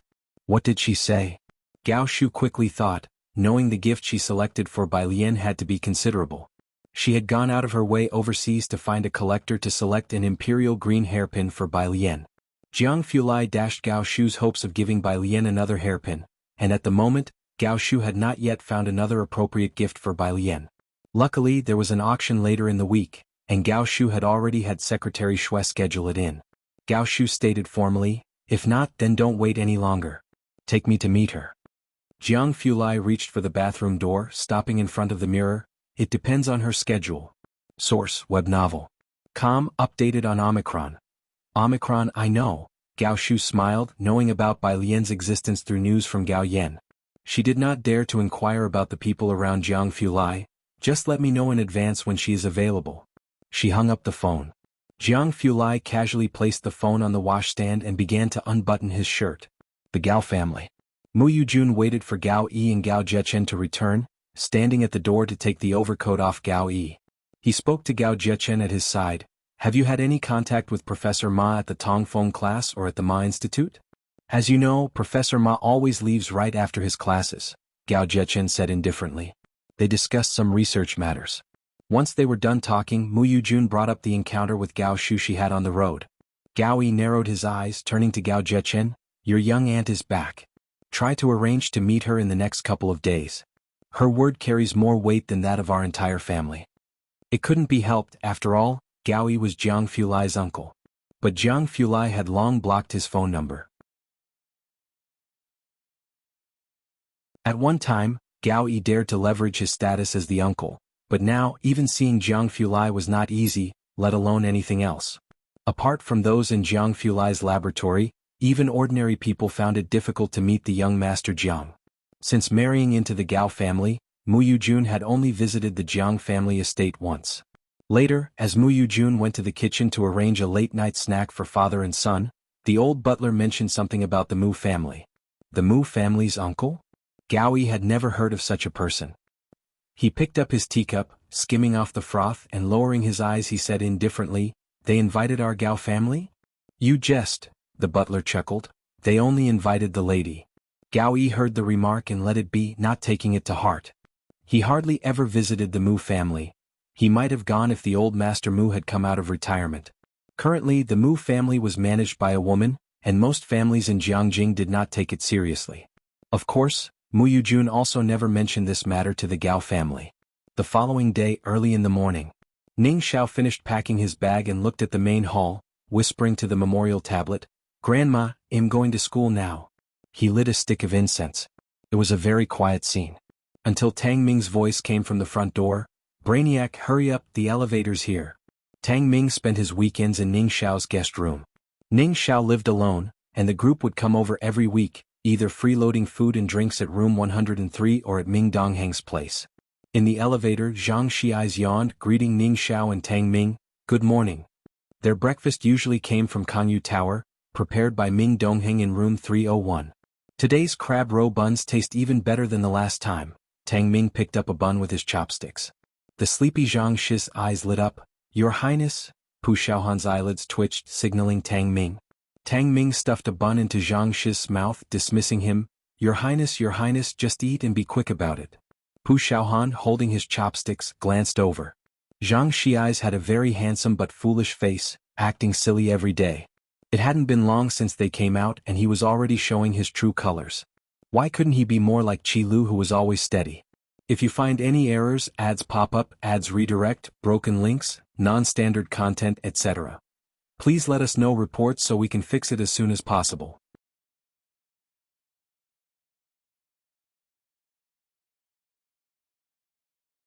Chapter 685, 272 Mysterious Shanghai Residential Complex. A table for 1 second update. _2 Thinking of Qi Lu's chef's hat, Pu Xiaohan paused slightly. If only others could take a leaf out of Jiang's brother's book and exhibit a little elegance and charm. Outside the door, Bai Lian and Jianghu Lai came in. Pu Xiaohan was struck with awe. Yes, there was an air of grandeur. Bai Lian had a fondness for the breakfast at Kangyu Tower, which itself boasted a century-old heritage and had produced several imperial chefs. Their breakfasts were delivered from there every weekend. From Monday to Friday, Ming Dongheng also wanted to deliver breakfast to Bai Lian. The chefs at Kangyu Tower of course wanted to please Miss Bai even more. But she had refused them, preferring the cafeteria while at school. After all, she still held the canteen card from Master Jiang. Since then, Ming Dongheng had lost a morning task each day, which left him quite desolate. There was also a food container beside them, filled with freshly prepared crab roe buns. Ji Heng and Lance had not yet woken up so early, so Ming Dongheng had saved them for the two of them. The buns are very fresh today, Bai Lian said as she held the chopsticks, having eaten 2 more crab roe buns than usual today and not touched the other snacks as much. Ming Dongheng picked up his small phone, made a note, and instructed Jiang Shijue to dispatch 2 more teams to procure crabs. It was indeed the right season for enjoying crabs. Source: Web Novel. Com, updated on Omicron New. These fresh items might not yet have appeared at the Jiang family home, but here at Bai Lian's place they were already on the table. Days flew by. Lance's medical summit came to an end on Tuesday. During this period, instead of staying at the state guest house, he lived with Ji Heng. There were many waiting for him there. After attending the last summit, even the assistant who drove Lance to Shanghai apartment found it surprising. One would think, given Lance's status, many in Jiangjing would want to meet him. Wherever he was, there were always many people lying in wait, many of whom were business tycoons with hired personnel on the lookout. Oddly enough, there were none at Shanghai apartment. This complex maintained a state of tranquility. The assistant escorted Lance to Building 5 and saw Lance confidently get out of the car without seeking any protection. "Professor, please be wary of the crowd," he cautioned. Lance waved it off, unconcerned. "No problem, don't worry about me." The assistant, watching his back, trembled with apprehension. Thankfully, no one came forward. As he drove out of the complex, he noticed 2 security guards at the gate, both tall and burly. Even those sweeping the streets in the complex flexed noticeable muscles when raising their arms. The assistant glanced carefully. Clearly, this place was filled with capable individuals. Then he called someone from MTR, expressing his admiration. "This complex is really incredible. It's quieter here, Professor Lance will have better rest." Whenever Lance was free, he would join Ji Heng, taking their chessboard to the nearby park to challenge the students of Jiang University. The Jiang University Forum even had a post about 2 mischievous old legends playing Go in the college town park, unbeatable by any gifted student. Many talented students were eager to test themselves, making the morning hours bustling with activity. In the afternoons the pair would go fishing. They were also invited to attend a small-scale concert by director Jian. On Friday morning, Ji Heng took Lance to visit the Su family to see Su Siki. The 2 old men seemed busier every day than Bai Lian. Afternoon. 1:03. As the end of the month neared, the building butler came to see Ji Heng with 2 boxes of gifts and to discuss the end-of-month ceremony.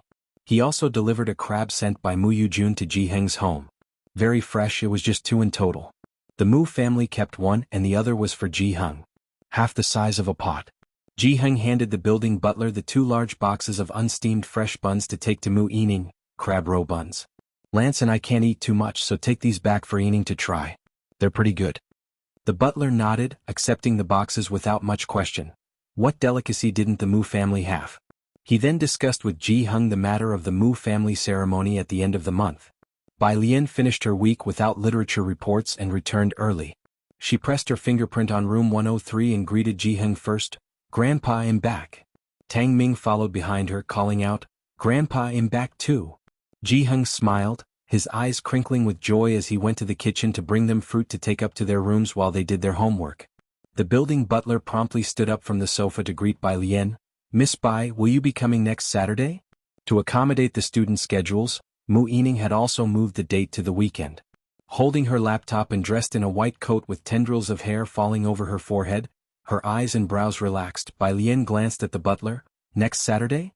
Concentrated on her studies, Bai Lian hadn't been told by Ji Heng about Ji Shayan's upcoming event. He handed her the fruit and explained leisurely, "It's about your uncle." He didn't bring up Ji Mulan. Mentioning her might indeed make Bai Lian too disinterested to continue listening. After thinking for a moment, Bai Lian agreed, "Then I'll go." The butler internally rejoiced at her decision. If Miss Bai attended, the old master would certainly make an appearance. He hid his excitement and added, Your classmates are also very welcome. Tang Ming thanked the butler. Without lingering, Bai Lian simply told Jiheng before leaving, "Grandpa, I'll be going out to eat later." Jiheng acknowledged with an "oh," and asked Tang Ming, shouting, "Will you all go out to eat too?" "Grandpa, she's going to eat with brother Jiang," Tang Ming whispered, raising his hand to speak with Jiheng. "Jiheng." He lifted his smoking pipe just as Jiang Fulai was mentioned. "Is Xiaojiang coming on Saturday?" Bai Lian, unbothered, replied that Jiang Fulai was having dinner with his aunt later. "I'll ask him later." "He wouldn't miss it," Tang Ming muttered under his breath. As the young people ascended the stairs, Jiheng closed the door, stuffed his pipe with tobacco and lit it up. To prevent a repeat of the last incident, he methodically said to the butler, "Xiaojiang will probably go too. Su-in is sitting with your business partners, just prepare a separate table for us. If you find any errors, ads pop up, ads redirect, broken links, non-standard content, etc. please let us know reports so we can fix it as soon as possible."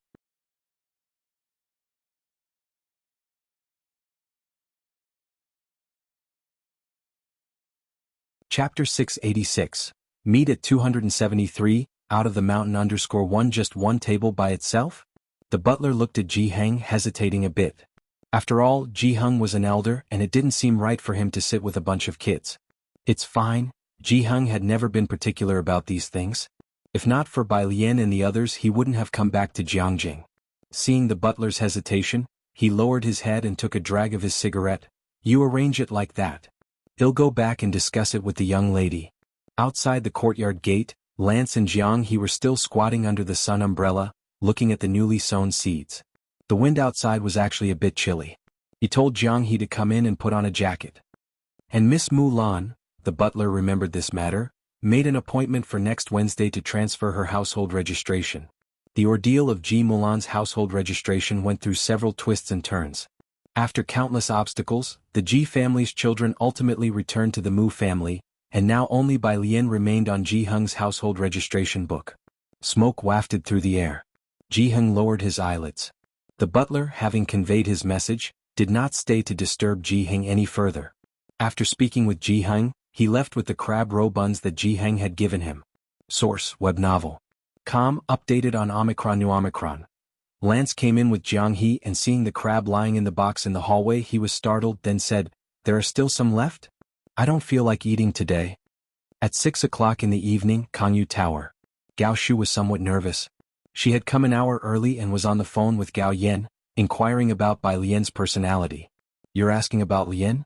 Don't be nervous." On the other end of the phone, Gao Yan set down the fan in her hand, walked out to the porch to look at the koi under the bridge. "She's very well behaved and polite." Gao Yan leaned on the bridge railing, her figure illuminated by the light in front, uttering a string of praises for Bai Lian. These things had already been discussed between her and Gao Shu over WeChat. It was the same old story. Gao Shu briefly met Bai Lian once before and could tell just from her appearance that Bai Lian was a person of cultivation and grace, no doubt nurtured in culture and the arts from a young age. Speaking of which, Gao Shu, like Gao Yan, found it strange. Where had Bai Lian encountered such traditional cultural influence? "I know, but I'm still a bit nervous," Gao Shu responded with a wry smile. She had reached the position of deputy director in her 30s, and now a promotion was imminent. She had never been this nervous, not even when she alone had managed to protect her unconscious nephew. "Sigh, it hasn't been easy getting to today, and I still don't know if that girl can put up with his temper." Jiang Fulai and his sister and brother-in-law bore no resemblance to each other. Since his parents passed away at the age of 8, he turned into a completely different person. Aloof. He was indifferent toward everyone, sparing little words or laughter, even scolding Jiang Shijue for no reason.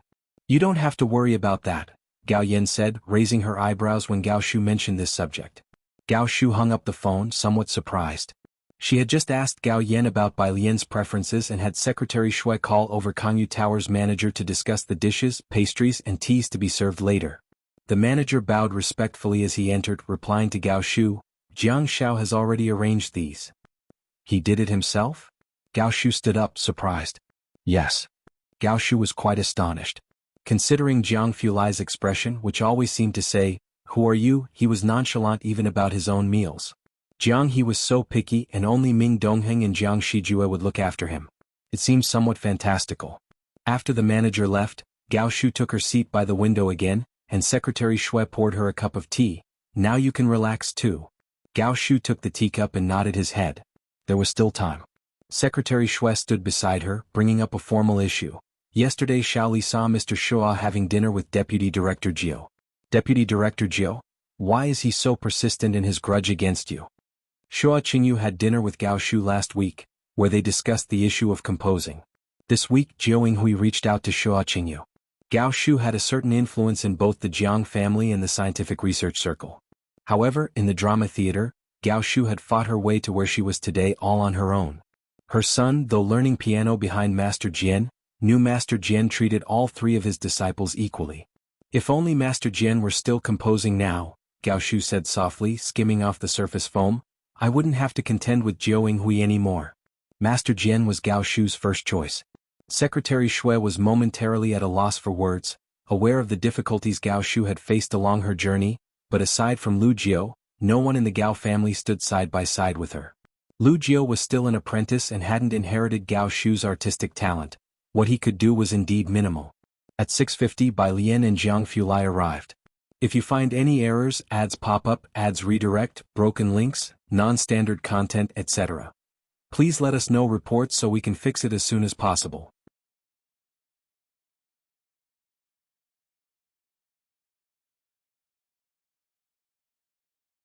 Chapter 687. Meet at 273, out of the mountain underskirt. Gao Shu hurriedly set down her teacup, dusted off her sleeves and stood up to look toward the door. The door was pushed open by a pair of hands with distinct knuckles, and a houndstooth scarf was neatly draped over the arm. This was Jianghu Lai. Gao Shu's gaze fell behind him, where a girl in a red embroidered vest stood, wearing an apricot-colored dress underneath, her eyes cast down. Last week when she saw Bai Lian, she had been dressed in plain clothes, graceful and restrained. Today's red coat was bright and captivating. It made Gao Shu pause slightly once again.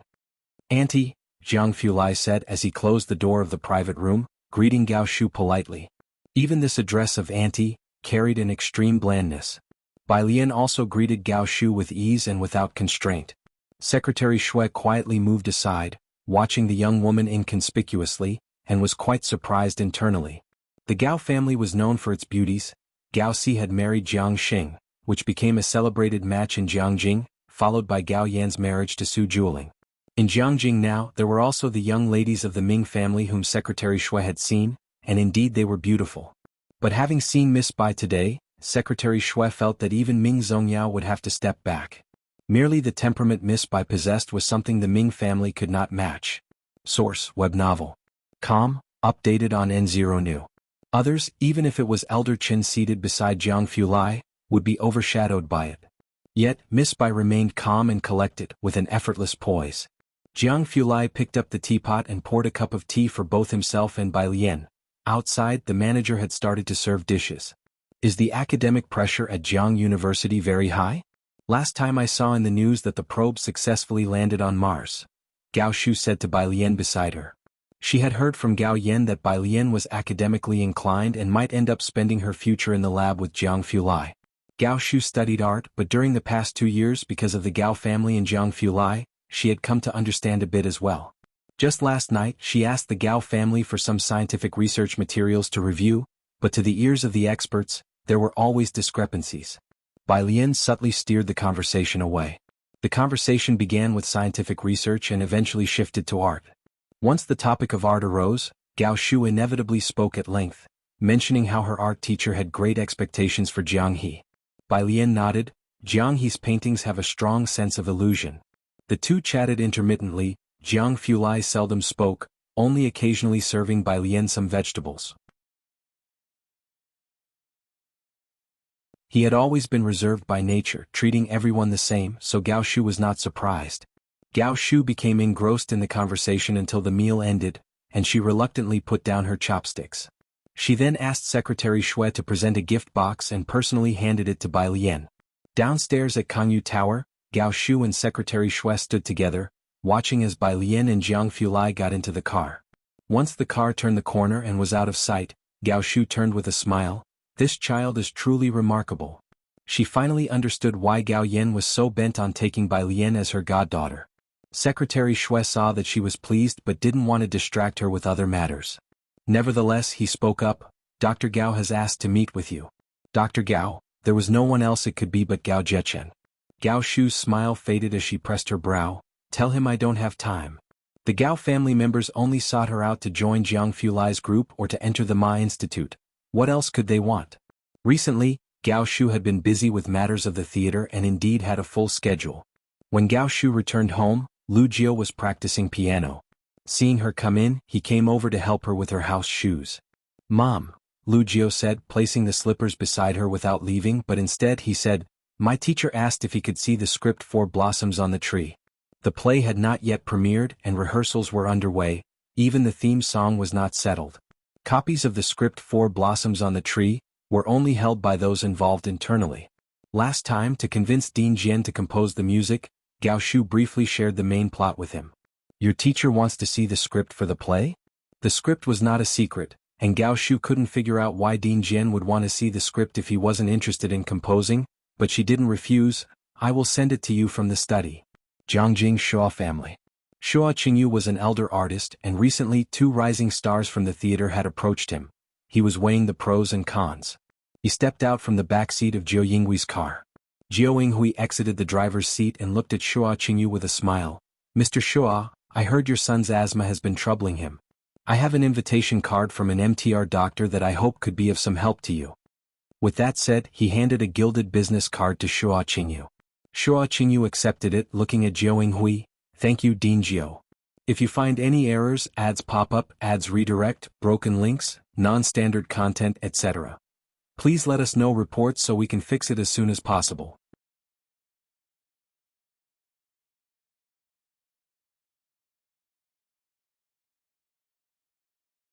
Chapter 688. Meet at 273, out of the mountain understory. "Furthermore, I will definitely recommend your composition to Dean Jian," Jiao Yinghui smiled, "and let him personally arrange it for you." As a Gujing heir, Dean Jian's reputation in Jiangyin was well established, to say the least.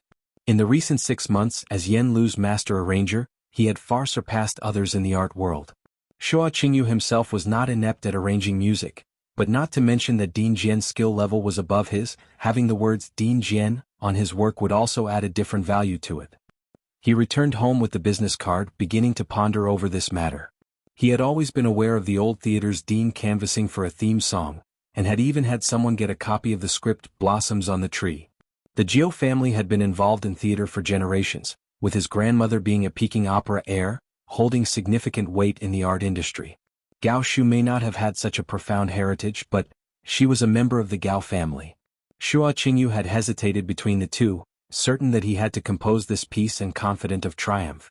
It was just a matter of which side to choose, knowing that it would inevitably offend one of them. At his age, no one did not want to climb higher. He was no different, with a strong sense of utilitarianism.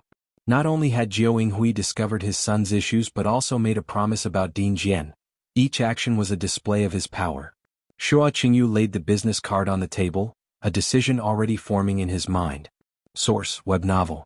Com. Updated on Omicron New. 0 Shanghai apartment. When Bai Lian returned, Zhang Xiais, Tang Ming, and Ning Xiao were doing their homework in room 303. Pu Xiaohan and Jiang He sat on the carpet playing with jigsaw puzzles. In her hand was a fresh rose, with dewdrops still clinging to the crimson petals. "It's next Saturday." Bai Lian entered the study, where the desk was decorated with trinkets, and beside the black computer, there was a new celadone vase. Ming Dongheng had brought it back several days before. In the vase, a few roses were carelessly inserted at different times. Some were in full bloom, others were wilting. Bai Lian slowly added the rose in her hand to the celadone vase. Jianghu Lai lounged by the desk, looking down at the roses in the vase and said casually, "At the Mu family's place?" "Right." Bai Lian sat in front of the computer, powered it on, pulled up Ma Institute's email from her inbox, printed it out, then opened Zioki's email detailing the latest developments with Wuxia. She scanned through it, opened WeChat and began messaging Suen. The Wen family was an established family of Jiangjing involved in the electronics industry. Scrolling down, she saw a message from Dean Jian, just one file, Blossoms on the Tree by Lien, with her good memory, recalled that this was the play Dean Jian had mentioned to her before.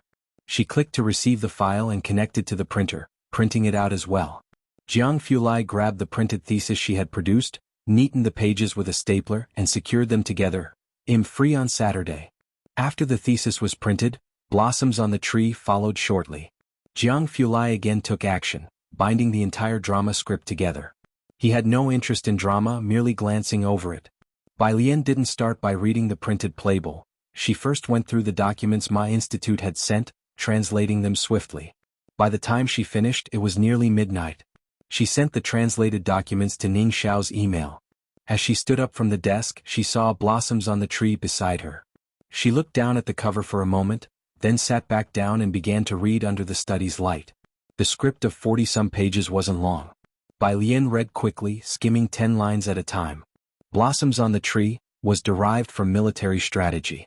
The script told a similar story, using strategy to make a small force seem large, cleverly employing a battle devised by Qin Yi to create a dramatic tale. Qin Yi was a disciple of Bai Zhongyu who was adept at using this tactic. It took her no more than 5 minutes to finish reading the script.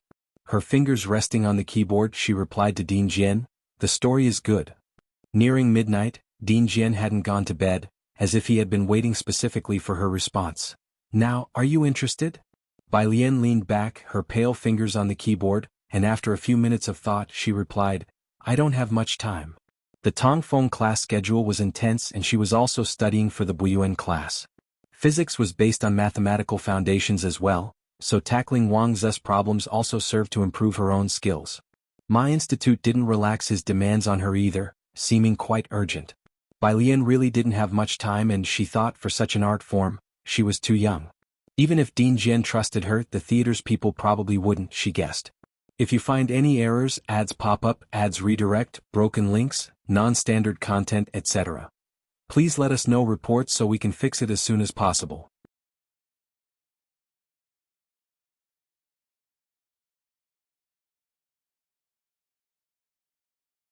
Chapter 689. Meet at 273, out of the mountain 4. Of course, she had no idea that the name Bai Jian had caused such an earthquake in the music world over the past year.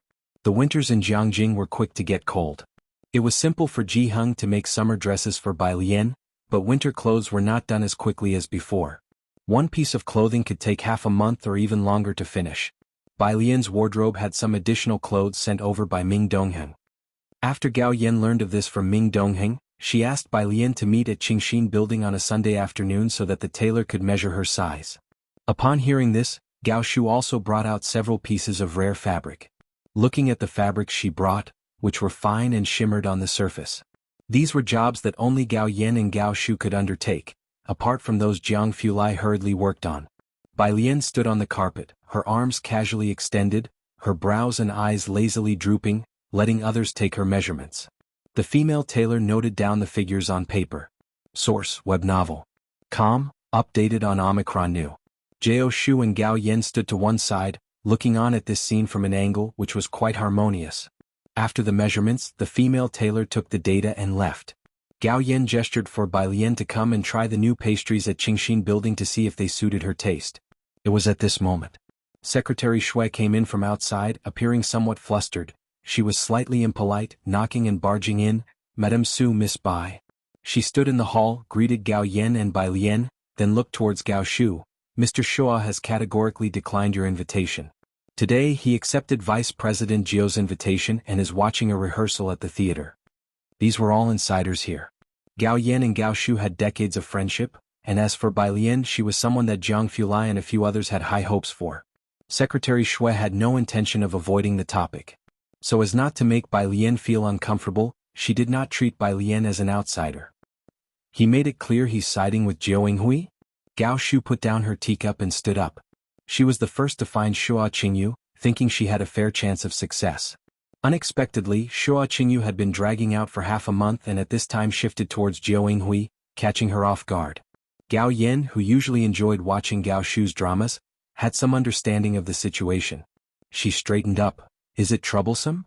"A bit." Gao Shu stood up, smiled at Bai Lian and Gao Yan. "I won't be able to join you two for dinner tonight, I'm heading to the theater." "No worries." Bai Lian stood up, dressed in a simple white top, her eyes dark, reflecting the warm hues of the entire room, her voice steady and unhurried. Hearing her voice, Gao Shu calmed down. "Come over to my place for dinner in a couple of days."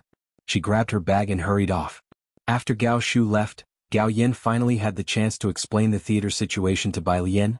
It hasn't been easy for her these years. It's alright with the old dean around, but if he retires and hands over the position to Jiao Hui, Shu Shu will struggle even more at the theater. Butler Su stood behind Gao Yin, frowning as well. This Jiao Hui always plays dirty politics. When Miss Gao was up for the position of vice dean, he tried to sabotage her too. Bai Lian lowered her head to blow away the foam from her tea, listening quietly to Gao Yan's words. It wasn't until Gao Yan mentioned blossoms on the tree that Bai Lian looked up. Blossoms on the tree? Yes. Gao Yan pinched off a piece of plum blossom cake and bit into it. The theater has launched a new major play, the last piece of work from the old dean before retirement, 5 years in the making with many actors auditioned. When it's formally performed, I'll take you to see it. Couldn't find anyone else? Bai Lian closed the white porcelain lid of the teacup. Such a masterpiece most people don't dare to take on. Shu Shu initially approached Dean Jian. In Jiangjing it's pretty much just the two of them, but Dean Jian didn't agree. Saying this, Gao Yan tapped her fingertips on the table, looking at Bai Lian, an idea crossing her mind. Lian, you're close to Dean Jian, how about you persuade him? Gao Yan was aware that Bai Lian and Dean Jian were very close, almost paternal friends. She had seen Leng Shuhe with Dean Jian. There wasn't the same ease and harmony as when Bai Lian was with him, and Gao Yan always felt there was some indescribable respect from Dean Jian when he spoke of Bai Lian, especially when mentioning Bai Lian's teacher. Gao Yan looked anxiously at Bai Lian. Bai Lian didn't speak, only picked up the white jade bone fan she had set aside earlier. The fan felt cool in summer and surprisingly warm in winter. Holding it with her right hand, she casually opened and closed it, her eyelashes drooping as if mulling over something. The private room fell into silence. Gao Yan, watching Bai Lian deftly play with the fan, knew the gift was well chosen. "Never mind," she chuckled, shaking her head. "If Dean Jian is saying he's lost his creative inspiration, even your persuasion might not work. It's just that this time for Shu Shu." "No, I'm just thinking." Bai Lian snapped the fan shut, the end pressing against her palm, her demeanor relaxed. "When does she approximately need it?" Gao Yan didn't expect Bai Lian to suddenly ask this. Gao Yan was taken aback and not too clear on the timetable. "In a month or two, I guess. It won't be too rushed."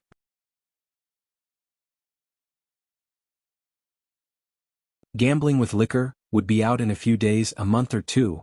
That should be fine. Bai Lian narrowed her eyes slightly. "If Dean Jian can't do it, he'll do it. If you find any errors, ads pop up, ads redirect, broken links, non-standard content, etc. Please let us know reports so we can fix it as soon as possible."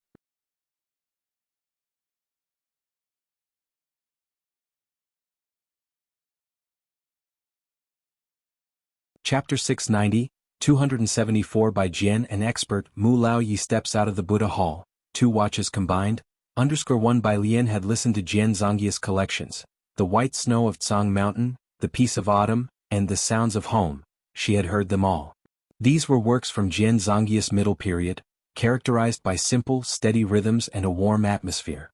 So, when she learned that Jian Zhongyo had become famous for playing The White Robe Journey, and that his later compositions turned out to be as plain and sincere as Qin Jiao's, Bai Lian was somewhat surprised. Blossoms on the Tree tended toward a tense style with an overwhelming sound, and as the script progressed toward the middle and later stages, it created an anxiety similar to the empty fort strategy. It wasn't a style that Jian Zhongyo excelled in, and indeed he didn't have much energy to continue to create. If he hadn't been unable to find the right person, he would have already retired. Bai Lian put it this way, but Gao Yan and the butler were choked by Bai Lian's remark that Director Jian can't do it. However, they quickly caught the meaning of Bai Lian's words. "Alien you." Gao Yan set down the plum blossom cake and sat up straight. "Can you compose music?" She knew Bai Lian could play the guzheng, but she had never heard her play it. And judging by the way Director Jian interacted with her, Gao Yan knew that Bai Lian's guzheng skills must not be too shabby. But composing music and such people without professional skills couldn't just start doing it. With something like a research competition, it was easy for Gao Yan to look toward Bai Lian. Gao Yan had never associated Bai Lian with composition. Source: web novel. Com updated on new. Omicron. Now I suppose I can, Bai Lian said, holding her folding fan. I haven't seen a stage play before, I might not be suitable, just giving it a try. Well, choose the best option later. Gao Shu would certainly seek others too, it's just that they might not measure up to the expertise of Mr. Shura. Director Jin had a lot of faith in Bai Lian, and although music had no clear boundaries, the stage play's theme song style was somewhat direct. Bai Lian still wasn't clear on the style. Okay, good, Gao Yan said, still not fully processing. He'll tell Shu Shu. Ming Dongheng's car was waiting downstairs and Gao Yan escorted Bai Lian to the lobby. After the car had left, Gao Yan wrapped her coat around herself, lost in thought as she turned to the butler. Butler, do you think it's reliable? It won't interfere with her studies, will it? According to Su Nanjing, Bai Lian was now the darling of the Physics Institute. The butler wasn't certain either. Madam, Miss Bai Lian said she wants to try, so let her try. Gao Yan took out her phone and called Gao Shu. At the theater, Gao Shu had already met with Shua Qingyu and Jiao Yinghui, who were indeed watching a rehearsal of the stage play together. Even the actors' 4 blossoms on the tree had been selected over a period of more than 1 year. Shua Qingyu and Jiao Yinghui were standing up front, speaking with a man who was none other than the play's male lead, Bei Tong. Secretary Shui whispered to Gao Shu, "They are already discussing the singing issues with Bei Tong." Shua Qingyu had prepared for so long, and the compositions he held were surely already more than half complete, eventually to be presented before the old director through Bei Tong's performance. "I know," Gao Shu said with a grim face, turning to go to the back. "What about Teacher Xia? What did he say?" This was her backup plan. "He needs it by December. Teacher Xia said he wouldn't dare to take on something belonging to the old director." Secretary Shui had a notebook in hand. "He's currently in Beijing. Do you want to go to him?" Beijing? Gao Shu climbed the stairs, surprised he was in Beijing but still instructed, "Pick a couple of days and prepare a plane ticket to Beijing for me." She reached her office just in time to answer Gao Yan's call. Bai Lian had mentioned wanting to try composing for her. She said just to give it a try. Gao Yan sighed, "I've told you before, she plays the guzheng, maybe she really could come up with something." Hearing about Bai Lian, Gao Shu's mood also improved significantly as she sat at her desk. Really? Then she might even have something in common with Lu Jiao. Gao Shu continued, "Whatever she writes, no matter what, it'll have someone from the theater sing it." "That's what I think too," Gao Yan laughed, the two of them ending up on the same wavelength. Gao Yan merely mentioned it in passing and Gao Shu noted it down, but after all, even director Jian didn't dare to take on the song, so Gao Shu didn't expect Bai Lian to produce any kind of composition. After hanging up the phone, she discussed the trip to Beijing with Secretary Shui. Shanghai apartment. When Bai Lian got out of the car, she saw workers busy in the yard of number 103, installing transparent glass on the wall and roof. "Miss Bai, it gets cold in Jianghu during winter." Ming Dongheng got out of the car and stood behind Bai Lian, explaining, "Putting up the glass will make it like a sunroom." Jianghu winters were indeed cold. Bai Lian nodded slightly, but remarked that it was much better now than before. In the past, winters in Jianghu were truly cold, almost like a mini ice age. If you find any errors, ads pop up, ads redirect, broken links, non-standard content, etc., please let us know reports so we can fix it as soon as possible.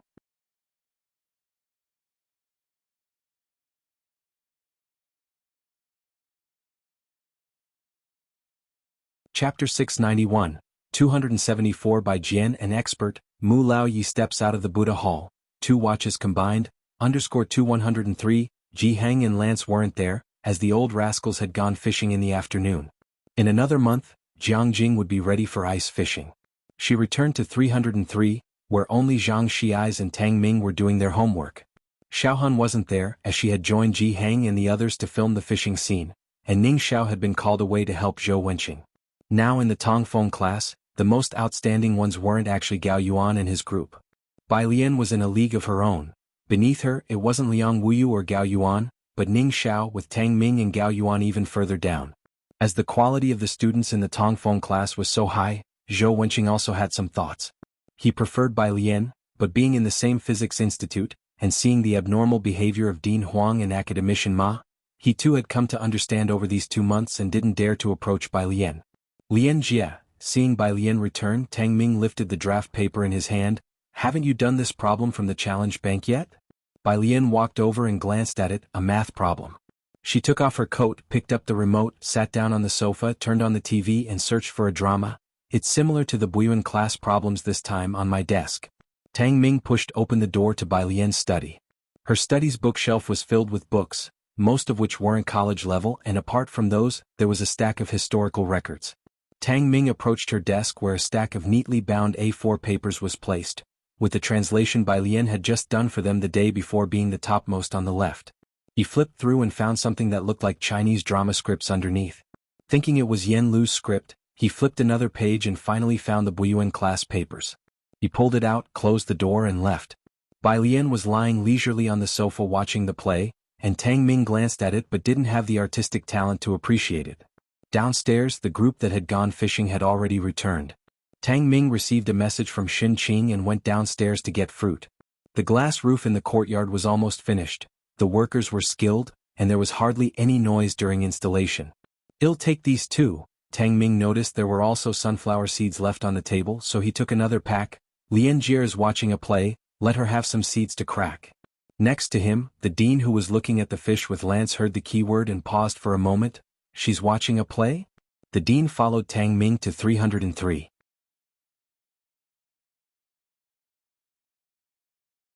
Bai Lian held a black remote in her right hand, leaned against the sofa, and rested her legs lazily as she calmly watched the TV. The dean looked toward the TV. It was a classic domestic ethically themed drama. He sat on Bai Lian's left.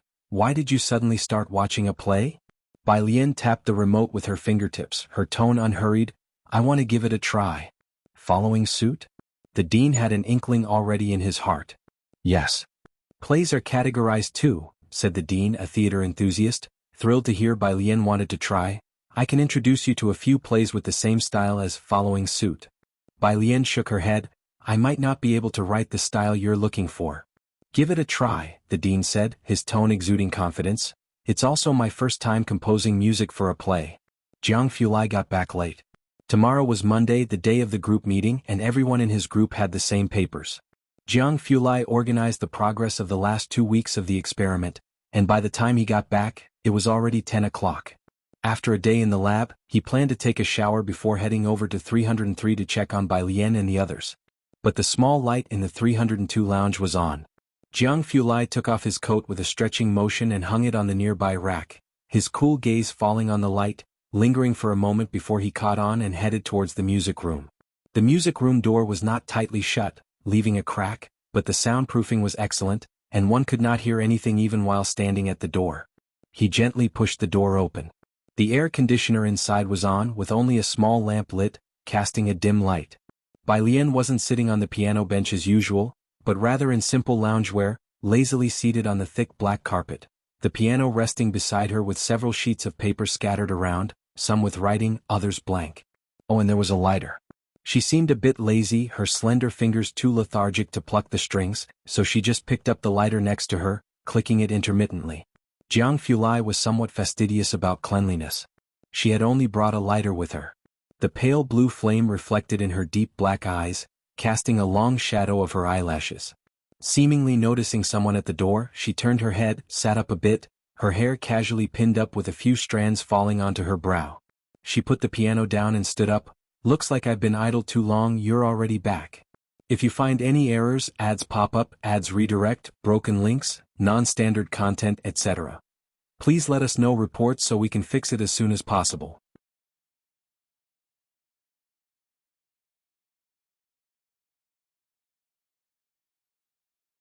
Chapter 692, 274 by Jian and Expert. Mu Lao Yi steps out of the Buddha Hall, 2 watches combined. "Under free, something came up at school, what did you have for dinner?" Jianghu approached, bent over to pick up the scattered papers on the ground, embodying the elegance of a clear and breezy moonscape.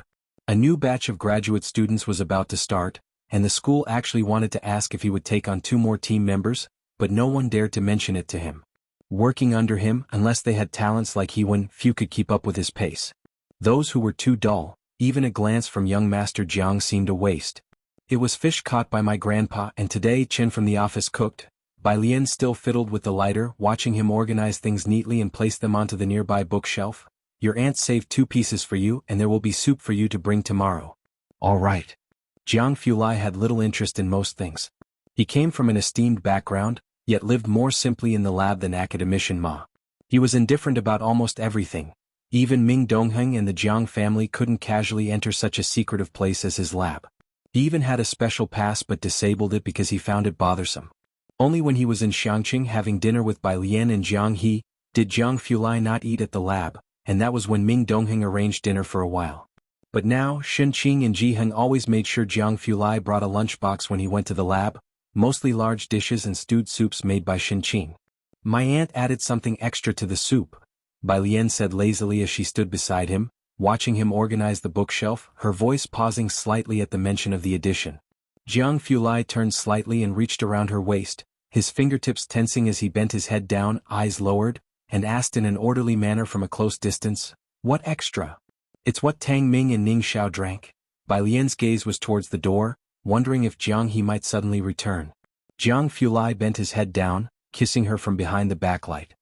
His arms bent around her waist, seemingly cold in demeanor, yet his tense arms held strong power. The slightly rolled-up sleeves revealed faintly protruding veins. "What are you thinking about?" It was some time before Jiang Fulai spoke again in a steady voice, his gaze faintly toward the door. Xianiao's fingerprints weren't recorded. Room 302 had only Bai Lian's and his fingerprints. "I have half a month off in January," Jiang Fulai reached out, brushing the hair that fell on her neck behind her ear. "Let's go to the Snow Mountains. There's an ancient site there too."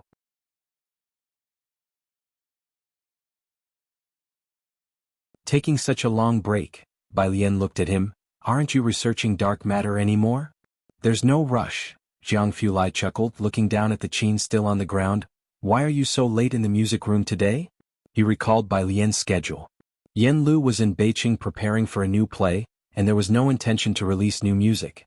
"I wanted to try composing for a stage play," Bai Lian replied to him.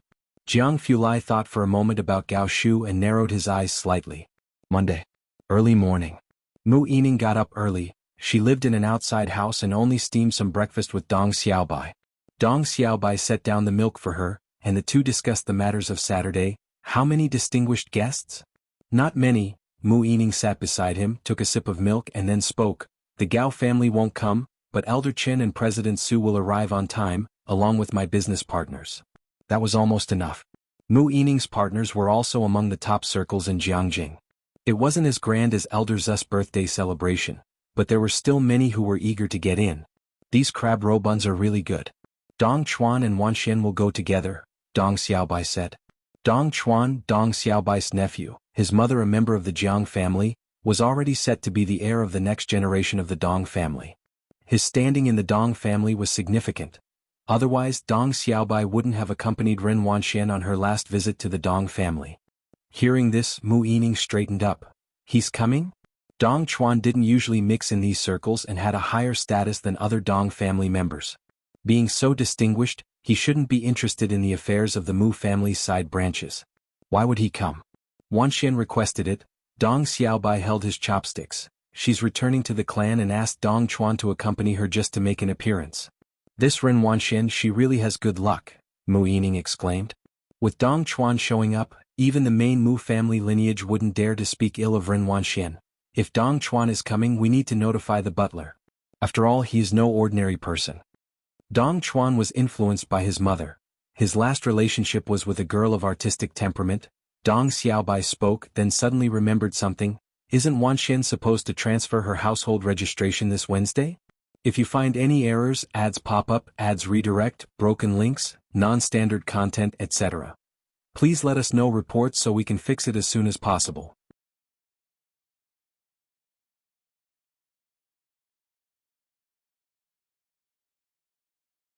Chapter 693, 274 by Jian an expert. Mu Lao Yi steps out of the Buddha Hall, 2 watches combined, _4 it's confirmed, these are indeed the people of the Mu family.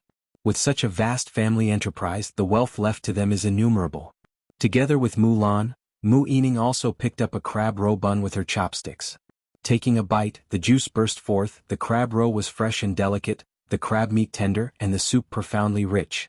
Even for Mu Yining, who had tasted so many delicacies, this was a particularly dazzling experience. The last time Mu Yujun visited the Mu family, she began to disdain the crabs they ate during this season. Every year Jiangjing could only provide so much to this elite circle. In recent years, the Mu family actually hadn't gotten their share of the food or dim sum, while the Gao family with mountains at their back, still managed to get some. After Mu Yujun brought them over, Mu Yining only saved one for the old master and sent one to Jianghu. Now, tasting this crab roe bun, she was also quite surprised. Such quality in a crab roe bun was rare even in her childhood, during the Mu family's golden age. After breakfast, the housekeeping aunt cleaned up, Mu Yining got into the car, and called the floor butler to inquire about the source of the crab roe buns. Learning that it was sent by Jianghu, Mu Yining was very surprised. The Ji family was becoming more and more mysterious to her. Wednesday. Bai Lian was still in the dining hall eating when she received a call from Suen. Alien, good morning. Driving, Suen sounded cheerful. After exchanging pleasantries with Bai Lian, he went on to tell her about Ji Mulan's request to transfer her household registration. Su Siki was registered under the Su family, and the Su family matriarch wouldn't allow him to transfer it. But Su En still decided to inform Bai Lian about the important matter of transferring registration. Aha, I got it, Bai Lian said after swiping her card, picked up her breakfast and handed the card to Tang Ming standing beside her.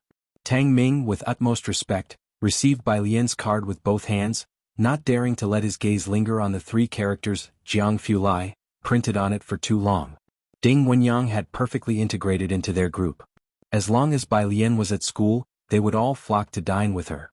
Seeing Tang Ming showing such reverence for a card, he was somewhat puzzled. Brother Tang, you're a contestant with 2 million points now. One of the top students of the elite Tongfeng class at Jianghu University was showing undue respect to a card. Brother Ding, you don't understand. Tang Ming thought back to Monday morning when the young master Jiang heard about his points and gave him a humph expression, he said gravely. Tang Ming swiped the meal card. Ding Wenyang stared at the balance on the meal card, exclaimed, then realized, of course, it made sense to show utmost respect to the god of wealth. After getting their food, the two sat down opposite Bai Lian and Yang Lin. Ding Wenyang saw 2 foreign language books beside Bai Lian, which he often saw and found unsurprising. His eyes drifted to the paper above them with strange symbols that he had already learned from Tang Ming were called reduced character scores.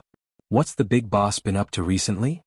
Ding Wenyang asked, biting into a bun, poking the Tang Ming beside him for answers. Seems to be researching drama. Tang Ming chewed his bun, then went on disapprovingly, this bun isn't very tasty. I'll just eat one, let's swap for an egg pancake instead. Ding Wenyang forgot about Bai Lian's matter and said incredulously, our cafeteria's pork buns are famous in Jiangjing, you know how many internet celebrities come here to borrow meal cards to buy buns and check in?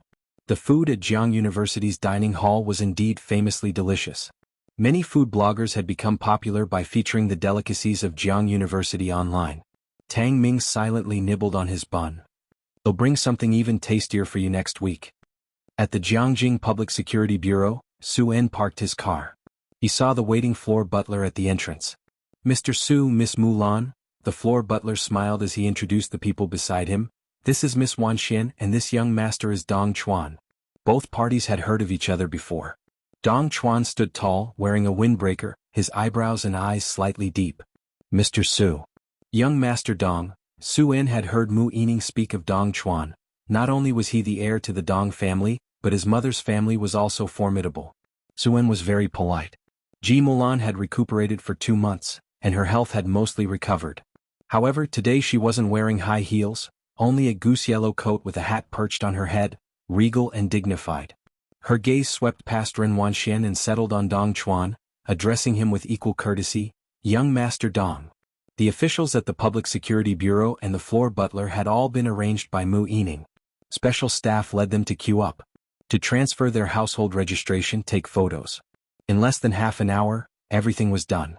Ren Wanxian lowered her head to look at the floor butler's household registration book and remembering something asked him, Bai Lian didn't come? If you find any errors, ads pop up, ads redirect, broken links, non-standard content, etc. Please let us know reports so we can fix it as soon as possible.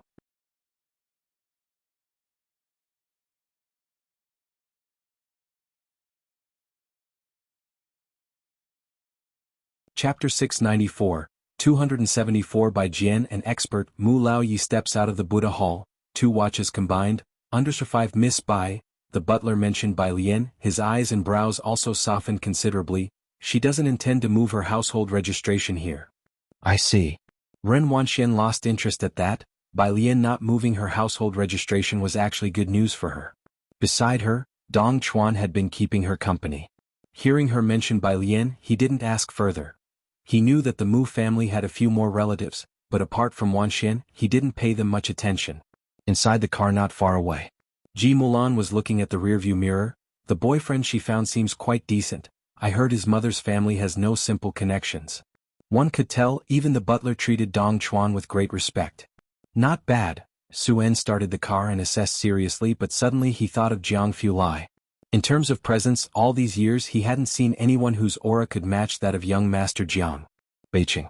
After being busy for a few days, Gao Shu finally managed to take out 2 days to visit Teacher Xia in Beiqing. Secretary Shui had already contacted Teacher Xia's current address. Hearing this address, Gao Shu was very surprised. Time Entertainment? Teacher Xia used to compose for traditional operas and big movies, leaving behind many famous compositions. Later he composed for national orchestras and had not composed for a long time. This kind of artist had nothing to do with the entertainment-focused entertainment industry. Why would he be at Time Entertainment? Gao Shu was puzzled as her car drove up to Time Entertainment. The deputy director of the Jiangjing National Theater learned that she was coming over. Even the president of Time Entertainment was alerted, and the high-level executives were all standing outside Time Entertainment's entrance to receive Gao Shu. The welcome was a bit too grand. There was no other way to find Teacher Xia in such a short time. Secretary Shui could only resort to a simple and crude method and unavoidably alarm these people. Beiqing was a bit warmer. Gao Shu got out of the car wearing just a simple trench coat. Director Gao, the president of Time Entertainment, respectfully led Gao Shu to the president's private elevator. Teacher Xia is training Yen Lu to sing on the 29th floor. He'll take you to the resting room. Yen Lu? Gao Shu had an impression. She had also seen Great Yong. In the resting room, Teacher Xia entered with a roll of sheet music. Director Gao, since you've come personally, I won't beat around the bush.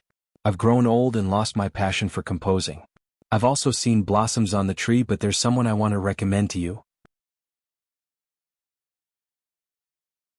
After much consideration, I think only she is the most suitable. Who? Gao Shu quickly stood up. Teacher Xia tapped on the sheet music, sighed. The composer of Gambling with Liquor by Jian. This song, Gao Shu had also looped it many times. But she wasn't familiar with the entertainment industry and had no idea about the sensation by Jian the composer had caused online. If it's a composer you admire, then where is this master right now? I don't know. Teacher Xia was very straightforward. For a year now, no paparazzi in the entertainment industry have been able to dig her out. Inside and outside the circle, do you know how many people want to have her compose for them but have no way to reach her? She only favors Yen Lu, composing for Yen Lu. Perhaps letting Yen Lu sing the theme song for you might give you a slim chance. It's unrealistic to find her. Teacher Xia finally looked at Gao Shu and suggested, let my disciple compose for you, he can also deliver a work that will stand out. Gao Shu understood it was indeed difficult. Even an artist like Teacher Xia had to go through coaching Yen Lu to sing in order to contact that Bai Jian. She definitely isn't short on money. On the road, Secretary Shui analyzed for Gao Shu. She also has substantial backing. I'll try my best to collect information about Teacher Bai for you. After Secretary Shui returned to Jiangjing, he utilized quite a few connections to gather information on that online sensation. Saturday early morning. The Mu family's home was brightly decorated.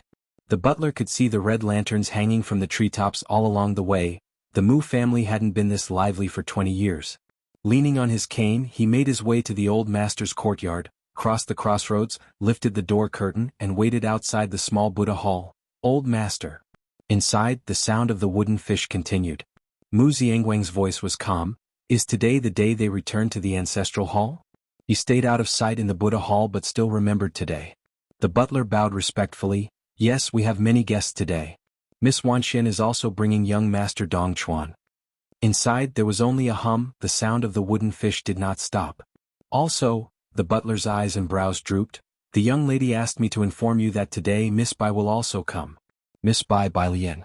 Mu Yining had mentioned her countless times to him, the top college entrance exam scorer who swept over Jianghu University this year.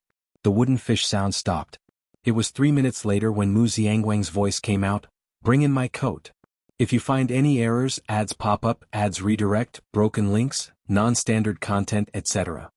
Please let us know reports so we can fix it as soon as possible.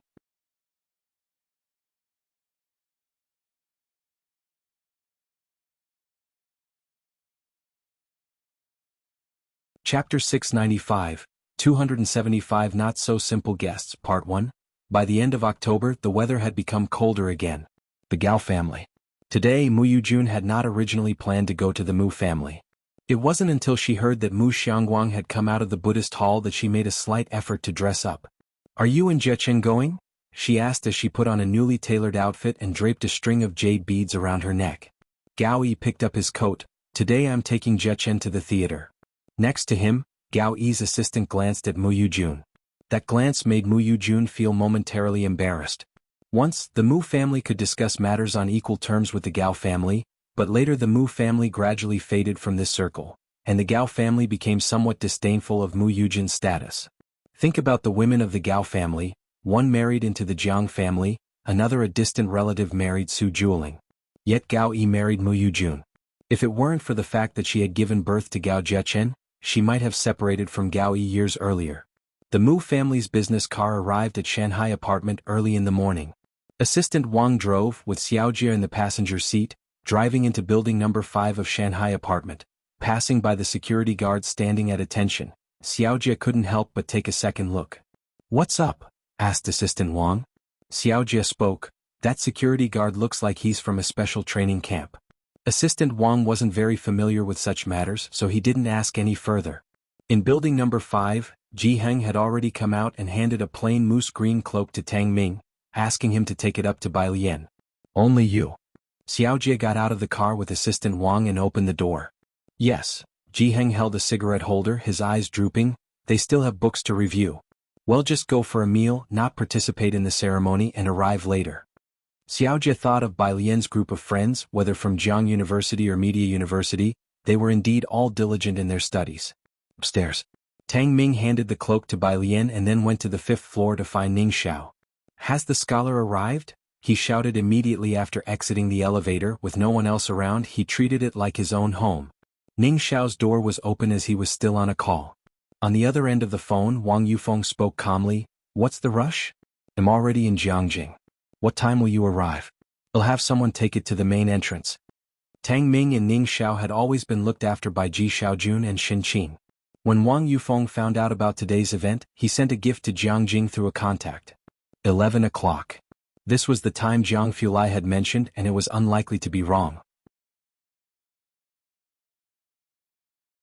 Tang Ming, curious after seeing him hang up, asked, "What gift did your uncle prepare for Uncle Ji?" To give Ning Xiao a gift was to give a whole apartment. In Tang Ming's memory, only Jiang Fulai spent money without batting an eye. Ning Xiao, however, had no idea what the gift was. Just after 10 o'clock, the Mu family. Ancient and quaint door towers were adorned with festive red lanterns. The floor butler, walking with a cane, had especially put on a festive long robe today to receive Mu Yujun. Her arrival immediately drew the attention of the Mu family members. They all knew she was now the lady of the Gao family, and her son Gao Jechen had a promising future. The clan leader of the Mu family and others formed a line to chat with her. After seeing Mu Yujun, the floor butler spoke. "Mr. Xiaojun has already arrived at the ancestral hall. Elders and uncles, shall we move to the ancestral hall?" Today's event was organized by Mu Yining. Most of those from the ancestral hall would give her face. Originally the clan leader was Mu Xiangguang, who 20 years ago had passed his position to a distant relative of the clan, with both Mu's second uncle and third uncle being from a side branch. Ji Xian's return had also injected new vitality into the Mu family. "I heard Dong Chuan is coming today?" Mu Yujun had been sitting, sipping tea with downcast eyes, not getting up. The butler of the Gao family stood behind her, without uttering an extra word. She had inquired about Ji Xiaojun before coming back.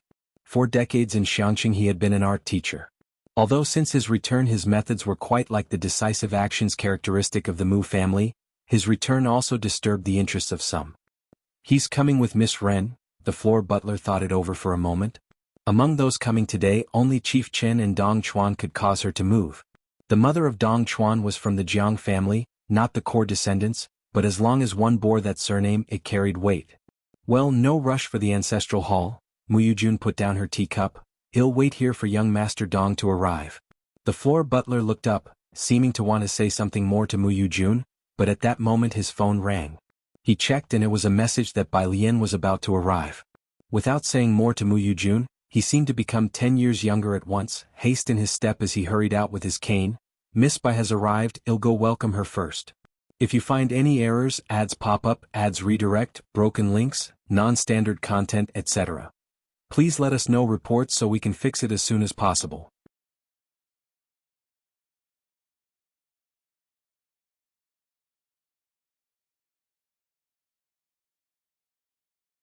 Chapter 696, 275 Not-So-Simple Guests, Part 2.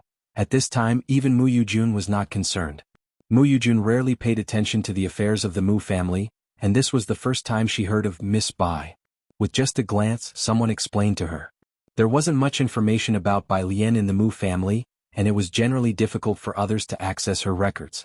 Butler Lu rarely mentions her, but it seems she is quite talented, and now she is at Jianghu University, the old patriarch said with a chuckle. Speaking of talent, Butler Gao glanced at the old patriarch. The old patriarch also chuckled in reflection. Look at what I'm saying, in front of Dr. Gao, what talents should I mention? No matter how good the talents, they couldn't compare to the son of Mu Yujun Gao. Mu Yujun slowly pushed aside the tea foam without denying it. The old patriarch went with those granduncles from the Mu family to the ancestral temple to prepare the ritual for Ji Xiaojun. Butler Gao, with his head lowered, asked Mu Yujun, do you want to meet that Miss Bai? Wait for Dong Chuan, Mu Yujun said indifferently.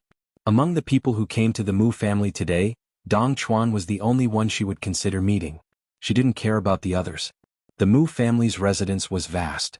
Butler Lu went around the side rooms and long corridors, and it took 5 minutes before he saw several people at the entrance of the main courtyard. Next to them were Ning Xiao, Tang Ming and Pu Xiaohan. Yang Lin had a part-time job in the morning and had to help in the laboratory in the afternoon, so she didn't come. In the center stood a girl wearing a moss-green cloak, her slender figure slightly leaning against the edge of the pool's railing, her arm resting on the cast railing, revealing the snow-white sleeve beneath her cloak as she talked to the man beside her. The man wore a very simple trench coat. He had a tall figure and was slightly tilting his head. You could see his ice-cold jawline and the half of his face that was extremely stern. At 11 o'clock the sunlight was just right above. The light wasn't glaring even in winter, but as Butler Lu looked at that stern profile, he felt quite dazed. He stopped in his tracks.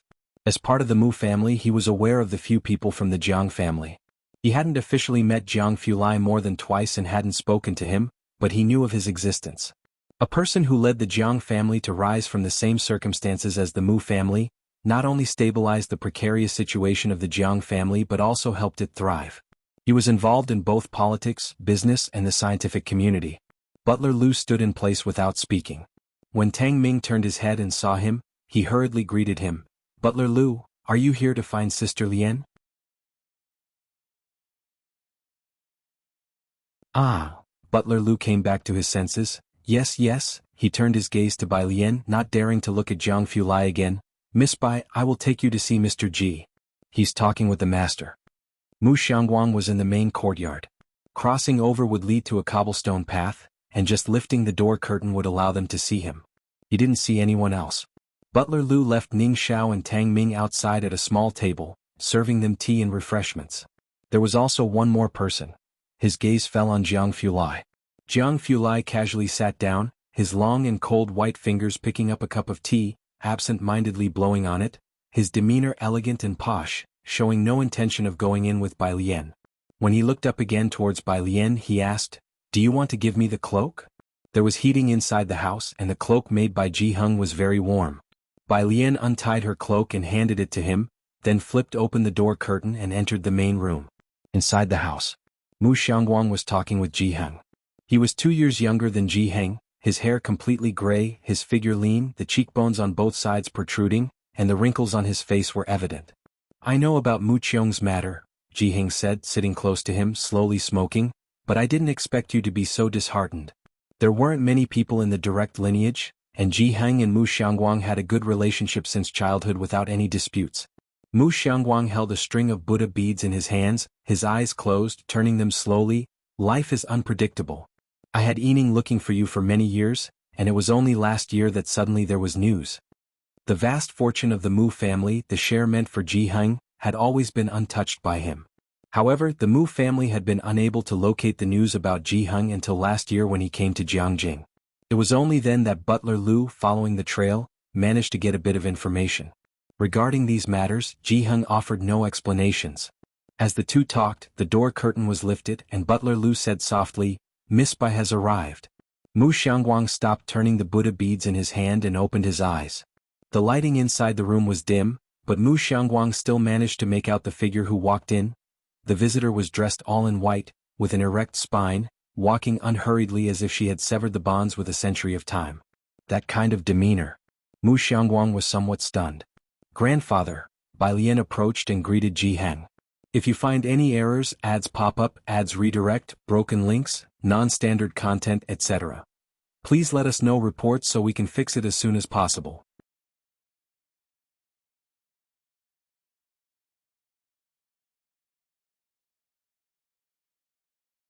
Chapter 697, 275 Not-So-Simple Guests, Part 3. Jianghu knocked his pipe, shaking out the ash, and introduced casually, "This is your second grandfather." Bai Lian looked towards Mu Xiangguang and spoke with composure, "Second grandpa." Mu Xiangguang came back to his senses. He was usually a man of few words, but upon seeing Bai Lian, he couldn't help but ask a few more questions. "Sit down. I heard from your grandfather that you're in the Tongfeng class?" In fact, Mu Xiangguang had already heard these pieces of information many times from the Mu family butler and Mu Yining. Having grown up in Xiangqing without elite education and still achieving greater success than the Liang family's descendants, Mu Xiangguang felt that perhaps without his intervention, these young people could have gone even further. "That's right." Bai Lian sat next to Jianghu, calmly replying. Despite being out of management for many years, Mu Xiangguang still had a keen eye. Such a demeanor even Mu Yining couldn't match. He took out a wooden box from the side and pushed it in front of Bai Lian. "Since you call me second grandpa, I don't have much for a meeting gift. Let this be my present to you." Bai Lian looked at the ebony box but didn't immediately reach for it. Instead, she looked toward Jianghu. Jianghu blew out a ring of smoke. "Take it?" "Okay." Bai Lian accepted it. 11:30. Mu Yujun, along with Dong Chuan and Ren Wanxian, went to the clan ancestral hall. The entire registration ceremony wasn't long. Firecrackers and fireworks exploded outside. Mu Yujun, considering Dong Chuan's face, stayed a little longer. Once the ritual was complete, the guests started to take their seats. The guests exchanged pleasantries with the three of them, and Mu Yining did not expect that Mu Yujun would still be there. She introduced Ji Xiaojun and Xin Qing to her. "Sister, this is Xiaojun and this is his wife, Xin Qing. Xiaojun and I will go outside to greet others. You can sit down and have some tea first." Mu Yujun's gaze swept past Xin Qing, who was always intimidated by such imposing figures, and gave Mu Yujun a somewhat ingratiating smile. "Congratulations." Mu Yujun didn't look at Xin Qing, curtly saying the words and covering her nose with a handkerchief. With Mu Yining and Ji Xiaojun gone, only Su En, Xin Qing and Ji Mulan were left. Why would Mu Yujun demean herself by wasting time chatting with them? She coolly withdrew her gaze and turned to speak to someone else. "Little Dong Wanxian." She addressed Ren Wanxian quite intimately today, and Ren Wanxian was pleasantly taken aback by the honor. But Ren Wanxian also knew it was because of Dong Chuan's influence. Today no fewer than 10 people had greeted her, all clan chiefs and estate managers. For a while Ren Wanxian's table was extraordinarily lively. Dong Chuan and Mu Yujun were the popular figures of the day. "Do you want to join your aunt for a while?" Dong Chuan asked, looking down at Ren Wanxian. Ren Wanxian, seeing the situation clearly and catching a glimpse of Ji Heng and Ji Shan's group from the corner of her eye, didn't go over to greet them and just stayed at her own table. She didn't have a particularly good relationship with Ji Xiaojun and Xin Qing, especially Xin Qing. Having been in Jiangjing for so long, she had barely interacted with Ji Xiaojun and Xin Qing, and Ji Xiaojun never included her in various social gatherings. Ren Wanxian wasn't without her grievances over this. No need. Ren Wanxian looked down and sat at her table with Dong Chuan. Dong Chuan didn't pay much attention to Ji Shan's group either. Xin Qing and Ji Mulan didn't seem like they came from prominent families, and he noticed that Mu Yujun didn't want to have much contact with that group either, so he didn't purposely get close. "Mrs. Gao, I've heard that Dr. Gao," he conversed with Mu Yujun, bringing up Gao Zhechen. For a moment the distinction was as clear as day. The Mu clan leader exchanged glances with the other clan elders, knowing they inevitably had to neglect one family in favor of the other. Although Ji Xiaojun had inherited part of the estate, everyone accompanying the Mu clan leader knew Ji Xiaojun hailed from Xiangqing, with a wife of humble origins and little backing. On Ren Wangshuan's side, setting aside Dong Chuan, just the presence of Mu Yujun was a rarity for them. There was no real choice to be made, and without thinking, everyone knew whom to greet first. In an instant, most people approached to curry favor. The Mu clan leader went over to congratulate Ren Wanxian with an excellent start. Wanxian, I've heard you have a good hand at Liang script, truly accomplished for your age. Liang script. Mu Yujun took a longer glance at Ren Wanxian. Find a chance and he'll take you to meet Old Master Chen. Old Master Chen? Who is that? Ren Wangshuan's heart raced, and before the meal even started, she stood up with her teacup to thank Mu Yujun. Thank you so much. Their table was surrounded by layers of people on the inside and out, bustling with activity, which made Xinqing's side seem extremely quiet in contrast, with only two of Mu Yining's business partners speaking to them, and not all seats were filled. That's Dong Chuan and also Dr. Gao's mother, a young member of the Mu family whispered to Mu Zhao. Aren't you going over there? Mu Zhao shook his head. I'm taking care of Mr. Su and the others. He stood behind Mr. Su and Xinqing, asking if they needed anything. All right, a once-in-lifetime opportunity, the young member of the Mu family shrugged. Then he'll be going over there. I wonder how good Ren Wangshuan's writing really is. I'll go add her on WeChat first. Maybe I can even add Dong Chuan. Outside. Mu Yining accompanied Ji Xiaojun to receive guests. Other than Old Master Qin, are there two other business partners who haven't arrived? From the Little Grape Foundation. Ji Xiaojun was at the entrance speaking when three people came in from outside. He approached them, greeting Director Qin first before introducing the remaining two. Chairman Feng, President Liao, this is my sister. The private fund managed by Suan was left to Ji Xiaojun. Unaware of the details, it was just a private fund for Mu Yining, who simply funded it as a form of participation, but she was shocked to see the two who arrived. Chairman Feng, Dean of Jianghu University School of Finance and President of the Jiangjing Business Federation. President Liao, President of the Jiangjing Business Association and a member of the Business Federation, also a graduate of Jianghu University and Chairman Feng's right-hand man. Both were at the very pinnacle of the business community pyramid. Mu Yining had thought that Director Chen's attendance at today's ceremony was already an icing on the cake, but the private fund that she hadn't paid much attention to managed to attract these top-tier guests? The Mu family hadn't been this lively in a long time. Mu Yining was truly astonished. On her phone, the butler instructed her to wait outside a little longer as Bai Lian and Ji Heng were arriving soon. It was a bit unexpected that the butler informed her so early in advance. Regaining her composure, Mu Yining asked Ji Xiaojun to usher the distinguished guests inside first and waited at the entrance. Xiaojun, you go ahead and attend to the three guests. The butler told me to wait here for my uncle. After the guest had gone in, Assistant Wang stood by Mu Yining's side, surprised. Dean Feng is here too? What kind of private investment is Mr. Su involved in? Send me information about the investment later. Intuition told Mu Yining that this investment was anything but ordinary. As they were speaking, a group of people could be seen walking leisurely in the distance. If you find any errors, ads pop up, ads redirect, broken links, non-standard content, etc. Please let us know reports so we can fix it as soon as possible.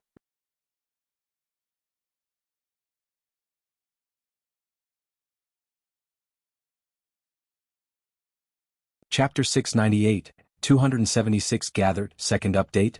_1 Mu Yining caught sight of Ji Heng walking ahead, a long smoking pipe in hand with Tang Ming by his side. Mu Xiangguang hadn't come, which Mu Yining had expected. As the cold wind blew, they could hear Tang Ming's cheerful voice. Grandpa, look, that duck can fly. Ji Heng looked up and smiled as he took a puff of smoke. That's a spotted goose. The Mu family's estate was located in a garden area, where many protected wild birds would take refuge, and Ji Heng recognized at first glance what bird it was. Next to him, the butler followed on Ji Heng's left, uncharacteristically silent. Mu Yining was somewhat astonished at the butler's neglect and straightened her clothes before approaching Ji Heng. Uncle, you're here. When she looked up, she finally saw Bai Lian and Jianghu Lai, who were lagging behind. Bai Lian was wrapped in a green cloak, holding a box made of ebony in her left hand, tapping it leisurely as she chatted idly with the person beside her. In the sunlight, the white jade hairpin on her head seemed to glow with blue radiance. Are you going to have dinner with my aunt tonight?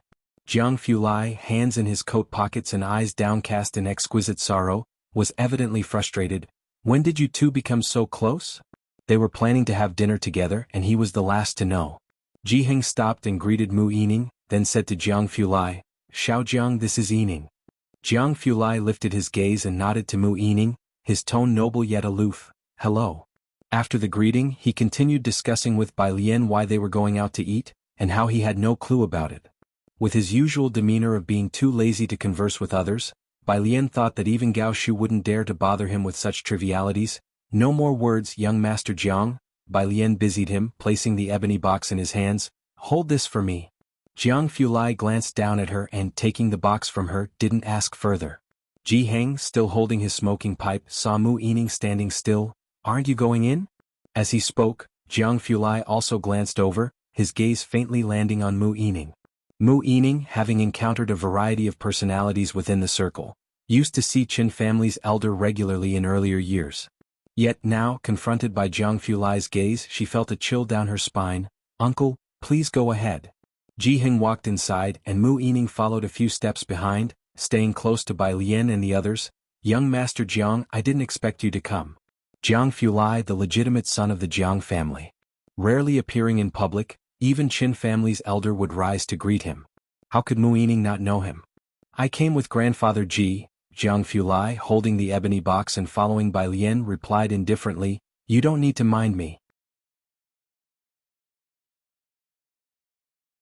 His words revealed so much.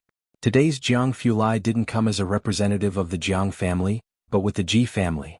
Mu Yining looked at Bai Lian beside him, her heart tense as she finally understood why the butler informed her so much in advance to stand outside. Otherwise, if the butler had simply stated, "The eldest young master of the Jiang family has also arrived," Mu Yining would have definitely not believed it. She followed behind the group, looking at the silent butler, and let out a breath of murky air. "They, the two of them." The butler nodded towards Mu Yining. "The ancestral hall."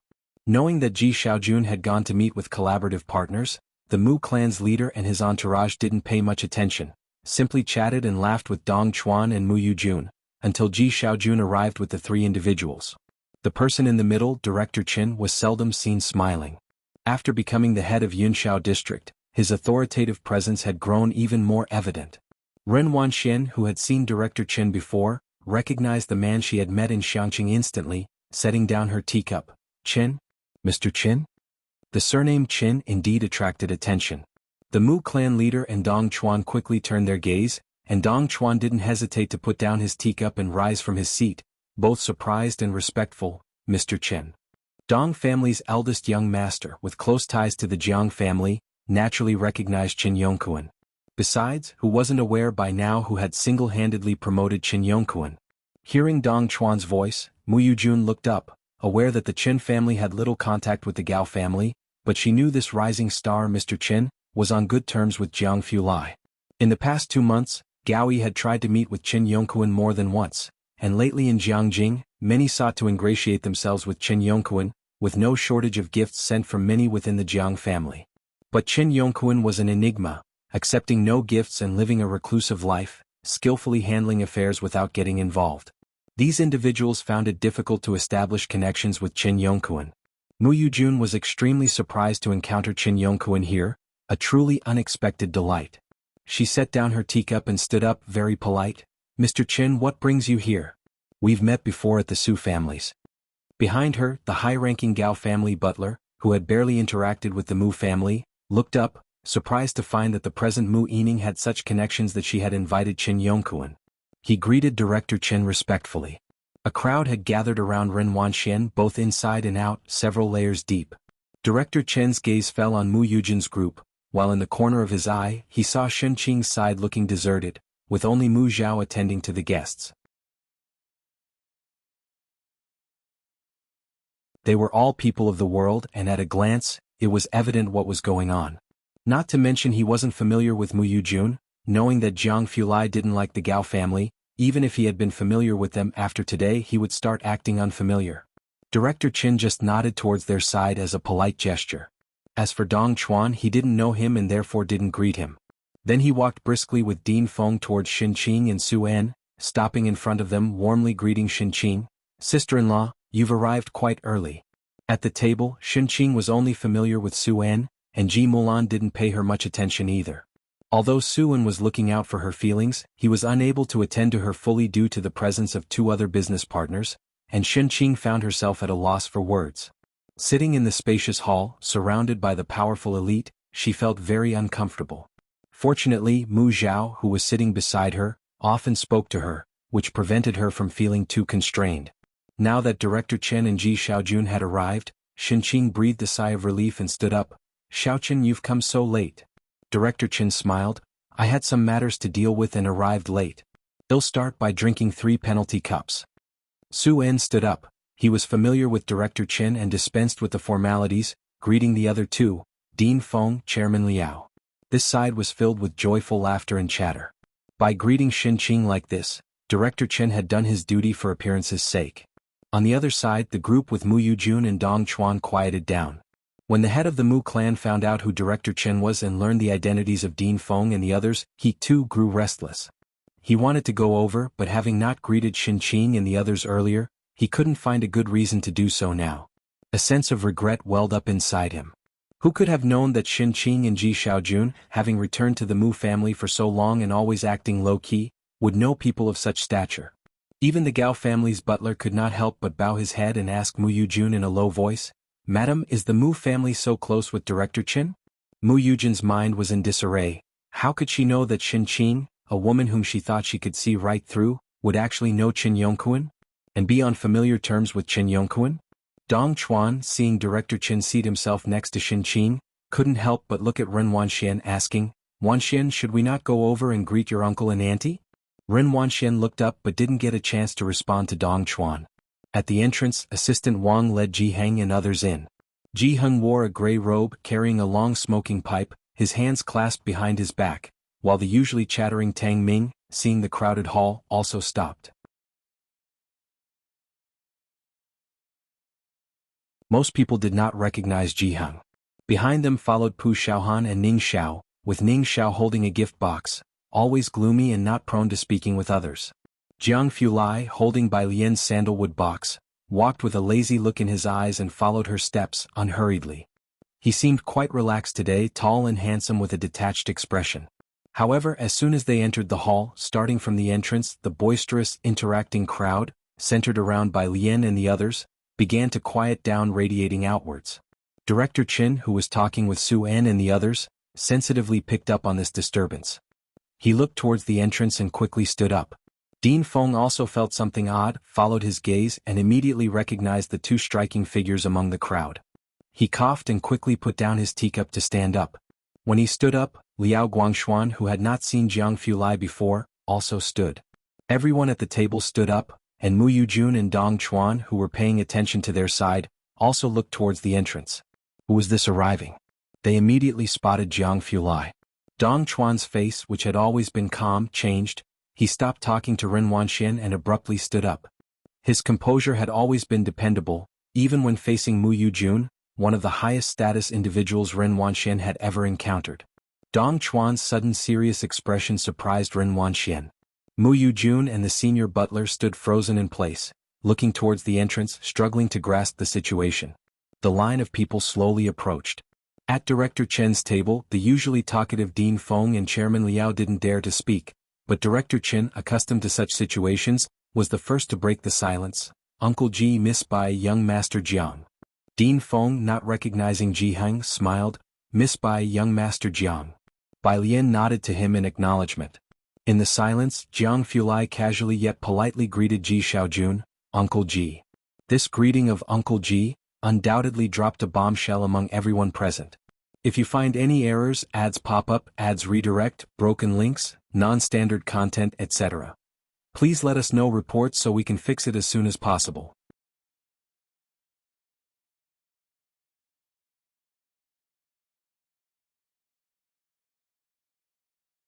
Chapter 699, 277 The relatives who flew onto the branches, the Great God Files, first update, _1 Gao Jiechen observed the atmosphere of the entire hall. He glanced at Jianghu Lai in surprise but didn't say much, just asked them to sit down first. Earlier, Ji Heng had spoken to the butler, asking him to arrange a separate table for them. But Ji Heng was of a higher seniority, and the Mu family cared about these things, so the butler placed their table to the left of Ji Xian's, side by side at a distance where they could speak to the adjacent table just by turning around. Jianghu greeted Ji Xiaojun, his gaze then falling onto the others at the dining table, his black windbreaker accentuating the aloofness of his eyes and brow. The dean and the president of the federation as well as various major business partners began to avert their gazes. Shen Qing had breathed a sigh of relief when Ji Xiaojun had arrived earlier. Now that Bai Lian had arrived, Shen Qing relaxed even more, while Tang Ming chatted cheerfully about the spotted goose with her. Their table was the only one in the entire quiet hall where the atmosphere was relaxed. Ji Heng and Jianghu Lai sat next to Shen Qing and Bai Lian one after another. Shen Qing was still talking with Bai Lian. It's all thanks to Mu Zhao. She introduced Bai Lian to Mu Zhao. Bai Lian thanked Mu Zhao. Thank you. This is what I should do, he replied nervously. His surprise at seeing Bai Lian was even greater than his surprise at seeing Jianghu Lai. Mu Zhao was a freshman at Jianghu University, where by now virtually no new student hadn't heard of Bai Lian. Among the 4 people in his dormitory, the most discussed topics were Bai Lian and Liang Wuyu, especially Bai Lian, one of whom even used a video screenshot as their phone's wallpaper. Students also have their idols, particularly those from the affiliated schools. From junior high to high school, each of them had been overwhelmingly pressured by Liang Wuyu, only for a dark horse to suddenly emerge during the college entrance examination, surpassing Liang Wuya's score to become first. At the start of school, the Tongfeng class exam results were widely discussed in the forums, with 3 students from Xiangqing sparking the buzz. In a pure science exam, 1 student scored higher than Liang Wuyu, and 2 scored nearly as well. What more was there to say? This class had already been dubbed Celebrity World by netizens. Mu Zhao was just one among many students who looked up to this group, never expecting one of them to be Shen Qing, another niece of Mu Yining whom he had heard about from his own relative. He was quite excited in the moment.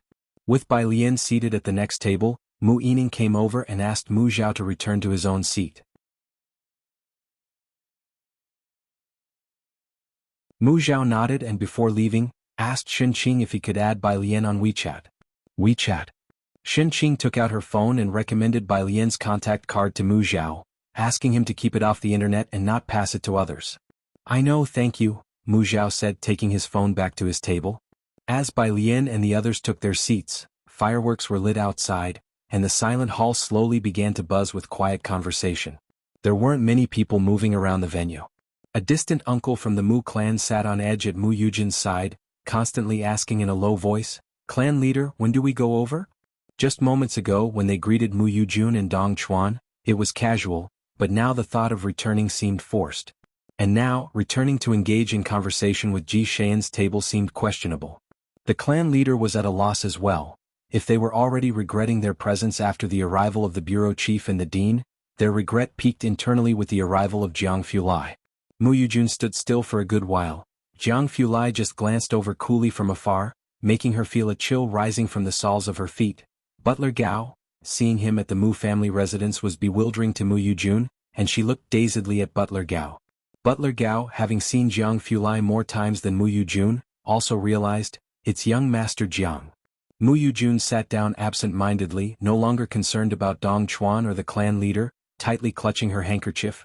Why would he be at the Mu family? Jianghu Lai, along with Gao Zhechen and Gao Yi, were figures they hardly ever saw, except for a personal meeting during Elder Zu's birthday. He had not been seen in any public venue, but now he had appeared at the clan initiation ceremony for Ji Xiaojun and the others. And he called Ji Xiaojun, Uncle Ji. Chen Yongquan also arrived at the Mu family at this time, everything strange yet traceable. When it was time to eat, Mu Yujun picked up the wine glass beside her and went to find Ji Heng. As she left, Ren Wanxian finally caught her breath. She looked towards Dong Chuan, becoming aware that Jianghu Lai's identity might not be ordinary, and looked at Dong Chuan in astonishment. Dong Chuan remained silent, unwilling to elaborate, and only asked her to pick up her glass and head over to Ji Xian's table. If you find any errors, ads pop up, ads redirect, broken links, non-standard content, etc., please let us know reports so we can fix it as soon as possible. You're tuning in to the Han Li's Wuxia Adventures YouTube channel. We're so grateful for your support, and don't forget to subscribe to join us on this incredible journey through captivating stories. Your generosity through donations truly makes a world of difference, as it's the primary source of revenue that allows me to expand and enhance this channel for you. Thank you from the bottom of my heart for being a part of this adventure.